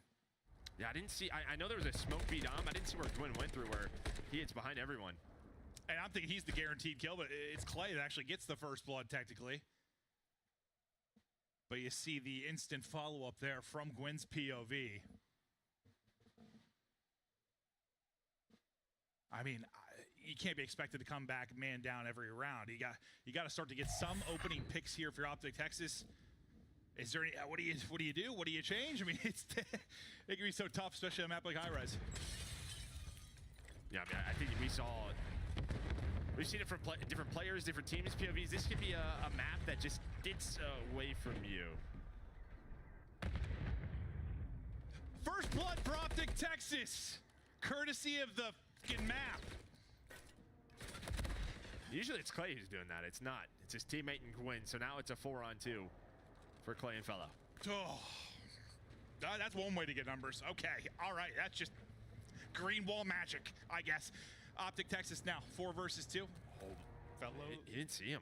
He does not see Kenny. So bomb is planted. He does get the kill right afterwards, but objective is down. Is it going to make this tough, or is it? We're into a 2-on-2 as Clay trying to finesse, and he has the read. You can't lose a round when Gwyn jumps off the map. It hasn't happened yet. Has not happened yet. It's a 1 versus 1. Clay versus Pred. Clay on 4 in a row. Looking to clutch. And now getting that bomb planted, so much more significant. Time is dwindling. He's behind. And Gwyn tries to gift them around Joe. They still lose it. Well, and I was talking about the fundamentals for Carolina, right? Some of these rounds. There's another one there for Optic. You have the 4 versus 2. And listen, we talked about it where you get a kill, not a trade right away, right? You can kind of finesse. There's all the different levels. Maybe someone's not in position, but with bomb planted, I'm thinking that one's done. What's going on? I don't know. We've casted some wild S&Ds lately. We have. Oh, okay. Well, same story. Optic's still looking for an actual first blood. They've had advantage for a moment, but did not end up mattering. Clay on 5 in a row and 1 away from a streak. Clay, who struggled in that map 1, having a big map 2 here. He could be a difference maker in search and destroy. Play with a confidence you'll rarely see, and another first blood now for Royal Ravens, and there's number 6 for Clay. Cruise in, cruise up, cruise going down. He's got nobody near him, so Kenny might find a freebie. He will, and no one's near him, so the comms will be coming through, and then Gwyn gets caught trying to get that trade, as now we're in a 1-on-1. TJ, Pred. He gets eyes. TJ spots him. Whoa, down to 64. Trying to go back. Whoa, pistol hits. What? Some insane Renetti shots from TJ in the 1-on-1. Bro, like these shots were like, okay, a lot went into the pole, right? So these are nutty, dude. Like through the railing. It's the fadeaway. Yeah, it's like a little bunny hop fadeaway as he drops. That was disgusting. Royal Ravens keep it going. Now up 5-1. The search and destroy sauce hasn't been there for him, but it's there right now. Man, it might be playing more high rise. That's why you're seeing it in the series, at least so far for Carolina. See, though, can Opti bounce back, try to find the first blood? Yeah, I mean, outside of Gwyn, it's been all Ravens. Yeah, I know we've said about 10 times, but yeah, I'm going to keep saying until they get one. Clay, some damage in, can't finish it. Shotzi starting to work underground. I think he's got a teammate with him. Felony trying to find info from up top. He is finding bullets. Gwen, another first blood. This one, the first time you really had an instant trade, though, if you're Optic. Yeah, it was the barrel from Shotzi. Because he was dead. Yeah. So Shotzi, from the grave, able to find a kill. Their first bloods will come in magical ways, Joe. Because now you have a 2-on-3. Kenny thinking about planting the bomb, but Dashy's going to get picked. So another number situation equalized here by Clay. Wait, Gwen's the name of the female lead in Spider-Verse, right? Yeah. She'd be disappointed. Why? Because Gwen fell off the map like Spider-Man would do, yeah. Got it. Yeah. 20 seconds now to go. They're looking to close it out. 2 versus 1. Pred's been the last guy up. It feels like 3 straight rounds trying to clutch. Couldn't come through on the 1v1s. 1 versus Clay, 1 versus TJ. Now a 2 versus 2. Little time to work with. Recoups bomb. He gets spotted. Clay gets the kill. And it's a search and destroy victory. A rare one for Royal Ravens. You dominate the map. You dominate in the first blood category. You really can't get anything going. There were a lot of positives for Texas in that one. Like map 1, Shotzi explodes. You've got a lot going for you. The search though, I guess, I mean, obviously the one-on-ones could go differently and maybe the game turns around a little bit, but you can't play the entire map without advantage ever. Well, in the one round you do, you have a 4-on-2 that you lose. Yeah. Right, so when there were some opportunities there for Optic, they just don't shut the door on Carolina, but props to Carolina. I mean, you're going to look at these stats. I forgot the first bloods aren't working here in Chichester, so you won't see that, but yeah. Clay 9-3, great bounce back map from him, 2,000 damage. And remember, this is a map both teams are 0-2 on, so not the bread and butter for either squad, but both teams that are looking to expand the map will certainly. Right, this is what we saw from Optic, like versus LAG, that map 1 Karachi hardpoint. Yep. They got smoked, but they're trying to find some more answers into their map pool. Maybe you find one if you're Royal Ravens. Yeah. You get that 6-1 victory. We are tied up now at 1-1. We get ready to head to an invasion control, followed by Rio hardpoint. Invasion, search and destroy for the map 5. Any thoughts just maybe on the maps and modes going forward? I mean, I think Rio hardpoint, Rio hardpoint favors Optic 100%, but the way Invasion played in that map number 1, this could come down to the rivals right on that 8 points. I'm looking at Shotzi and Gwyn maybe to make more plays here. Well, you had a ton of plays from Shotzi in that map 1. Can he do it on the control as well? Invasion map, you can get loose at times, you can get lost, and you can make absolutely disgusting individual moments, but we're tied up 1-1. A great bounce back there from Carolina Royal Ravens. Big bounce back from Clay to bring the sauce into the map 2, tie us up at 1-1. We get ready now for a map 3, the swing game. Can you pull off the upset? Can you get to 2-2 overall if you're Royal Ravens? Map 3, up after the break. Upgrade your game with the Scuff, the official controller of the Call of Duty League. Slice up your competition with the Executive Chef Operator, now available in-game in the Call of Duty store.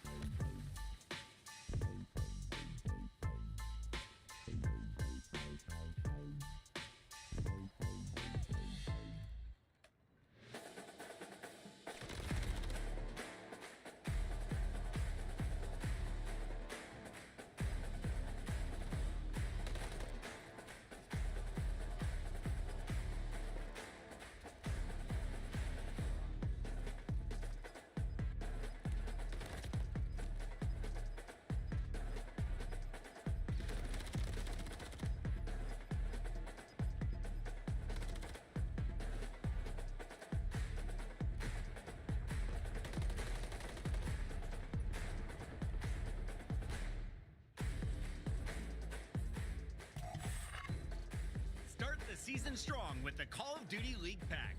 Grab yourself the CDL Operator, Weapon Blueprint, and so much more. Check out the Call of Duty store in-game now.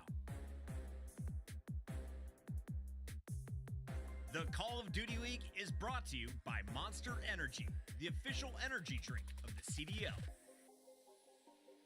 Hello and welcome back. Map 3, ready to get going. Invasion Control going to be up, tied up 1-1. If you're joining us late, welcome. Hardpoint victory for Optic, dominance for Royal Ravens there in the Map 2. This is all for the Major 2 qualifier. We've got the Major coming up in Miami. Scan the QR code, get to the Major. It's going to be a fun time. We've been doing this a long time. Majors always have some kind of magic. If you've never been to one, they are wild. Yeah, and on top of that, you can rub Maven's head. Yep. For free. Yeah, tickets on sale. Scan the QR code. Yeah, I might be charging more than the price of the event ticket, though. You're going to be rubbing this noggin. Well, we're in Miami. I'm going to definitely have to do that with sunscreen. I got to make sure you're protected. That's true. Thank you, Joe. Protection in most scenarios. Very important. Now we get ready for Map 3. Optic been so strong in respawns. Take a look at the overall season here now for Invasion Control for both teams. Statistically, you're going to have an advantage pretty much across the board if your Optic continues here. Yeah, and you see just the attack percentage, right? First for Optic, but pretty solid. If you are Carolina by 3-1, and their control has been fantastic this qualifier if you are Optic Texas since the Major. I think their cleanest game mode so far. We'll see if they can keep that up. Well, you start on offense now. You've been the best offensive team. Can you strike first? No trophies to work with for either side. Makes for some unique scenarios early, but you have a little bit of a split. Number 8 and Dashy, he's going to get caught on the other side of it. Up the gut, though. Pred nearly taking out everybody. You get your first bit of progress done on B, though. Well, behind that, Clay almost finds 3. So Clay does a really good job to take down Pred, but then also finds Shotzi in the spawn. So he's able to just, give them map control back, right? At least get them out of spawn for free. Well, yeah, I thought, where they're not losing lives. That was going to be a real tough moment after Pred got 2, but you're able to solidify. We hop up Pred right as he gets that kill. So it's 3 through for Optic, and that'll be the opening point. It's like every time there's a multi-kill, it's like Clay's answering with one of his own. And honestly, that multi-kill ends up being big because you're about to finish the point. 2 people spawn out deep if you're Texas. You got to trek across. You don't have an instant onslaught. No, it's really it. Clay's sort of stabilized the map both times here for Carolina. They do lose B. But then on the opposite end, it's been Kenny 2 pieces that have opened up the attack for Optic Texas. They secure B, now trying to get Shotzi onto A. He is here. Diving across. Still very weak, though. The stun connects. And Carolina deal with the first little push over towards A. Sometimes, offense, though, it's just if you can get a lot of those little pushes in the sense of just really just from the clock standpoint, because Optic have a 4-life advantage. If you can continue to get on A for a few seconds here and there, maybe you can take it out of lives or you can get an advantage, but it can be so hard to do. I think on Invasion, sort of cafe and DVD, because that opens up the routes for your rivals, and you just kind of saw it. Trying to get aggressive is Optic. You have to be street, but instead Gwyn takes down 2. So now Pred has to completely slow down, wait for his teammates to come off a spawn. Now we're going to start this next push. Stop at the cafe, get a cup of coffee, rent a rom-com, and then head over to A and try to secure the map, Joe. That's it. And they secured cafe. They got their coffee. The map's inside A, but so is Clay as he's able to find 1. I have a one-on-one here near the point. The pound should come through. The timing's so awkward as Clay just keeps repositioning around corners. Here's him in Chows, and Dashy will drop. So you secure it for now. 60 seconds remaining in the round. Still, lives could be important, but 50 seconds is not a lot of time. So I feel like you have got to get a presence on the point. You stop the clock. You might not need to because they've had cafe control. In launch, maybe not. Every push has started from this position. You have not been stuck back Palace at all if you are Carolina. So what is this? Or sorry, if you are Optic. So now it just comes down to lives. Kenny's able to find 2. And that is going to be 4 dead in probably the round. Well, yeah, the cafe control leads to getting on the point and stopping the clock. So you get the best of both worlds. And now 2 ticks done. Shouldn't matter, though, that everyone is dead. Shotzi, Dashy, find it. You get a good view of why they are one of the best offensive teams in control. Stellar stuff there. And yeah, it was just more like, it was just constant pressure. Once they got there, you never really could get that comfortable if you're Carolina. Yeah, you weren't wrong. A minute with 8 lives. Yeah, that's not a lot of time if you're Optic, but that's if you're stuck all the way in your spawn. They just never were. True. They always had 1 or 2 players around Bidam, around Cafe, playing their life. And well, the next set of gunfights went their way every single time. If they all died there, got reset, suddenly that looks very different. But instead, I think right as I said, they got like 2 or 3 kills, and really started to unravel there for Carolina. So what can you do to answer back for Carolina? You already given up an offensive round win to Optic, and you're 3 dead here pretty early. 1 player still lurking was Fellow, and he will drop. So that's a pretty clean, 4 down, which allows you to just sprint up the map if you're Optic Texas, start to try and pin back this Royal Ravens team. They allowed to get Pred, him and Dashy in position to lock down this tank. Nice stun, though, from Carolina using the slide. Go watch that cross. Shotzi, though, just going to reinforce this. He's on 7 in a row, so he's got a cruise to work with. Again, finding another spree. That's what they did so well in map 1, finding a cruise. And usually, you played Invasion Control. Your sprees and your kills don't usually come on offense. Were you able to do that? Oh, Clay's got 4-shot headshot. I mean, that is a tough. When the 4-shot comes in from the NCW, you're like, how did I just die? Yeah. Because I think he has first shot on Kenny, but Kenny just snaps. Maybe one of those in slow-mo sort of hip fire headshot bullets, you know what I'm talking about? Yeah, no, see, back when we had, multipliers that maybe made more sense for the head, that's usually what it was, the hip fire shot hit. Now it's just jam headshot. Yeah. I mean, hip fire one was kind of a joke too, but it's Call of Duty. You're getting joked in some way every time you lose a gunfight, right, Joe? I watch every kill, Jam. Yeah. 20 to go. You've had nothing to work with if you are Royal Ravens. Clay, though, he had some moments in that round 1 where he was the difference maker to give them a chance. Getting a kill there, now get them on the point and trying to play from the stun. Just trying to get down as the stun hit him. That was honestly a nice play. Yeah, uses the ladder to kind of avoid the stun penalty. Doesn't matter, Shotzi able to regain, and again, just retake this B zone. You have 1 tick right now if you are Carolina, and that is all you are going to get Optic with a bounce back after that map 2 in these first 2 rounds. A dominant offense, a dominant defense. Yeah, when I said I wanted them to come out and, kind of fry a team, it's like moments like this where they're just very, very clearly the better team. Just dominating them in this map 3. A frustrating map 2. Obviously, that was a tough one from the Optic side of it, but instant answer here. 15-8 for Pred, 16-8 for Kenny. Dashy's stat line. I mean, that's just the position he plays for this squad, but it looks so funny. 5-7, probably most damage. Yeah. I was about to say he's probably leading the way in damage. Probably most damage. Most assists, that's just the way it goes. Yep, it sure does.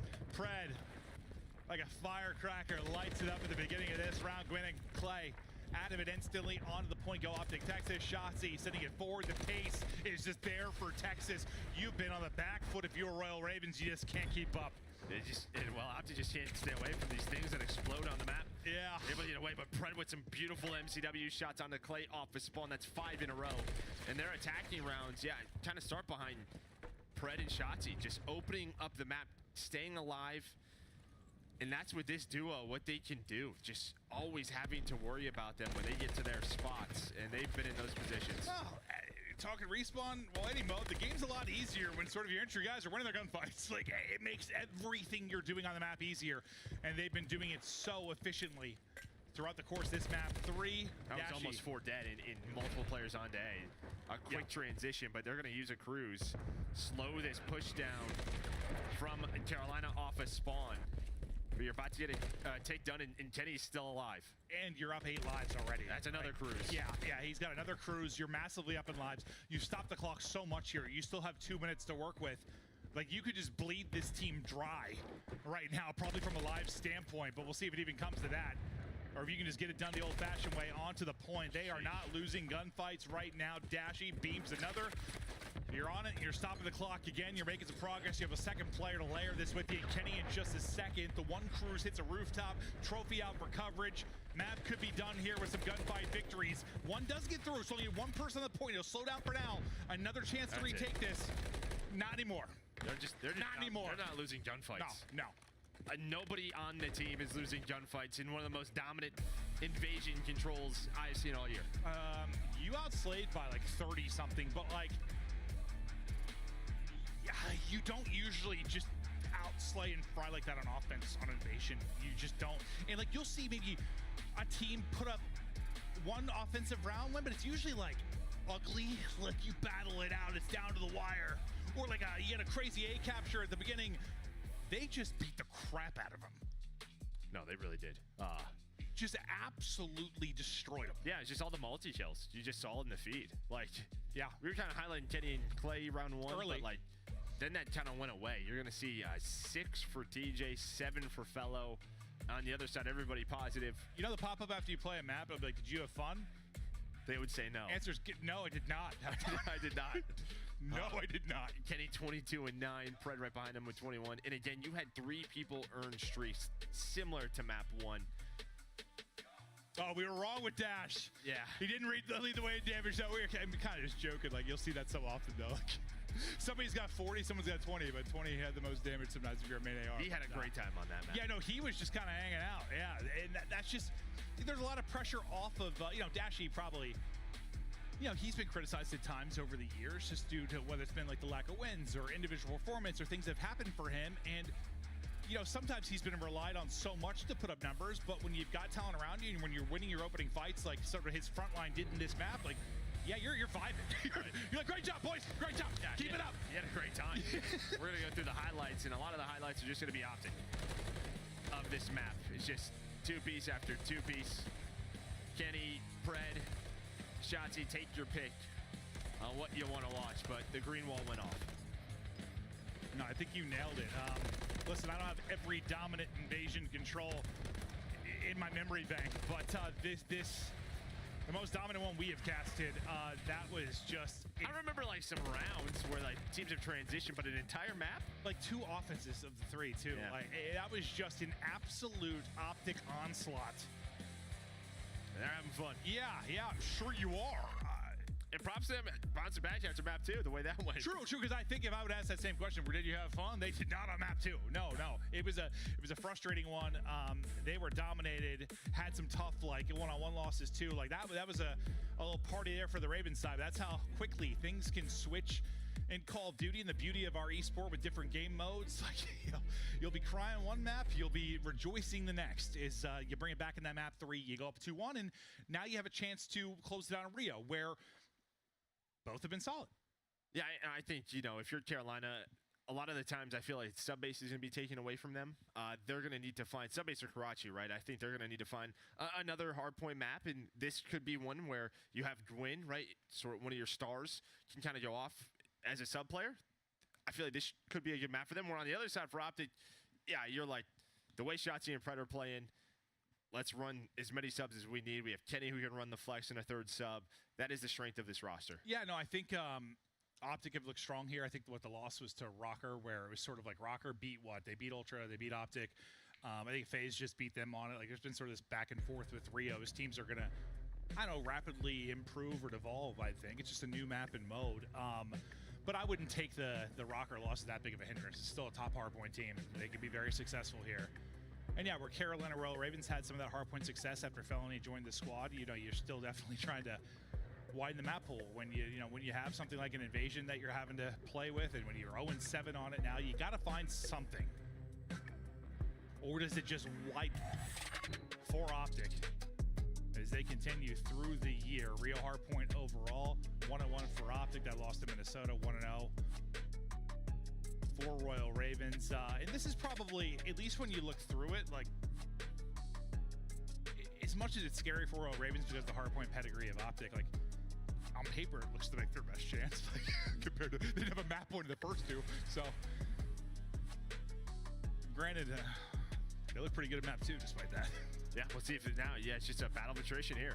Can Carolina bounce back? Get us to that game 5 where they are undefeated on invasion search. Yeah, it's kind of, they've been throwing punches, right? Optic comes out, they strike first. A haymaker for Royal Ravens. You bounce right back with your own uppercut if you're Optic Texas. And then Gwen says, Daddy's here. Comes out and hits with a triple to open the map. Great timing there, Gwen, with what I was saying. That was perfect. Yeah, nice start there. Able to just, they just line up. He's vending corner. Now Optic off a spawn, their turn. They're going to have the stuns, the nade advantage.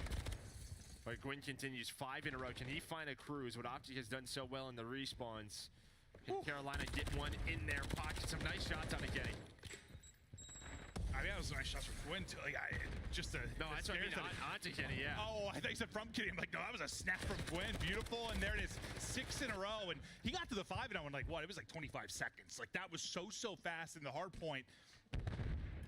He gets the streak. You take a 38-0 advantage. I mean, that opener, that's just all Gwyn getting a triple to start things. Now, can you turn this into more time? 2 players remaining here. See where the spawns come in for Optic. 2 players spawn right in front of TJ, so he might be in behind there, but to pick that up, though, beautifully. Still battling on the point his fellow. Now you got a 2-on-2 near the point. Yeah, you had Gwyn kind of taking the long route. You're going to spawn boxes here. Just kind of the way the spawns play out on this map. His fellow able to take down 1, but I think you already take this if you are Carolina, kind of breaking up that rotation a bit, but Pred now on 5 in a row. So he's able to fight on back, get some hill time, trying to snap, not easy, and Gwyn takes him down, so no cruise there for Optic. He's getting hit by everything. I don't even know that he knows that he was shooting at. That's what can make P2 so tough. Yeah. So difficult. If you cannot get pushed forward, no trophies down, you're just getting bombarded.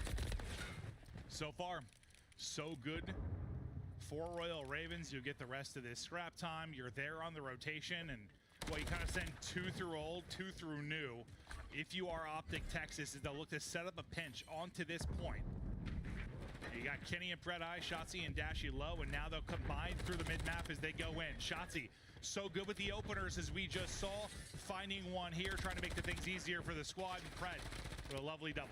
Yeah, I mean, that's it. That is the break-in. The spawns are flipped, and Carolina just had nobody middle of the map. So you kind of saw Shotzi. As soon as he jumps that box corner, gets the first kill, they all just fly on through. Now it's Carolina's turn, this time behind Gwyn, who is able to find the double. The contest is there. He's able to find his 3rd. He's up to 12 and 5. Hello. A kill there for Pred and Dashy. Hard point control with 15 seconds remaining. And despite the hot start from Gwyn and maybe a frustrating P2 due to the break, you're right back in this thing if you are Optic Texas. On rotation, they've got position as well and still a player at all. Pred's still winning fights at all, finally going to fall. Now you start to spread things out, but as the new hardpoint pops, you lose. What, Shotzi drops almost instantly, so there's an opening window here for Royal Ravens. Yeah, Carolina knows this, right? One player picks up the flank on TJ, who is hitting that route. Couple of players off spawn. Shotzi through boxes is able to find 2. If he has one more bullet, maybe the 3rd. But that's great heads-up play from Carolina, just knowing the timings. But now the hill is white, and it is a battle for control. Coming out on top is Optic. That is 4 dead for Carolina. Yeah, I mean, even though it was Shotzi was kind of that first death that maybe allowed for the opening, the fact he comes back and gets 2, almost 3, doesn't allow Royal Ravens to stabilize. It stays real messy, and now they continue to fight on the point. TJ can't quite connect. Gwyn looks to follow it up with maybe another wondrous multi-kill as he's up to 17 and 10, leading the lobby. Pred, though, right behind him. Game tied up. Yeah, I mean, the difference so far is really just that P3 break is... What was that? Pred with some insane shots on DeFello. I imagine that was a rival. I don't know. Maybe Pred picked up an MCW for this P5, but great shots on DeFello on that rotation. Again, you're hoping to win rotation. Yeah, the MCW. Yeah, I got one here. I was like, whoa. Yeah. That'll make a bit more sense, but still a tight one. Waiting for the dust to clear, and who will maybe get some time on the point now. Trying to wrap in behind, it's TJ looking for openings. He'll be able to find one. You've almost got 2 minutes off of the play clock, and it's it's kind of like map 1. That's just very early. messy. It's very messy, not a lot of big hold, lots of a time where the hard point's white or contested. If it's in map 1, though, it'll start to clean up the deeper we get. And I mean, Optic, yeah, it's just on some of these rotations, they have broke Carolina so early. Behind a multi-kill. We just had Shotzi on 5 in a row. The subs didn't lose. 15 for Shotzi, 19 for Pred. 17-point lead throughout that first set.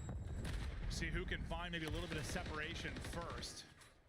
Still just this tug of war, but into the second set, where Gwyn kind of opened with that haymaker to start things off. There's one streak in. Gwyn earned it early. He finally used it now at the beginning of this rotation, but you're still in the point if you are Optic, so maybe this will be the swing. It was 5 in a row again. for Shotzzy, up to 18. He's been so good in these hard points, and they're holding Carolina at bay. I mean, you call in that cruise, and then Shotzzy finds 3. That's tough. Yeah, that is not what you want to see when you come out of that cruise. And well, Shotzzy continues, but it's going to be Gwyn. Finally, someone shoots back, able to take him down. Feels like in some of these hard points, it's just been all Gwyn as he continues. Yeah, no, he's been that individual playmaker for Royal Ravens, where without in some the of his response, plays, this might be another ugly one. Well, it's like for Optic Texas, everyone's had their moment, right? Like everyone's erupted or earned a streak or had these just takeover moments. The one struggling right now, Kenny, 8 and 16, but guess what? You're up 40, you're in control, you've got the point, you're looking to close out this series, but everybody just dropped off a spawn. Let's hop to a listen in with Optic Texas. Go ahead. Let's work this together. Come on, give it to half full, Clay for now. Yep. I know where he went. Hold on, Fingal. Clay. Clay still half full. Where's the pitcher now? Yeah, so that ready Look for you, probably. Half full, 1 HP Clay. What for you guys? Friends, I'll see half off. I'm running a caution. Bring push, I guess. Push her, leave half out to the right. Half out to the right. Under half off. Behind us, dead. Alright, under half off. Cop, Clay. Cop, shit on. Under half off. Watch out, really weak. Yeah, go through. One more rim. Yeah, that's nice. Nice Really trap. good time. Play to it. I'm gonna go right. I got a right. Can you move? Okay, I got time. Close I'll see him ramp. You play the right side. I'm bumping you guys the phone. I don't see him. He's just playing boxes. You guys see him. Go. Dive in. Yo, one's on me, Clay. Or team. Box to the... Nice, that's a two. I couldn't do fast. Back to back. Graffiti. I already blocked the back. I'll play back outside, I have it. Come on, tell me. He was stairs, maybe. Back off. Okay, top mid. What is this? Staircase. One shot, Clay. Staircase, one shot. Live in the back. We spawn back. Nice shot. I spawned out. Stay alive. They got parallels. That's 2 dead. On the back, 1 HP in the back. Back bus. All the way in the back. Graffiti's up top. One in the back, yeah. Nice, in the back. 3 last. Back right, maybe. No. He's spawned out. Middle left. Staircase on me, staircase. I have a trophy AJ in a second. Nice, ants. One soda. I have left time. Soda. Could be boxes. Yeah, I'll get boxes. You're good. Boxes, Clay, guys. I'm Really good time. I have boxes. I had the back right. He can't Boxes, Clay dead. Nice, that's it. I'm cutting boxes. One on you. We get back, and Pred is absolutely twisted, mate. That's a great Pred accent right there. But yeah, I mean, as soon as you're going to listen, it's the end of P2 into P3. Last time at P3, it was an early break from Optic. Same thing happens here. Carolina fought on back, but Shotzzy flies through 6 in a row. An early rotation of P4 doesn't matter either for Carolina. Carolina have had chances to find some time, but they just have not found the kills in those moments. Shotzzy, I don't know if I've ever watched a player that it's like every timing and like gunfight's going his way, or like it's the total opposite, like nothing's going his way. It's just kind of the way he plays, but like, dude, when he's in his bag, bro, it is so fun to watch. Like there is a rhythm and a rhyme to his gameplay, and it's a blast. And well, he's gonna call it a cruise right away, flies on down, hits the speed boost to help his teammate trying to get onto this hill. Fellow, though, locking down the white van, trying to play his life, has a trophy. Gwyn watching the cross. Not the easiest shots to hit, but able to connect as Carolina trying to stay alive in this map. And kind of similar to that map 1, like, you know, it was 2 minutes off the play clock, like an 80-80 game. As crazy as the fights have been, it's stabilized a bit. It's 30 points. You got a chance to push this to a map 5 if you're Carolina. So reminiscent in the scoreline of map 1. You've stayed tight. You fought tough.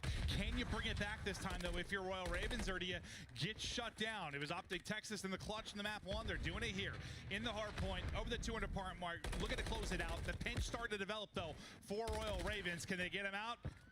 They'll get the kill and get him out for now, but some damage done there from Optic. Well, I mean, that's just the spawns, right? You have the 2 players on Optic, and Shotzzy and Pred, they just didn't loose middle of the map, and they actually spawned Clay behind them. So it kind of sets up a pinch for free for Carolina, which turns into maybe the final 20 seconds of this hill going the way of the Ravens, which keeps them in the game. That 20 seconds, that would have shut them out. And that's with the kind of a mid-hard point, right? The central hard points. It's just so easy to split teams out. It ends up punishing you there. Get some time to Carolina. Nice tracking as one goes over the top for Clay, and then you get another Clay doing his thing. Well, now this gives them a chance maybe to win rotation to P1 behind that double. Instead of rotating all the way through, you fight through bridge as Optic, but Clay shuts you down. The multi-kills coming again, though, for Optic. Yeah. Kenny was able to get 2 shots. He pred through for the final ones, and you're into the point again. Can you be heroic now if you're Royal Ravens in battle through? Do you seal the deal if you are Texas? They've got the point unlocked for now, but here comes the collapse. Dashy winning big gunfights from the point, soaking up time and finding the kills as well. Just holding for the next one. Stun hits, though, and help them back away for now. He's just been stunned up for 10 seconds. Now contested, 15 to go for Optic. Kenny, though, want to be pinched. Kenny on the pinch, might be able to shut this down. Well, numbers-wise over to Carolina, it comes down to a 1v1, 10 seconds left. Got a chance. Take this scrap time, but, I mean, we know how difficult it is, really, to hold P2 cleanly. Optics should be able to close out this series. We'll see.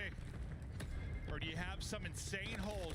If you are Royal Ravens, Gwen, with the opening gunny, Shotzzy has been terrific. Looking for number 40 as he puts it up. 40 on the map for Shotzzy. Kenny there as well, trying to clear him out of the point. 6 points needed. Finessing his life, it'll finally drop. Predbo there with the help. Into the point go Optic. They should end up sealing the deal. This is highlighting what you said. It's so scrappy. You just need a couple of seconds. You can't quite get it done yet. You stabilize. But this pretty much summarizes this series. Yeah. Right now is Carolina somehow staying alive. You hear the nades, the stun's going off. Now they gotta rotate though. 15 seconds left. Optic still throwing bodies at this. You have Kenny getting aggressive. Someone's right behind him. That's gonna be Pred. Dashy looking over him. Not there yet, though, is another double, but on rotation, you're going to have number 6 in Shotzzy finding a second. Clay's running, can't quite get there to maybe contest. I thought just for a second an opening for some late game heroics, but it won't happen. Shotzzy drops 40 plus. He had a series because his map 1 was nutty as well. Optic get the win. They do it through the respawns. Maybe the one bright note for Royal Ravens where the search and destroy struggles have come. Maybe High Rise starts to be a map for you, but you get bodied up, especially just from a slang standpoint, the respawns, like it was tough at times. Yeah, looks like it evens out a little bit here when we look at the scoreboard, right? They started to fight on back, I think, really since that P5 when we were hopping on board with Clay. I mean, Fellow struggles. On the other side, yeah, 43 from Shotzzy, 36 from Pred. Almost this 7K is damage. Yeah, this duo on Rio can go crazy.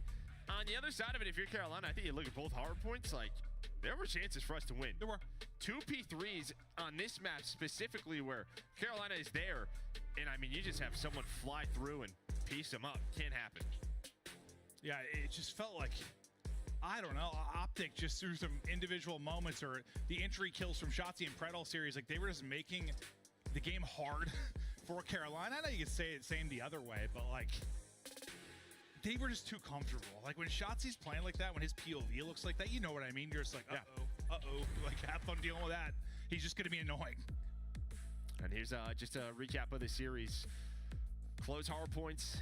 The other 2 modes not close. Carolina able to win that high-rise S&D, but the invasion control, one to watch there for Optic. No, yeah, that was the most impressive part probably of this series. I mean, maybe you could say the search was definitely great for a positive on the other side, but for Optic, yeah, that invasion was insane. 2 of the most one-sided offensive rounds we've ever seen. Absolute dominance. Yeah, the boys were shooting. Optic Texas and get the win. Smiles everywhere as we get back to the desk to Christopher, big sexy puck. Alrighty. Thanks, Maven. All right, guys, we got to break this one down. Shotzzy deserving all of the millions of dollars this kid is making. He may be the most entertaining player in the CDL, and he's dropping some of the biggest numbers. As Maven said, it wasn't just that game 1. He drops 43 with another 6,500 damage in this final game. I mean, that might be some of the most damage we've seen in a hard point thus far. To be honest, I think Maven said it perfectly during this match that once Shotzzy is going, it is very, very hard to get him to stop. He just starts getting some of these most insane timings, and he knows exactly what to do with them. Unfortunately for like Carolina Royal Ravens, they started calling out he was missing a little bit too late into this respawn because he was constantly behind them and shooting them in their back. Yeah, that was also the hardpoint kill record set by Shotzi in that game number 4, just absolutely frying. I don't know how many more Rios Optic Texas is going to really have. Despite, Carolina, they're in this game. I got to shout out Optic Texas, and they're just prioritizing the right things. Their spawn knowledge is on point. I mean, you think about the end of that invasion, how close it actually was, and the spawn outs are happening left and right. You have players spawning blue, players spawning palace. It's Kenny who picks up a huge kill. The timings are on point. Goes to hill, finds one, backs up, secures the spawn once again, and then they proceed to get the majority of that time. And then even at the end of this game, granted, yeah, they're about to win, but they're prioritizing the right things, pressuring that P2, creating so many layers so they know that they're going to ensure that rotation. These are things that you need to do in HB to perform at a high level, and Optic does that. I want to play devil's advocate a little bit here, just for the simple fact that when we were heading into this match, Optic Texas is already a top 4 team. They're already one of the top teams in Respawn. So honestly, they are expected to win both hard points in this series. It wasn't expressive map number 3, but their search and destroy still has a lot of work that needs to be done. But Allie, it's time for your scuff play of the game, and there's not many better than a 3-0 in control. It was close, but we talked about it coming in. Optic is just clutch. Yeah, no, it was those 2 offenses, right? I mean, especially on a map like Invasion, this was extremely impressive, even from a team like Optic Texas. Like I said, that is good at Respawn, is getting that B right off the bat. Carolina Royal Ravens just did not have an answer. Nameless, you were oohing and ahhing in the green room. Who was most impressive in this series for you? I mean, I gotta say Shotzi. Yeah? He was so impressive. I mean, the guy was going crazy throughout this series, man. But, as a unit, I think in this control, this was the most impressive map. Yeah. It was one of the game modes that they needed to focus on throughout this split. Now they've won 3 straight invasions, and their map pool is now widened. So it helps them a lot going into the veto process against some of the top teams in the league. Really enjoy seeing what we had there in Game 3, and of course Game 4. The man who dropped the big bombs in the final game is joining us live. Welcome to the Monster Winter Spotlight, young Shotzi, and talk to me a little bit about Rio. How fun is that map for you? Definitely one of my favorite maps for sure. You could just fly on the map, and I mean that's obviously what I enjoy, and just flying, doing your thing as a solo player, being annoying, and yeah, I feel like that map definitely suits me for sure. Now everyone sees the KD, but damage is what I look at. I always find that so impressive to see how many bullets you were actually landing. You and Pred combined for 13,000 damage in that final hard point. What is it like playing with this guy? Are you guys running together? Are you dividing and conquering? How would you describe your play style? I mean, personally, I've always played just fast and annoying. That's kind of my play style. I try to do what's easy for the team, and I mean, AG's just annoying to play against as well. The guy's literally camping in corner, just laying down. So I feel like that dynamic is really good, just because we're constantly just being annoying around the map. And yeah, especially that map. Rio, we're just being annoying. I haven't seen his pop, but I can only imagine. Yeah, no, especially Respawn in general, right? I feel like, you guys are one of the top Respawn teams right now. So that then leads me to Search and Destroy. Where have you guys kind of had the conversation of what's going wrong? Yeah, I think we all like that map too, I'm not gonna lie. Obviously, we don't play high rise, and that's one thing that we're trying to expand. Yeah, like I said, we lagged out that second map. We obviously had to play it more, get used to it. But sure. Yeah, I mean, this series, we're kind of just expanding our map pool.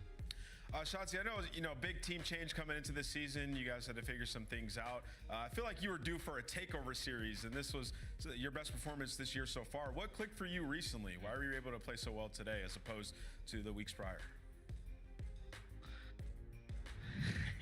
This guy just shot through a basketball head. Honestly, I honestly don't even know. I feel like now I'm like slowly comfortable into like the way this team this team plays. I feel like I'm more comfortable where I'm at now compared to back then. I feel like back then I was kind of just forcing everyone I was forcing plays to make everyone feel comfortable instead of just playing my game. And I feel like that's one thing that I did differently the last month, I'd say. Just focus on myself, and everything will just come, smoother, and we'll all just work together as well. It's working. Hey, Shotzi, you play Atlanta, March 3rd. How do we feel about that? Actually, producer in my ear, new question for you. Where can I watch your stream? Wait, what was it? Yeah, I'm confused. Up on him. Where can we watch your content, Shotzi? Oh, you can watch on Twitch, twitch.tv/Shotzi, YouTube as well, TikTok. Honestly, you can find it on Facebook too. But yeah, He's everywhere. Twitch.tv/Shotzi. So open up your phone. Shotzi's probably on it. Thank you for joining us live. That's Shotzi. That is Optic with our winner spotlight. And we have one more match to go. We're already here. Wow. One more? Are you excited? I am excited. I'm getting excited. And you ready for this one? I'm ready. I want to see if Seattle actually shows some life today because they got smoked yesterday. Optic is done. We come back. Surge, desperate for a dub, but they're going to run into a diamond con. Stay tuned. Match 3 up next.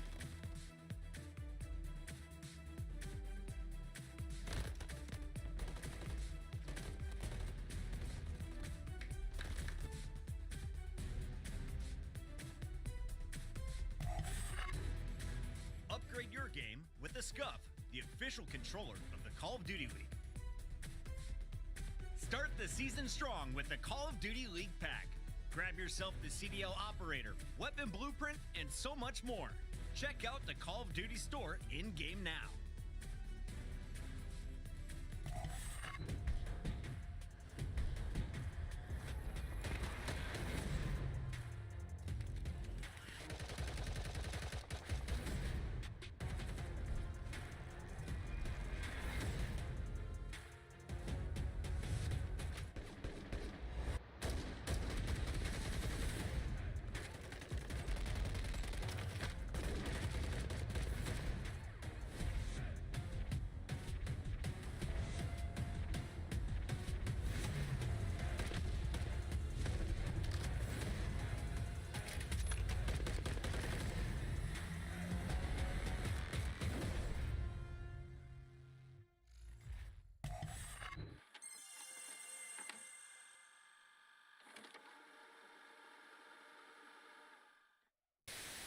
Share your life. They actually went for the challenges and gave us an opportunity, which is just something I hate seeing. And what the hell was that?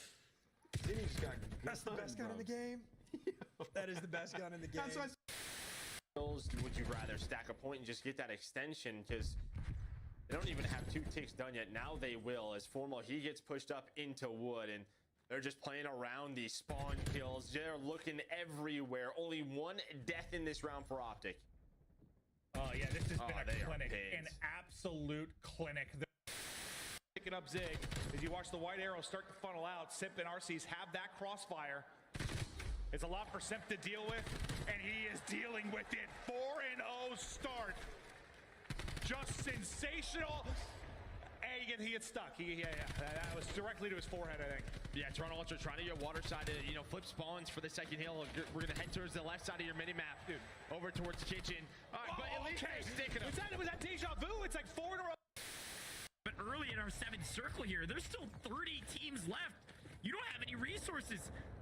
Get to the zone if you can. Win your gunfight. Maze somehow sneaks through. You see a lone Nubu Spartan running around like a chicken with his head cut off. There are so many squads. This is unprecedented. Being able to see this from the Codcaster is so special. There's our first moving zone. We knew we were going to come in and handle business. They're a pretty team. I don't know what all the hype is around this match. I mean, look at the scores. I did.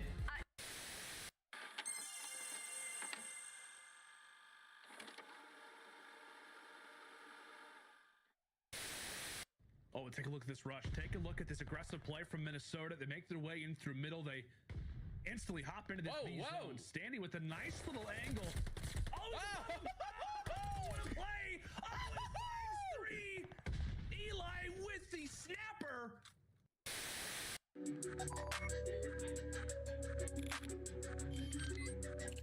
My goal here is to win champs.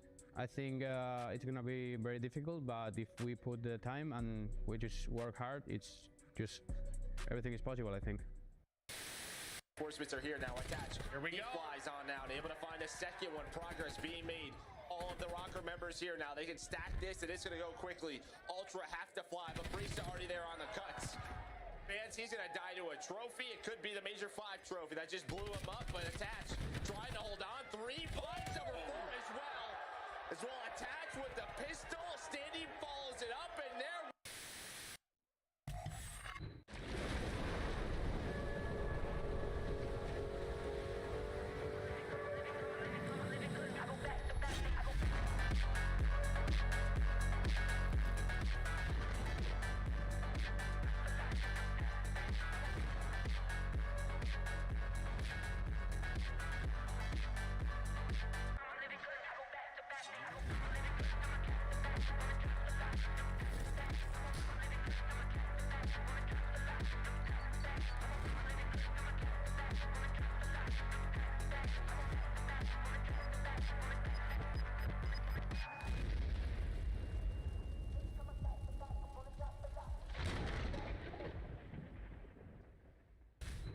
Just 2 weeks from now, Seattle Surge will be flying across the country to Miami for Major 2. Tonight, though, they enter this match with an 0-3 record, and they're taking on a West Coast rival here in LAG. Both of these teams are winless in our standings, but this is LAG's just third match here in Major 2. If Seattle Surge want even a crumb of a chance of trying to make it into winners so they don't fly to Miami and have to just get booty bopped and sent back home after that long flight, then they have to get a win here versus LAG, which isn't impossible. These are obviously two teams extremely on the struggle bus, and for the fact of Seattle Surge is that they're good at search and destroy. That is the one edge that they have in this series versus LAG. Nameless, I'm looking at these faces. They are intimidating. They are scary.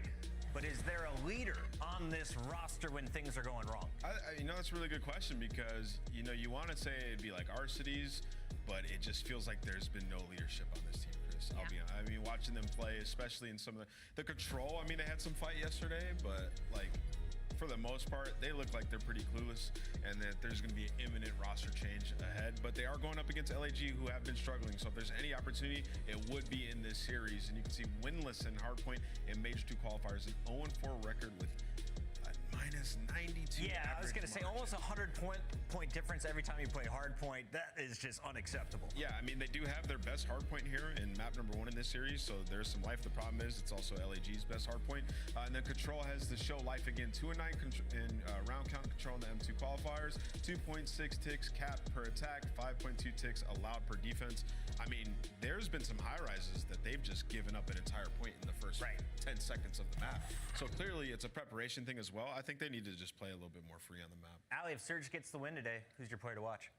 Ooh, player to watch. I would say RC just because he solo carried them through that search and destroy, but Abuza is a good call out since he is technically the rookie on this team. Both of those have been able to drop numbers, but inconsistently. And on the other side of this matchup, same thing can be said for Diamond Con. He dropped 32 kills in his first hard point, but then was kind of silenced as that respawn match went on. For LAG to be on top of their game, what do you need to see today, Nameless? Yeah, I mean, LAG is a really exciting team because they have players who can pop off, take over games. I mean, you're talking about a team that's been top 3 in First Bloods in SNE all year long, just haven't been able to convert them, and Fame gets a ton of those, right? Estrio has his moments where he gets inside and behind enemy lines making plays, and then Diamond Con can take over a respawn. The problem with this team is that their hardpoint map pool is just basically non-existent. And then in search and destroy, the fundamentals have not been on point. It's just similar things like what Optic was going through in their S&Ds, man-up situations, they haven't been able to convert bombs down, they're losing the round. So LAG, I mean, go back, watch some VOD and try to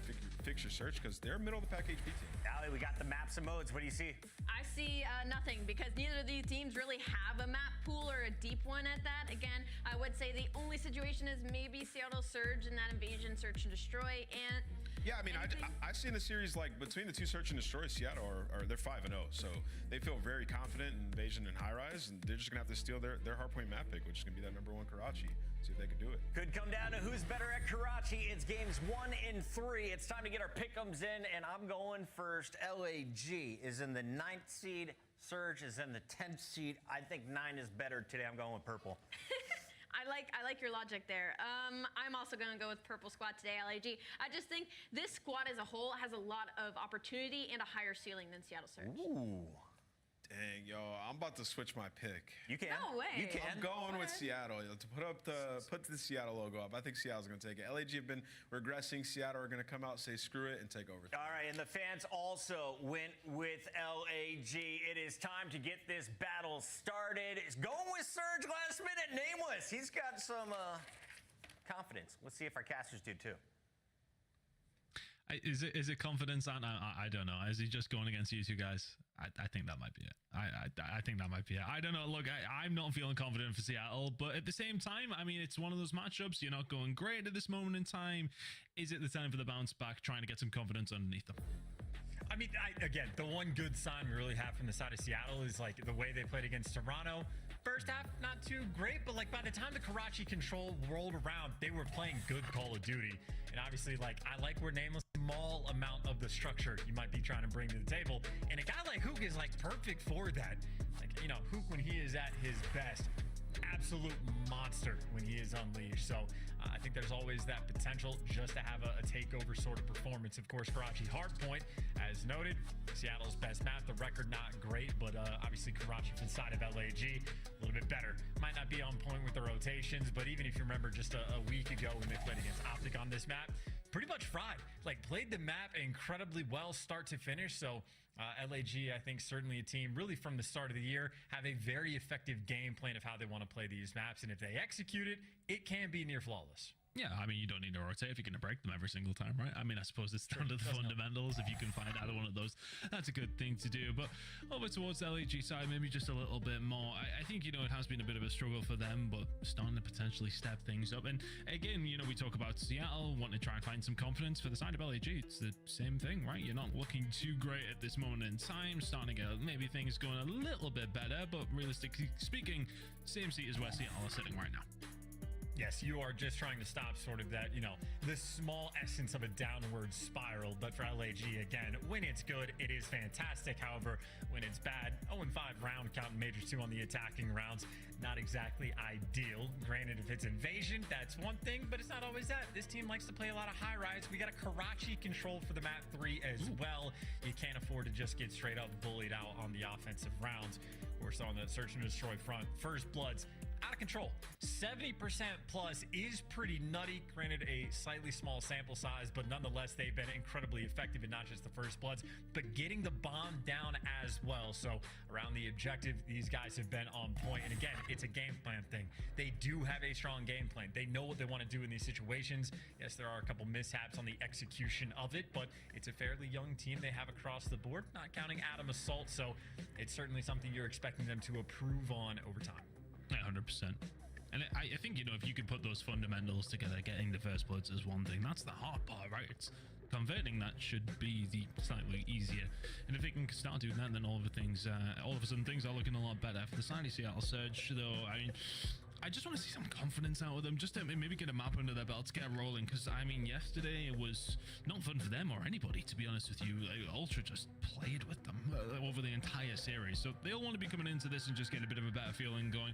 We've seen a couple of decent plays, though, coming out here and there. You know, the control, as was alluded to from the desk, was pretty decent. And yourself, you know, it was getting there. But again, it just feels like there is no momentum heading their way. It's only going the opposite direction right now for Seattle Surge, but this is a winnable game for them, and if they can find this, you never know what their season is going to look like. But yeah, things have been a real struggle since Brezzy came into this roster, and you know, as a big EU man, as you like to point out quite a lot, in my bias, I really want to see Brezzy do well. Look, he's had a good amount of time on the challenger side of things, done great things over there.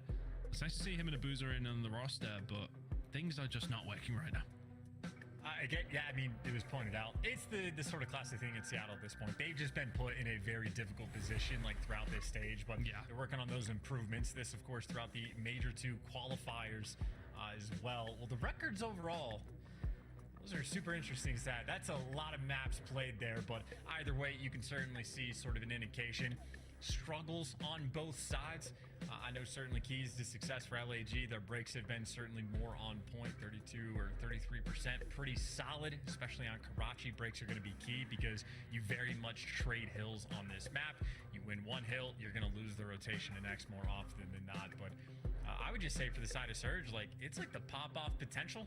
Like, the one sort of good S&D map when they had on Terminal this past week was in RC, just sort of had that takeover performance. I think that's exactly what I'm looking for Seattle on the flip side. Again, Hook always going to be a very strong candidate for it, but you never know. Maybe a Brezzy or the rookie Abuzik.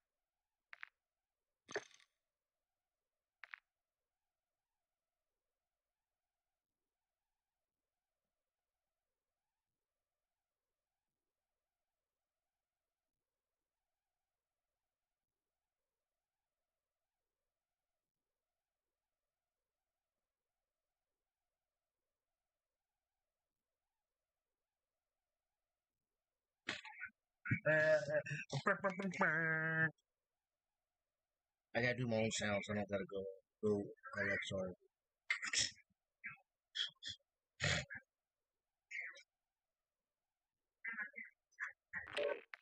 Sorry.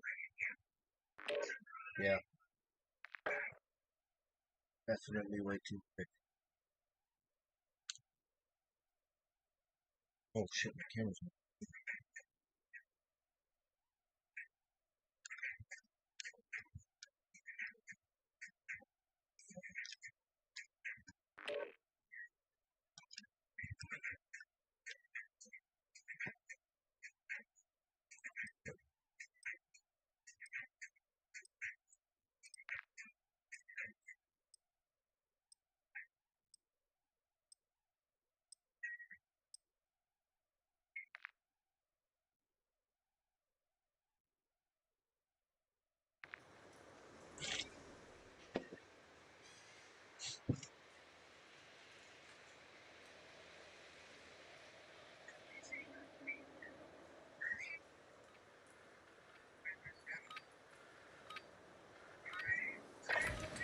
Use this time for some target practice.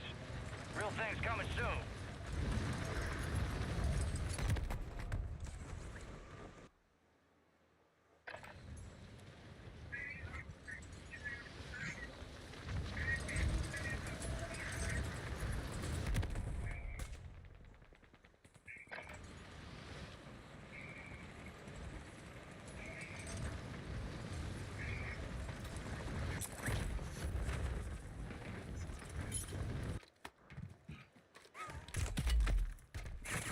Enemy soldier incoming.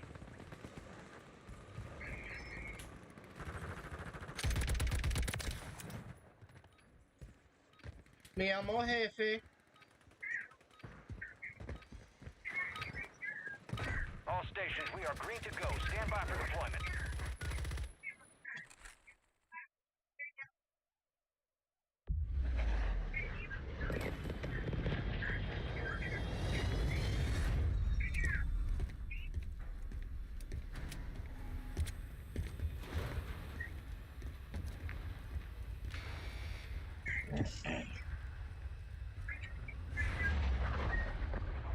Resurgence. Stay alive to keep your squad in the fight. Your team leader. Set a drop point for your squad, soldier.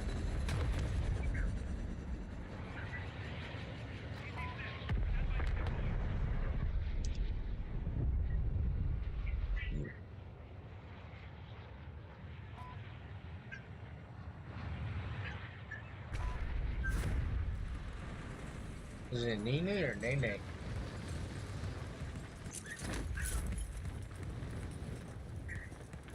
No, in Spanish, I think they're pronounced as it.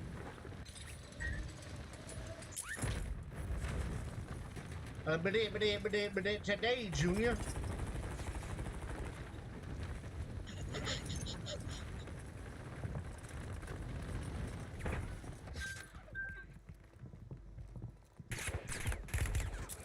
I'm getting stitched up!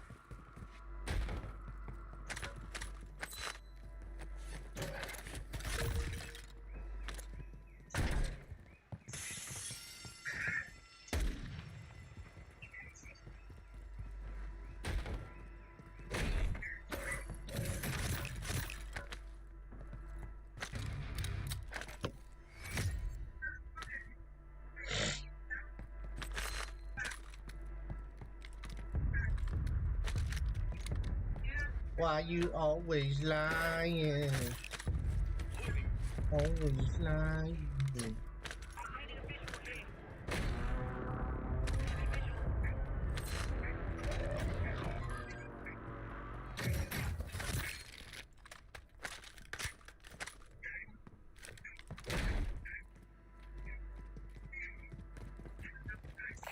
$1,000 cash money. Your squad mates redeploying. Well done. I'm coming. I went to the wrong buy. Over.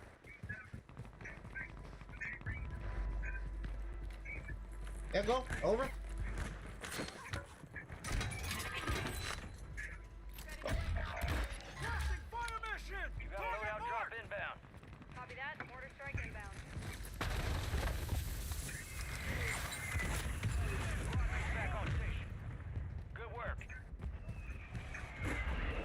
UAV, be careful.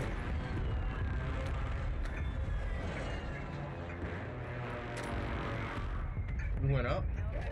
You're losing ground. Move it.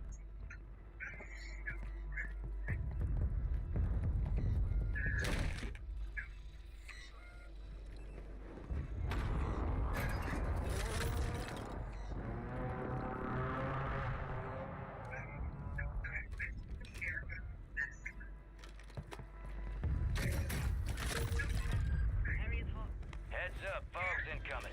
Visibility will be affected.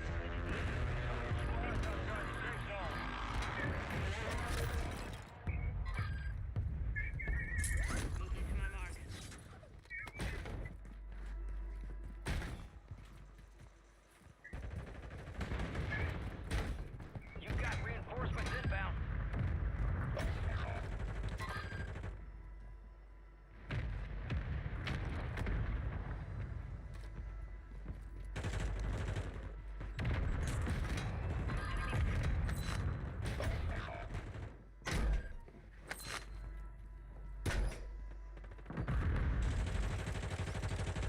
Squad mates redeploying. Well done.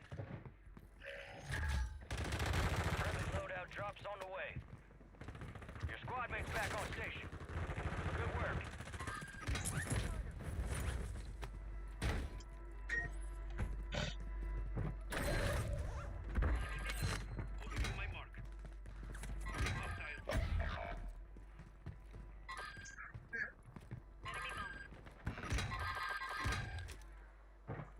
Enemies dropping into the AO.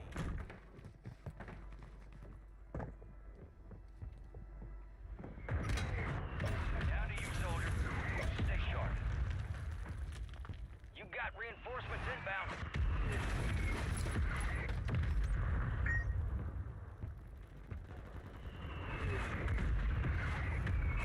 Squad mates redeploying. Well done.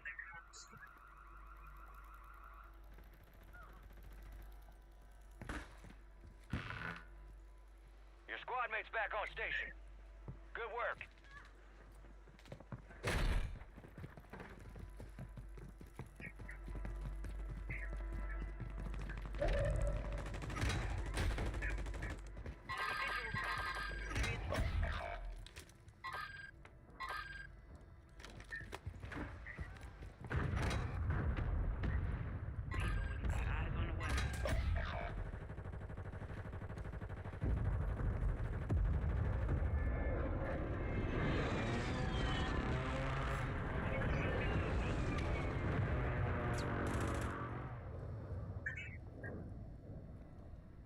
You've got reinforcements inbound.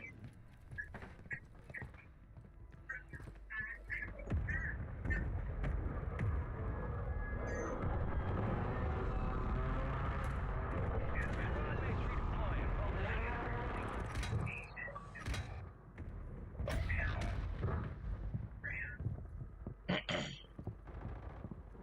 I can't do it on my roof.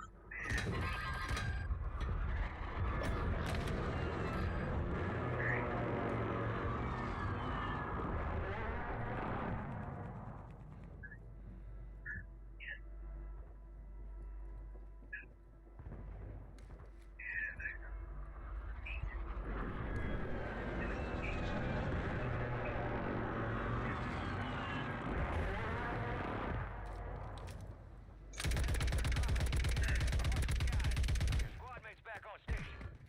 Good work. Confirmed, and we located the rest of them.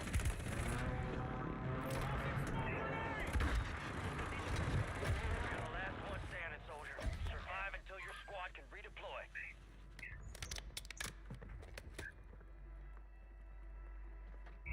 Gas is closing in. You've got reinforcements inbound.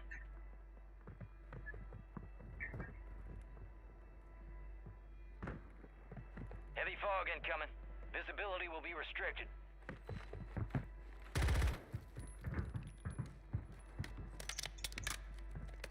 Your squad mates redeploying. Well done. Head to the safe zone.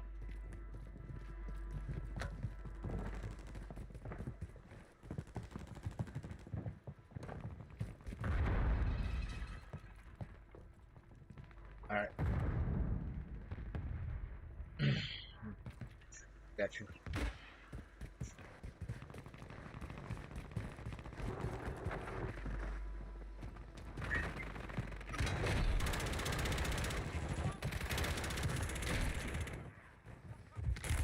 Oh!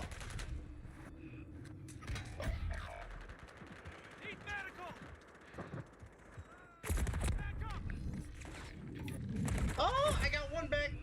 I got one back.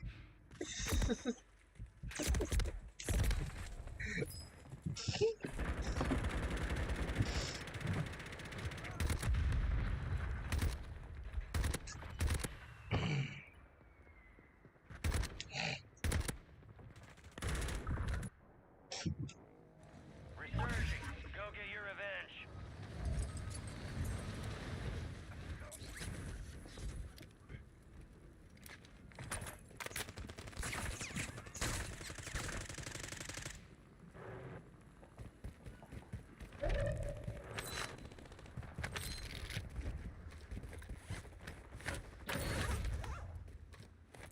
I'm going.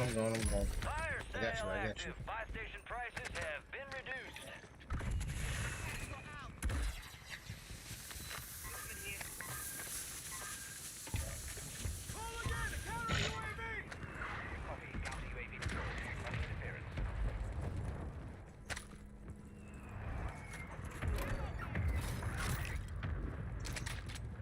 Counter UAV is down.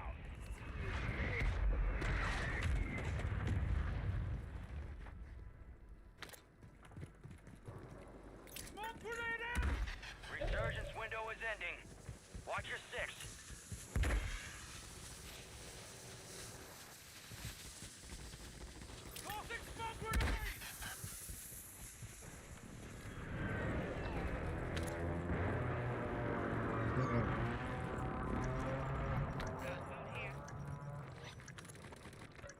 Got armor here. Fire sale's over. Adjusting prices. Got gas moving in.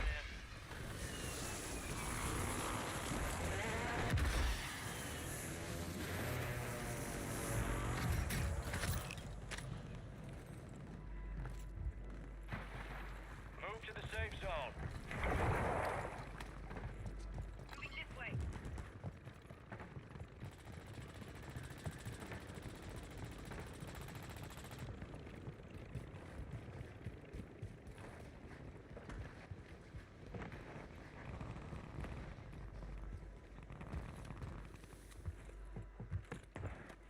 Enemy soldier Right now, you're incoming. running up the bridge. You're right. Oh, now you're dead.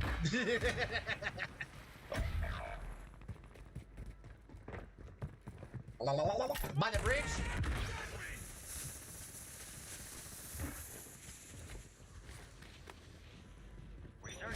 Close to this area. I'm getting. I got people on me, but close to here.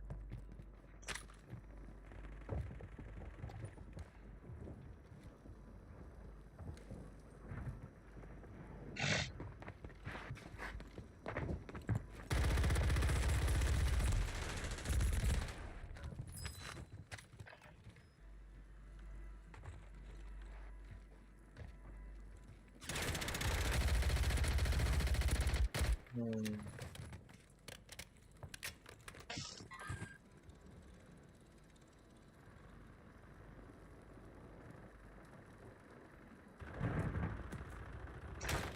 visual.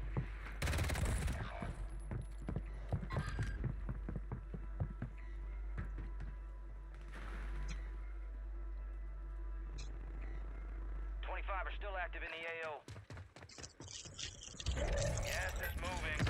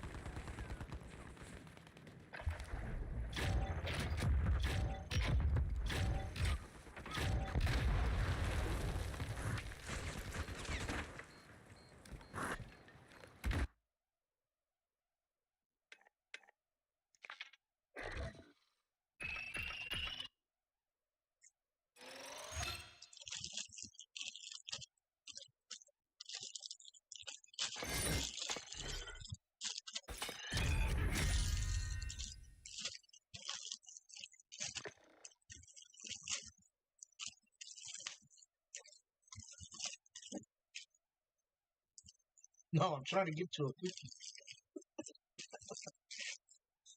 I couldn't get to the cookie. Shut up.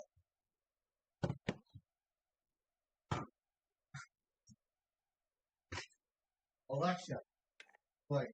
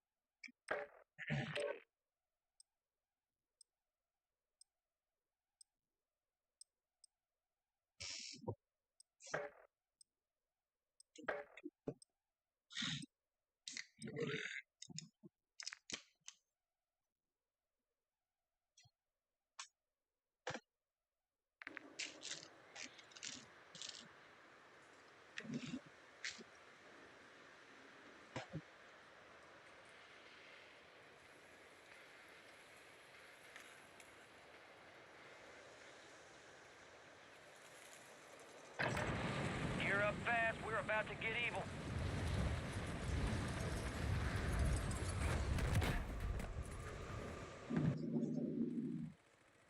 Enemies are dropping into the area. Watch the skies.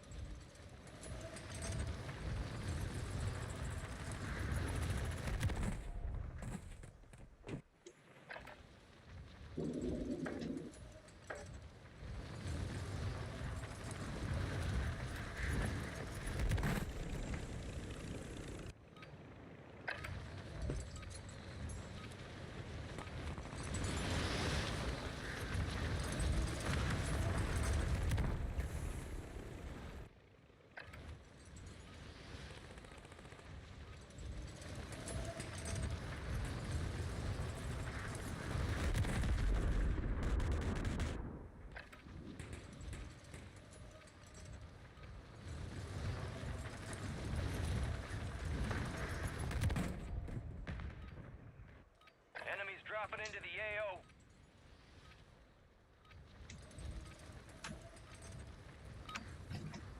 All stations, green light. We are deploying to the war zone.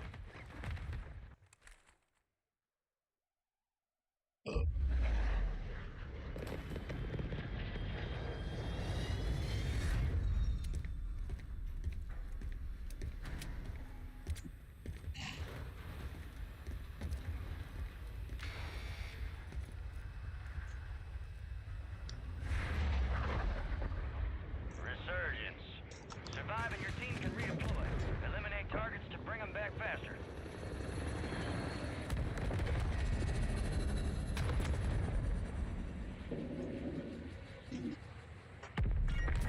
XP multiplier drop inbound. Locations marked.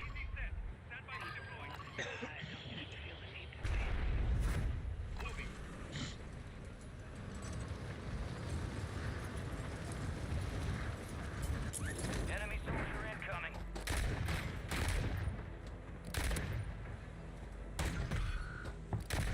Heads up, an enemy squad marked you as a bounty target.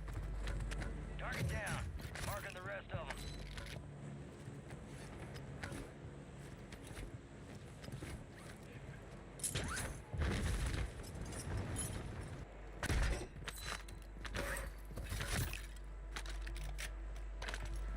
Planting mine!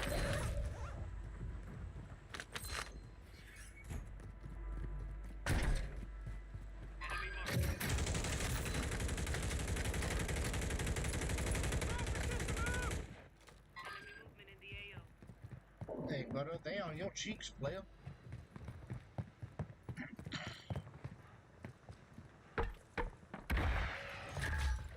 Friendly buy station deployed.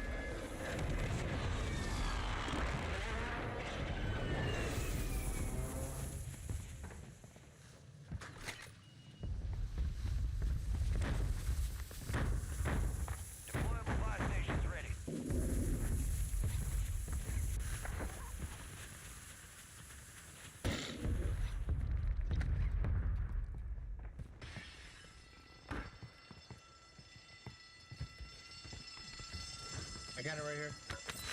I got it right here. I got it right here.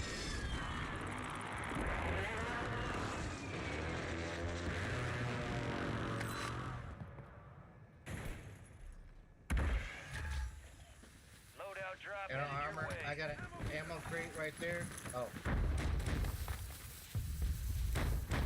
Bro, I'm stuck. Bro, I'm stuck. I'm stuck.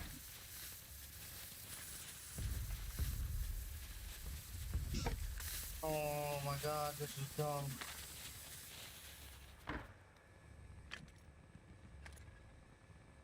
Hey, fellas. Gas is inbound.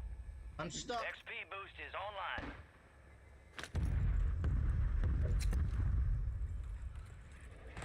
Wrong Semtex!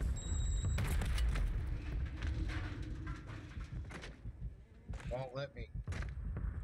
Using drill charge! I was gonna see if it was gonna let me slide out, but it won't let me. You're not dying here. Your squad made it to the safe zone. Good to go! Nope, now I can't even get up. Movement here. This is dumb. I can't move. Marking hostile.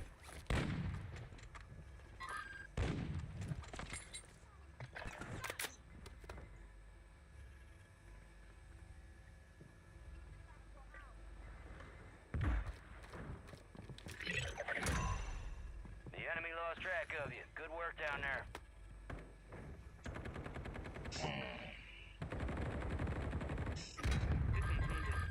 Loot here.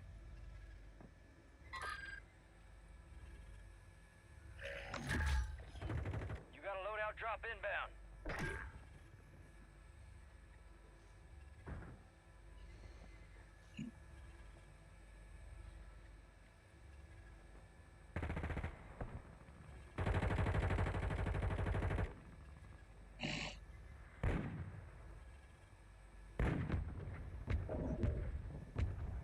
People with nothing to hide don't usually feel the need to say so.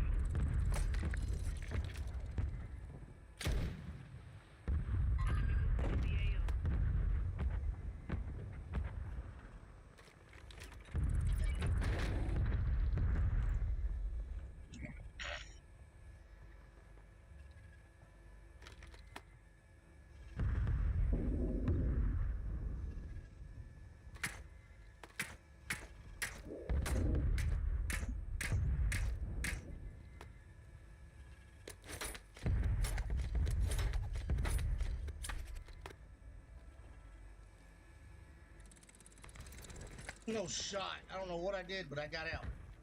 Found their sniper.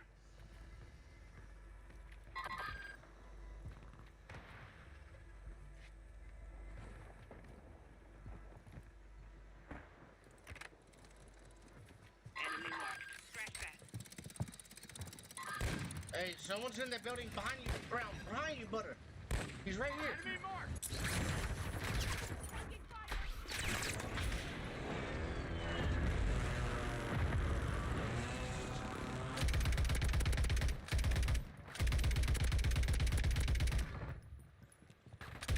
Enemies dropping into the AO.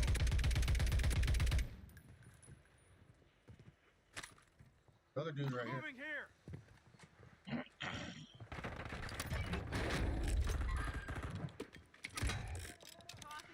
Found some gas.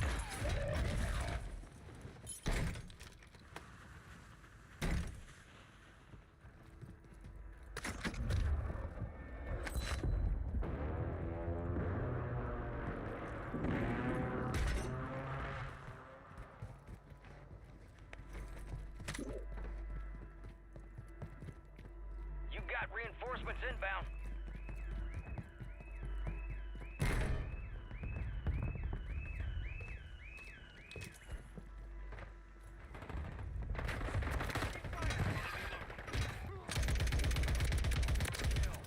Marking the rest of that squad on your tac map. Get hunting. He's dead, he's dead. I finished him. Your squad mate's back on station. Good Yeah. work. Moving to my mark. Gas is closing in.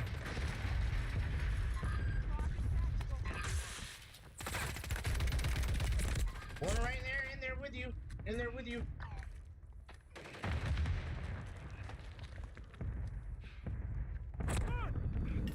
Tossing smoke grenade! All squad members are in the safe zone.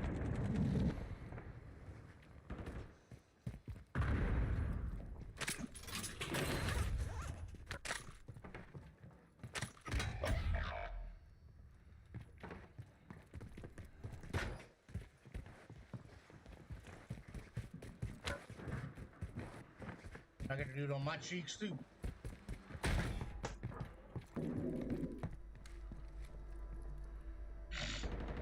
Your squad mates redeploying. Well done.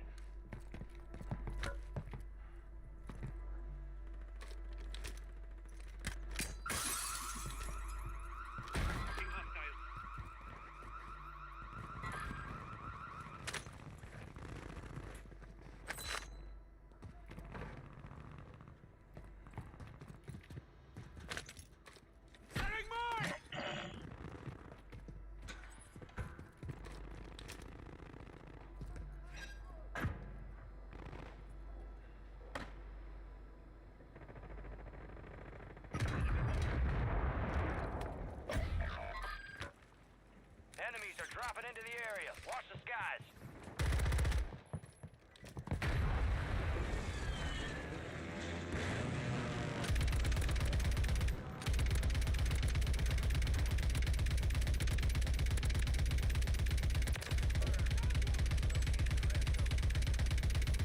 Fire sale is active. Buy station prices are adjusted.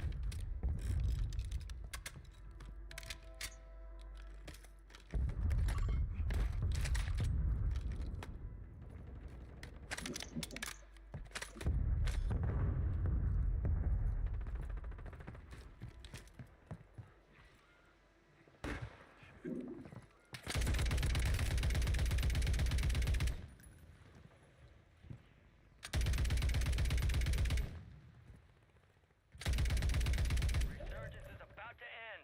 Make it count.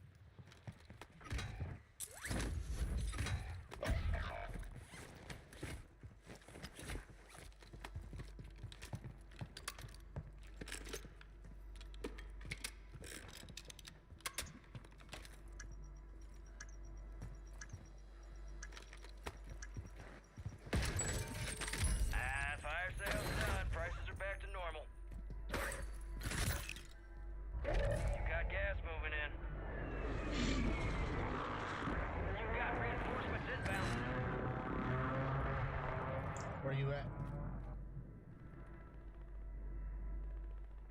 Where you need to smoke at? Get to the safe zone. Box over here.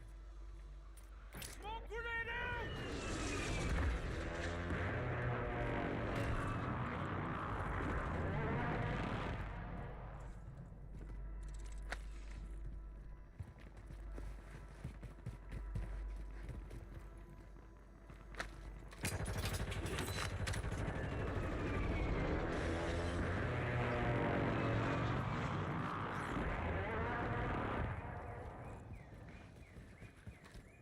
Requesting close air! Target mark! Copy. Longbow 3-1 on approach. Strike inbound. Here.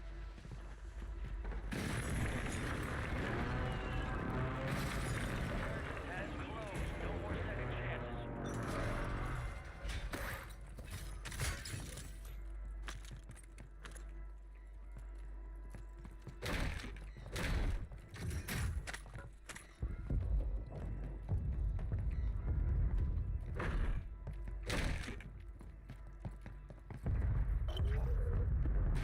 Bounty targets marked. Kill them all.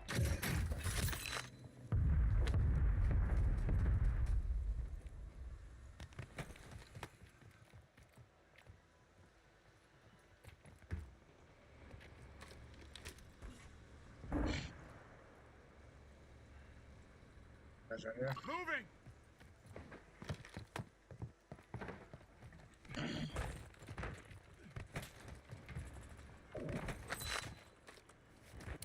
Mortar support incoming! Gas is moving.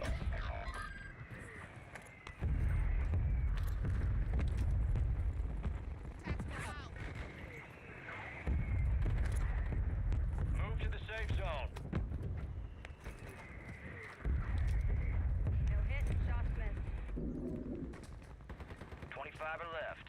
Stay sharp out there.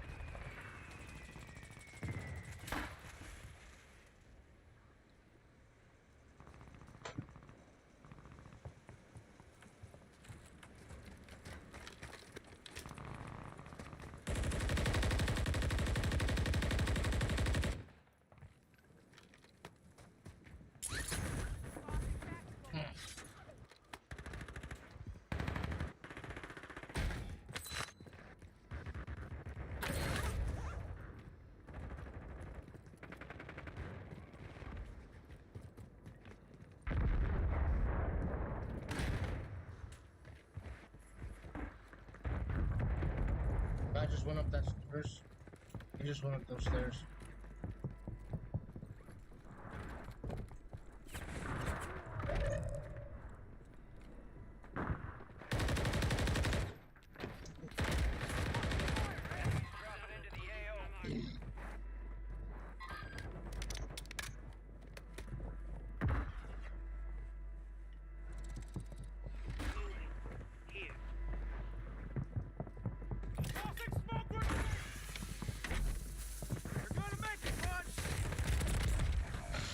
I didn't know I was in there. We're still standing. They hit us hard that time. Let's regroup and get back up there, yep.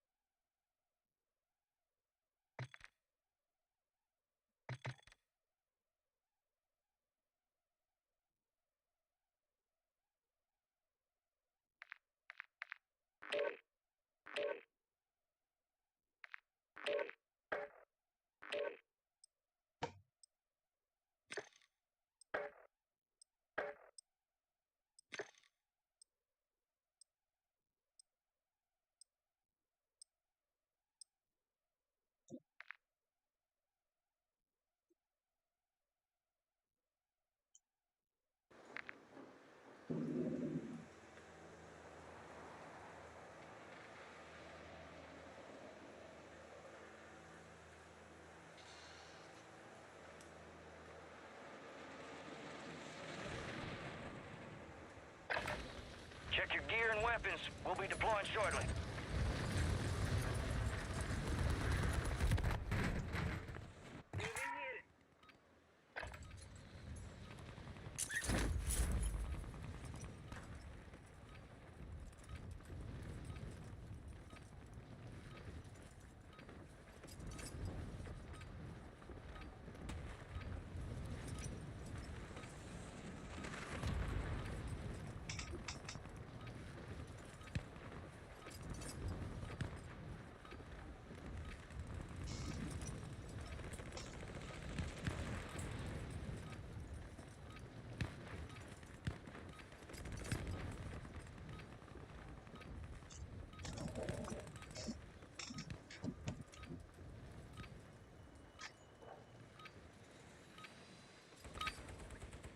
All stations, this is Shadow 01. Deployment to the war zone has been authorized.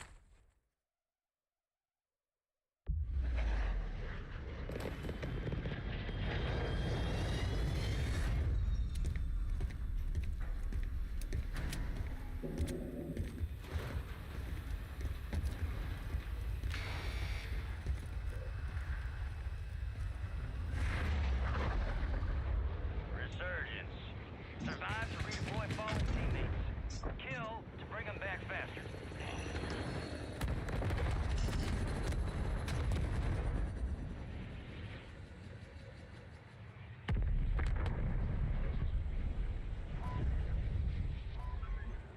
Moving.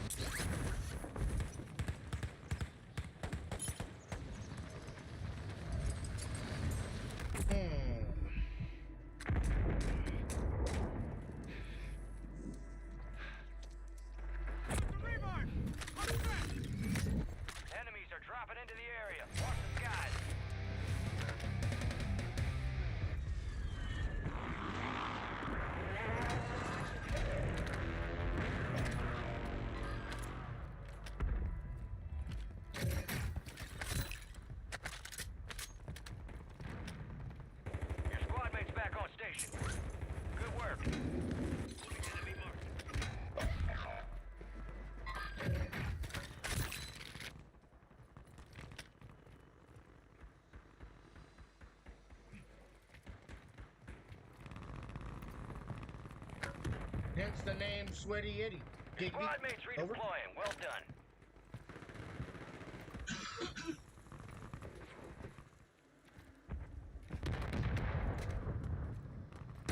Enemy soldier incoming.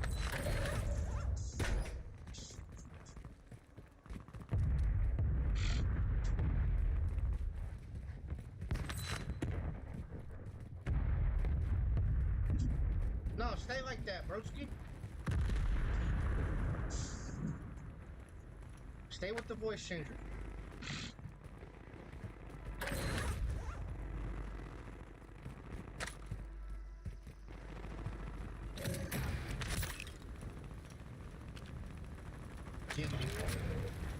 That hurt Bounty too. targets are up. Get after them. Primary objective complete. All targets eliminated.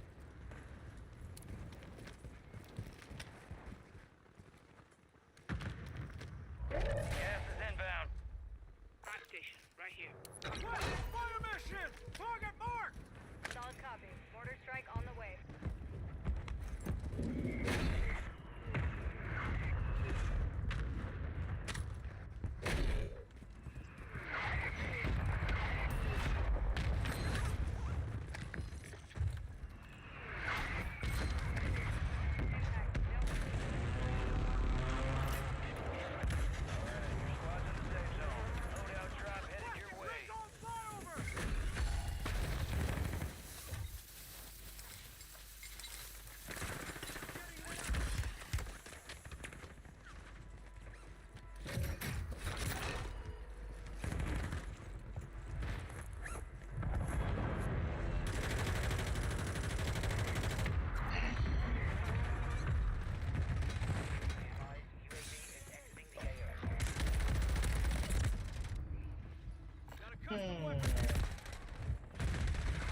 I don't know about that one, Chief. How did he know I was... Never mind. Drops on the way. You're getting another chance. Make it count. It's like he knew to turn around.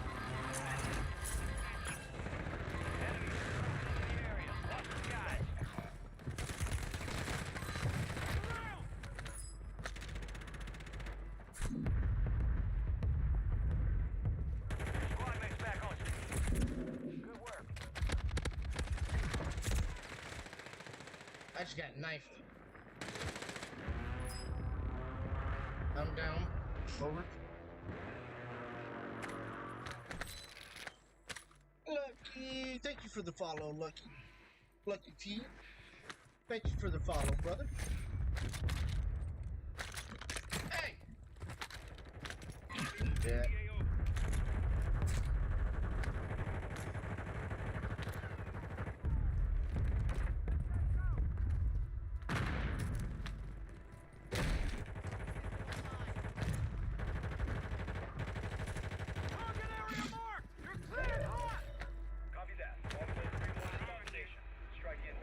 Hey, pick that up. Pick that up, butter. Butter! Damn. Requesting close air! Target marked! This is Longbow 3-1. Target acquired. Strike inbound.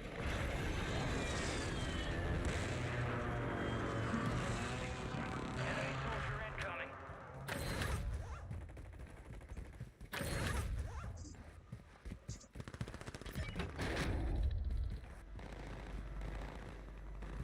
Lucky with the follow.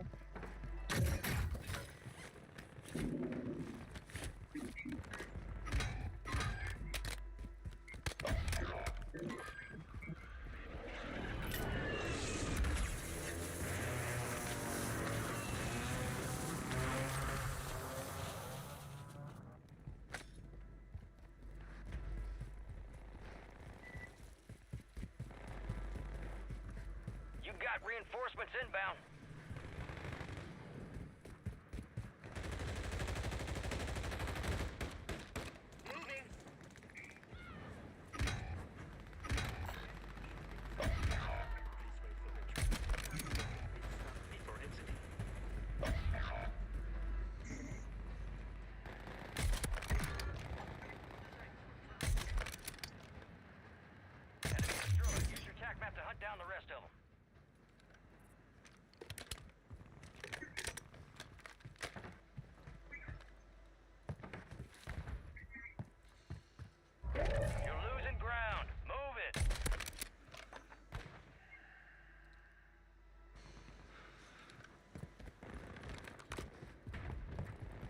dropping into the AO.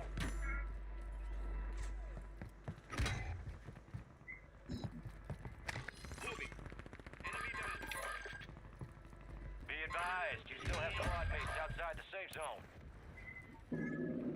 Mortar support incoming! Copy. Mortar strike inbound now.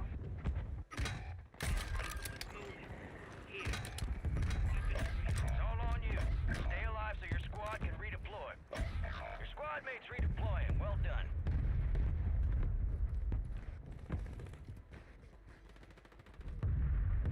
No effect on target. Marking hostiles.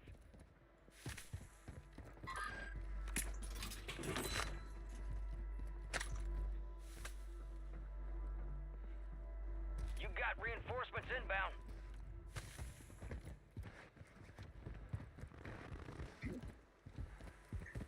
Launch 23. 23 on both.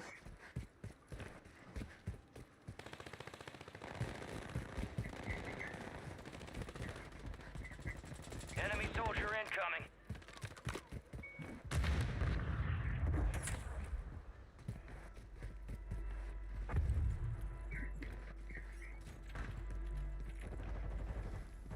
Smoke grenade!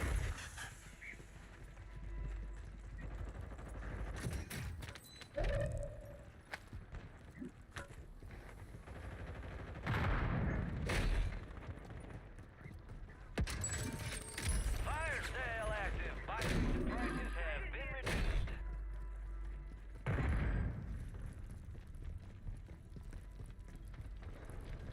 Enemy marked. Movement in the AO. People with nothing to hide don't usually feel the need to say so. Marking shotgun shell.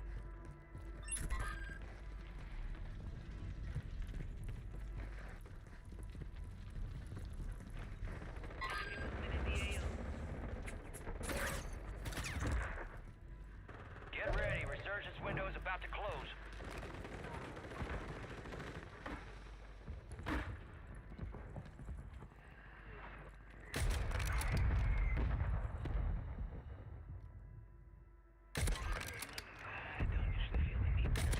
Back on station.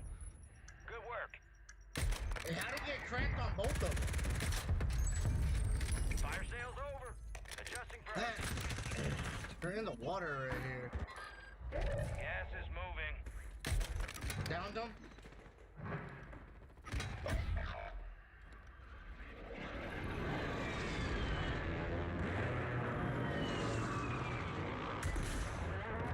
Get your squad to the safe zone. No one gets left behind.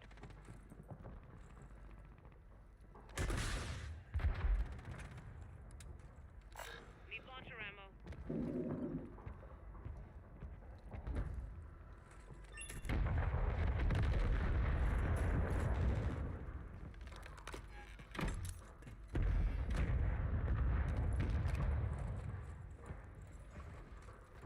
Got people jumping. 25 remain. Solid work so far. You got reinforcements inbound.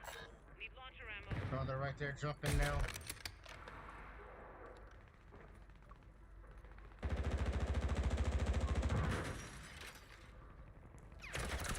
Advise, resurgence is no longer active. This is for keeps.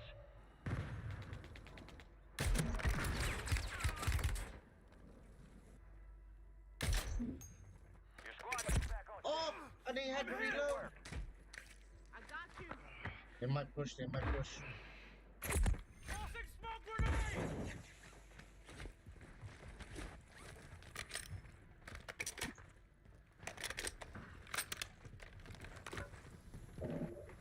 Cross the street. Right there. Moving here. I might have to hop up, but guess I'm getting too loud in my wife's to see. Already woke her up once.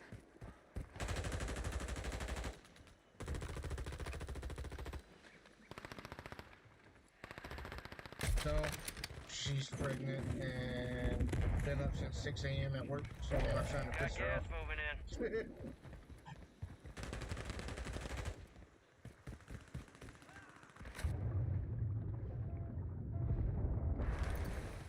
Get to the safe zone.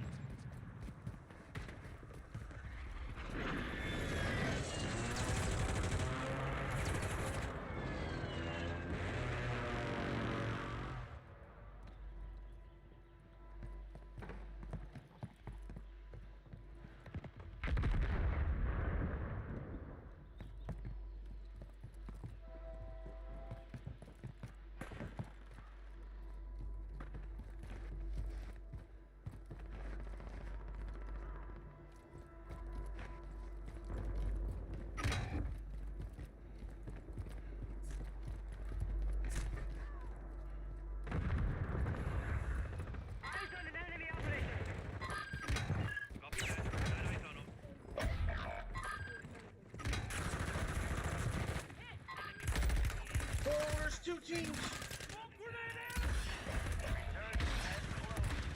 Oh, I hit the.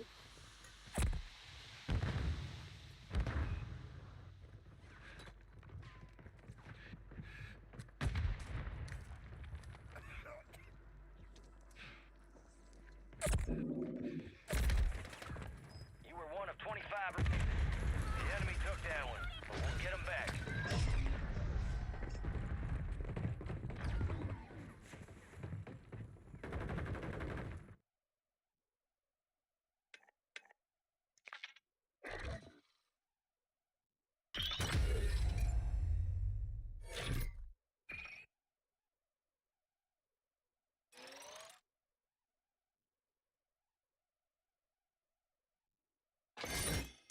Alright.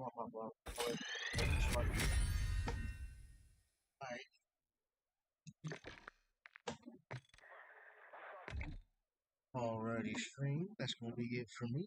I'll be back on tomorrow morning. I love you guys, and I hope y'all have a wonderful night.